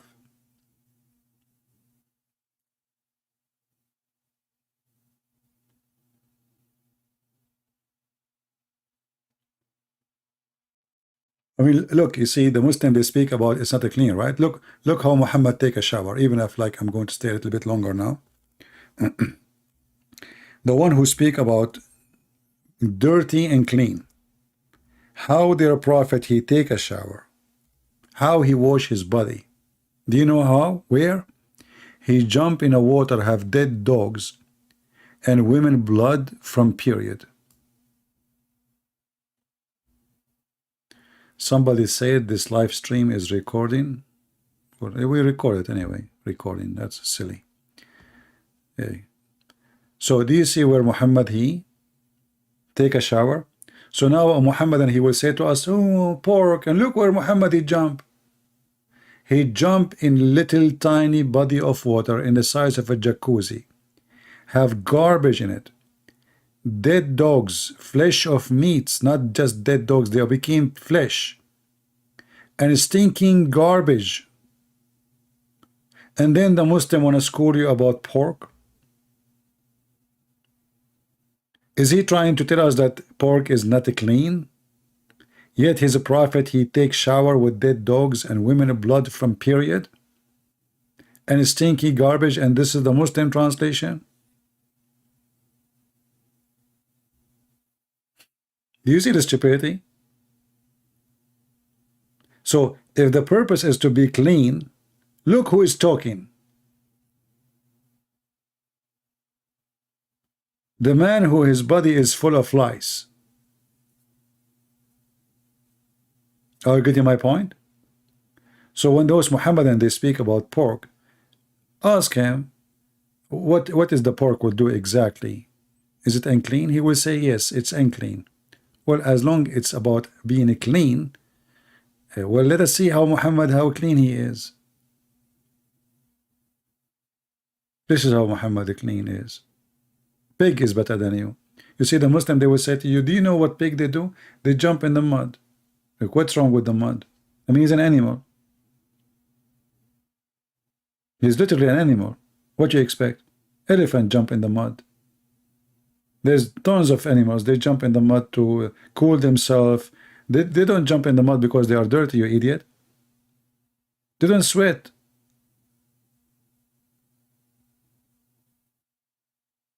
Elephant, they jump in the water, in the mud. You know, there's many animals.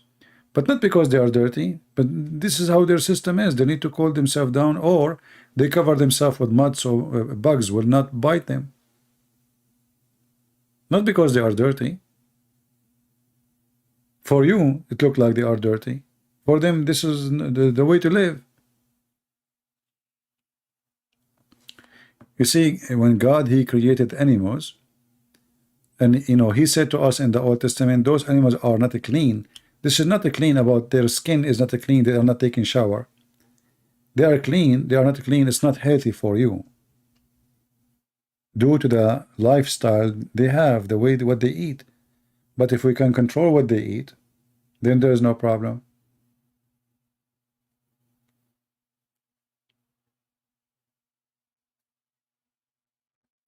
You know, once I was in Romania, and there was a beach there, and then I went to the beach. Everybody is covered by mud, dark, very dark mud. Hey, look, I said, what is that? And this mud stink, very bad smell. So this mud have what they call it, the material, the mineral.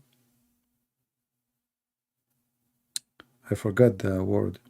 I mean, but it smells bad, but it's very healthy, supposedly. This is what they say.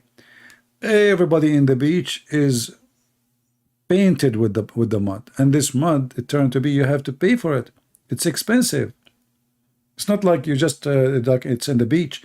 There's people, they are lined up in the beach, they sell mud and cost good money.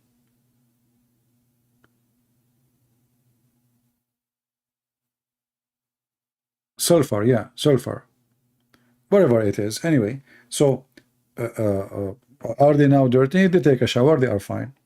So a pig is a pig, chicken is a chicken, and all animals are not clean anyway. If there's any animal is clean, since when? Even a human being isn't clean. We sweat. You take a shower after 5 minutes. You know, if you live in a hot area, you know, you sweat again.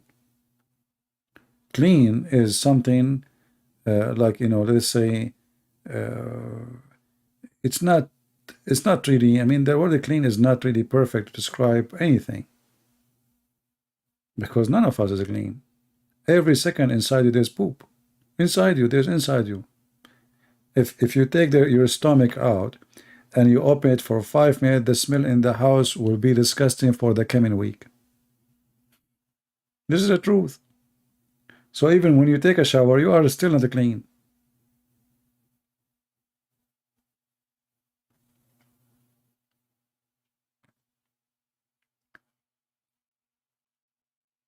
There is boogers in your nose, there is wax in your ears, there is a sweat under your arm, there is poo-poo in your belly, and I mean, there's food in your stomach, there's a crazy stuff there. So you take a shower, are you clean? You are not. There's nothing is called clean.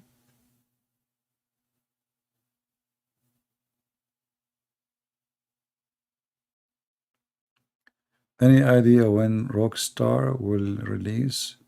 Who is Rockstar? Are you asking me to ban you?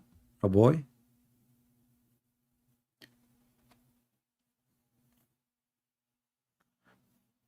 So the Muslims, they focus on clean, but look who is their prophet, who is full of lies.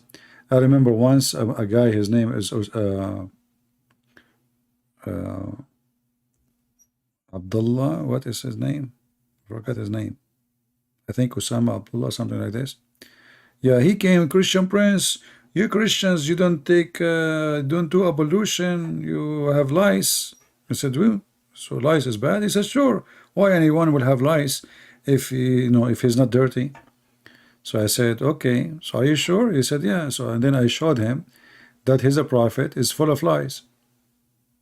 And then he made a video.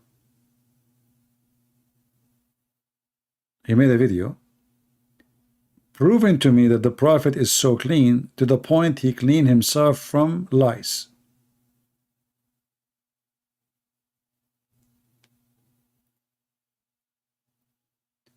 He's asking when a video game is released. What does this have to do with me? Video game. Somebody told you I'm a gamer? Silly people. Osama Abdullah, yeah. So he made a video, and he like the video is made by 5 Muslims to refute me, refuting the lies of a Christian prince. The prophet was so clean, and even he cleaned himself from lice. Do you see how clean he is? He's so clean, and even, I'm just quoting him, and even he cleaned himself from lice. And now supposedly they are refuting me and proving me to be wrong. But you just admitted that he is full of lies. And he is the same person who said to me, people who have lies are dirty. Otherwise, why they have lies? Right? But it's not because if they eat pork or not, they will go to heaven. It's not eating pork will make you go to heaven or not to go to heaven. Food is not a reason to be bad. You see, when the Bible speaks about the apple, Adam, he ate an apple.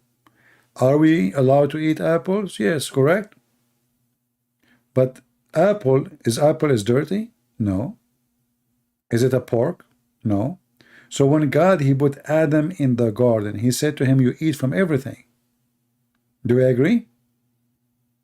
You did not mention anything about pork. Anything, eat from everything you want. Don't eat from that tree. So the tree is an apple tree, supposedly.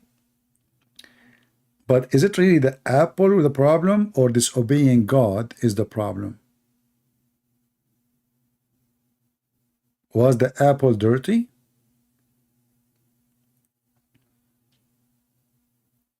But because it was forbidden for him as a law, obey or disobey.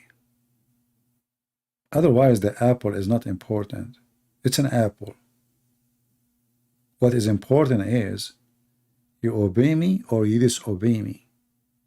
That is sin, not the food you eat. So if God, he said, if Jesus, he said to us, don't eat pork, even if there is no reason, even if pork is very good, even if there is no health issue, and he said don't eat pork, and then you know that Jesus, you have to obey him, then you have to obey. Either you believe in him or you don't. If Jesus never mentioned, then he never mentioned. If God, he says that this is a covenant between me and Israel, then this is a covenant between me and Israel. If he say this is a covenant between me and all mankind, then all mankind have to follow. It's not me who decide, it's not you, it's what God said. And the top of that, food is the last thing to make you, from their fruit you shall know them. You know, did Jesus broke the Sabbath? He did. Is that correct? The Sabbath, I mean, what is a greater, eating pork or breaking the Sabbath? Not the man was made for Sabbath. And this is what you need to understand. All the rules in the Old Testament or in the New Testament is made for the benefit of the man, not the opposite. But the rules is not your salvation. The rules is for your survival.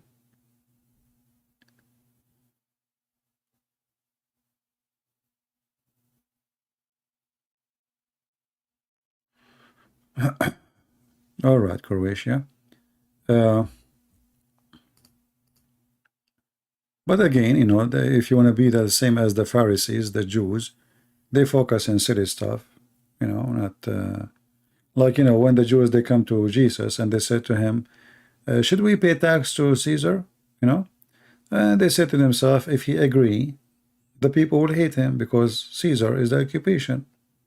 They are occupied by the Roman, they hate it. And if he say no, the Roman will arrest him. But look how Jesus, he said to them. And here you see how the intelligence of the High Supreme is amazing. He said, show me do you have a coins? So look at this hypocrite. They are asking if they should pay tax to Caesar, but they are carrying a currency of Caesar. So how you don't want the occupation money and you don't want to deal with the government, yet you accept this government money? It's like Taliban carrying dollars, and they do. They curse the American, they takbir, Allahu Akbar, jihad, then all the money they have is in dollars. So shall we pay Caesar or not? So Jesus, he said to them, well, what this picture there? You know, what this coin? What this picture? This is Caesar. He said, okay, give what is Caesar to Caesar. Amazing. I mean, look at those hypocrites. They are questioning if he should say yes or no about paying tax, but they are the one who have the money of Caesar in their pocket.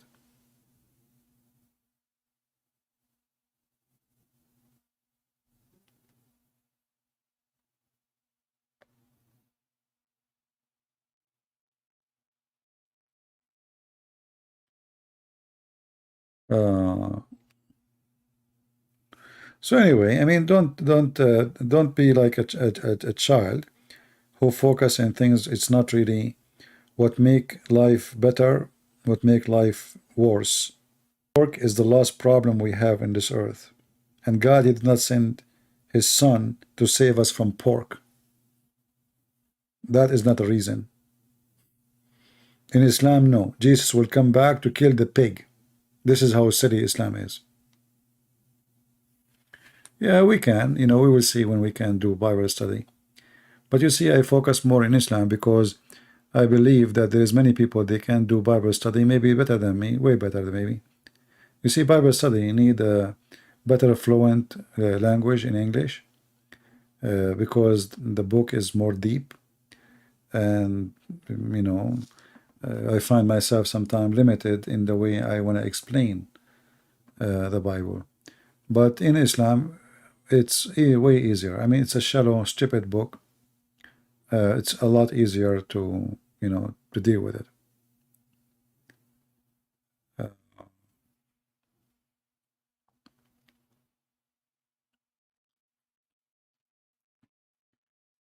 You know, a human being, like eat a pig, but don't act like one. That's what I care for.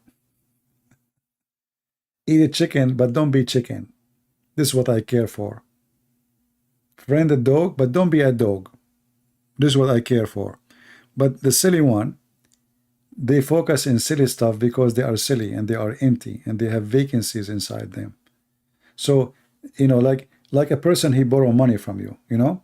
So he saw you once in the street and now he knew he feel guilty. He knew that he's afraid now he will ask for your money, right? So he start talking, keep talking, because he don't want to give you a chance to remember the money.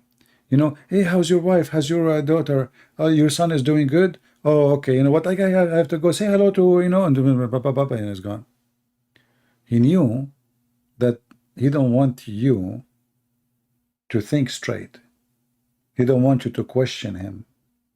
So he throw things at you in order not to do it.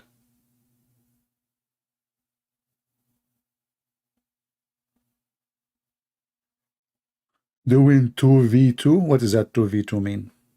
What 2v2 mean? I'm not sure what 2v2 mean.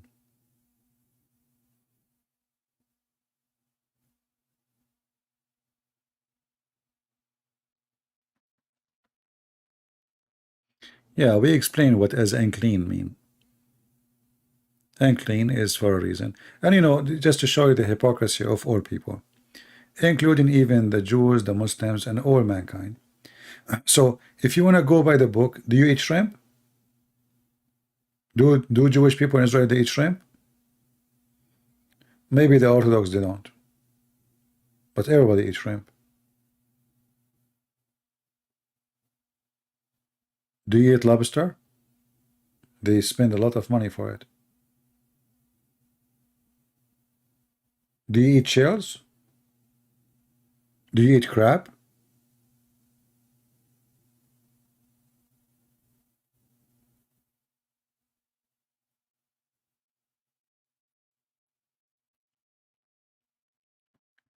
As I said, in certain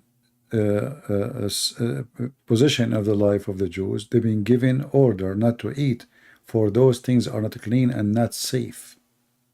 It's not safe for them. It's not what will make them go to heaven or go to hell. It is for their safety. It is for their health.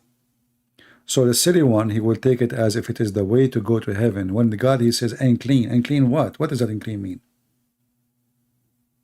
What does unclean mean? Unclean mean it's unclean for you, not to God. God, he created them.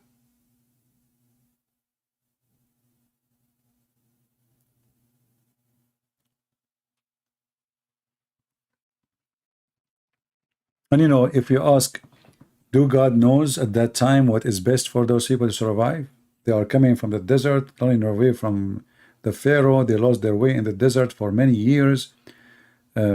People get sick. People, just to change the water, they will have diarrhea. Is that correct? People, they change water. If you go from town to town and you drink different water, you will have diarrhea. You will get sickness just for changing the water. So imagine those people, how their life was going in the desert. So always you need to remember, put that in your mind. Think about who we are talking about and when we are talking about them, and what kind of life, the life they have at that time. All right. Anyway, guys, I think we have enough for today. And feel free to download my video and share it. I will keep it in online for some time. And there's a video we made yesterday. You can find it in Patreon. You can click at the link there and you can download it too. And there is a link, there is a video before we made about what Allah is made of. You can see it. It's back online. All right. Yeah.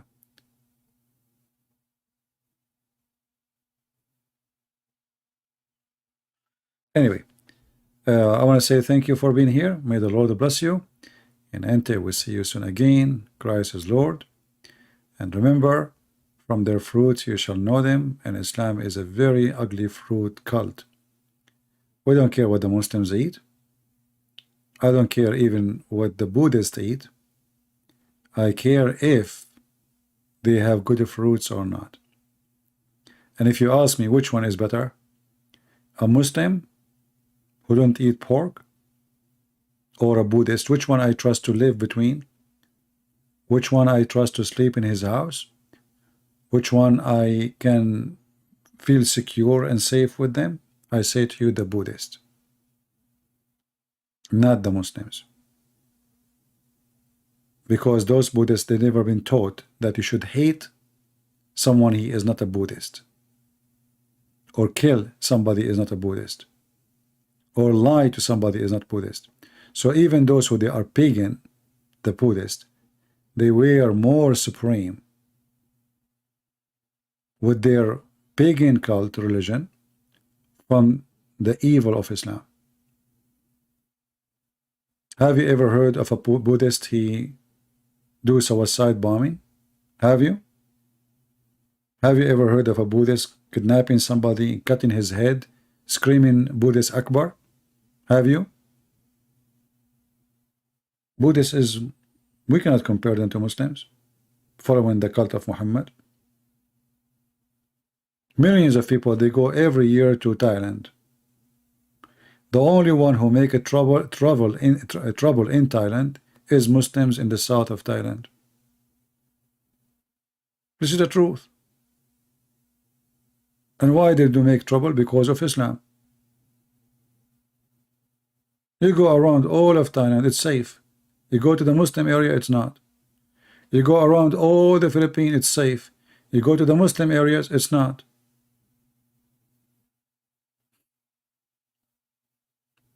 You tell me why. And then they want to tell us Islam is a wonderful religion.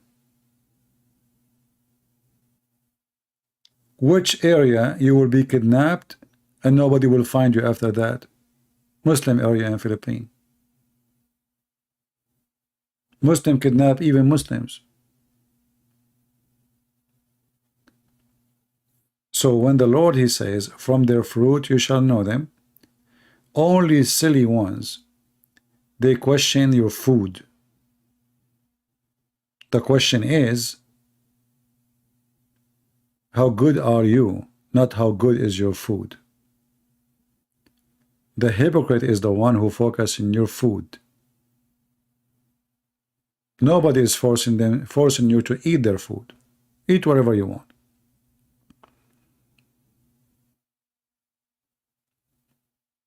And this is what the world is about. It's about hypocrisy. They focus on silly stuff.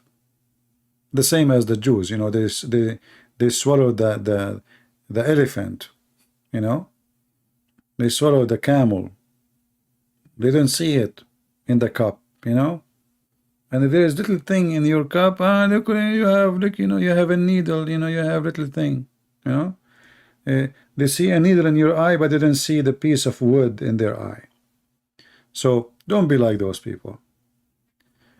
Are you going to be staying in the channel, or you will go back to Christian Prince account? Both of them are my channel. Doesn't matter. Doesn't matter for you? I mean, it's just a stupid YouTube channel. Who care about? This is not a physical address, right? Doesn't matter. Here or there, subscribe for both. If we like that one, we have, I think, 90,000. I think this one maybe 80 something. I'm not sure. You know, who care? It's just a place where we meet. If we lose this channel, we meet different place. Who care? Right?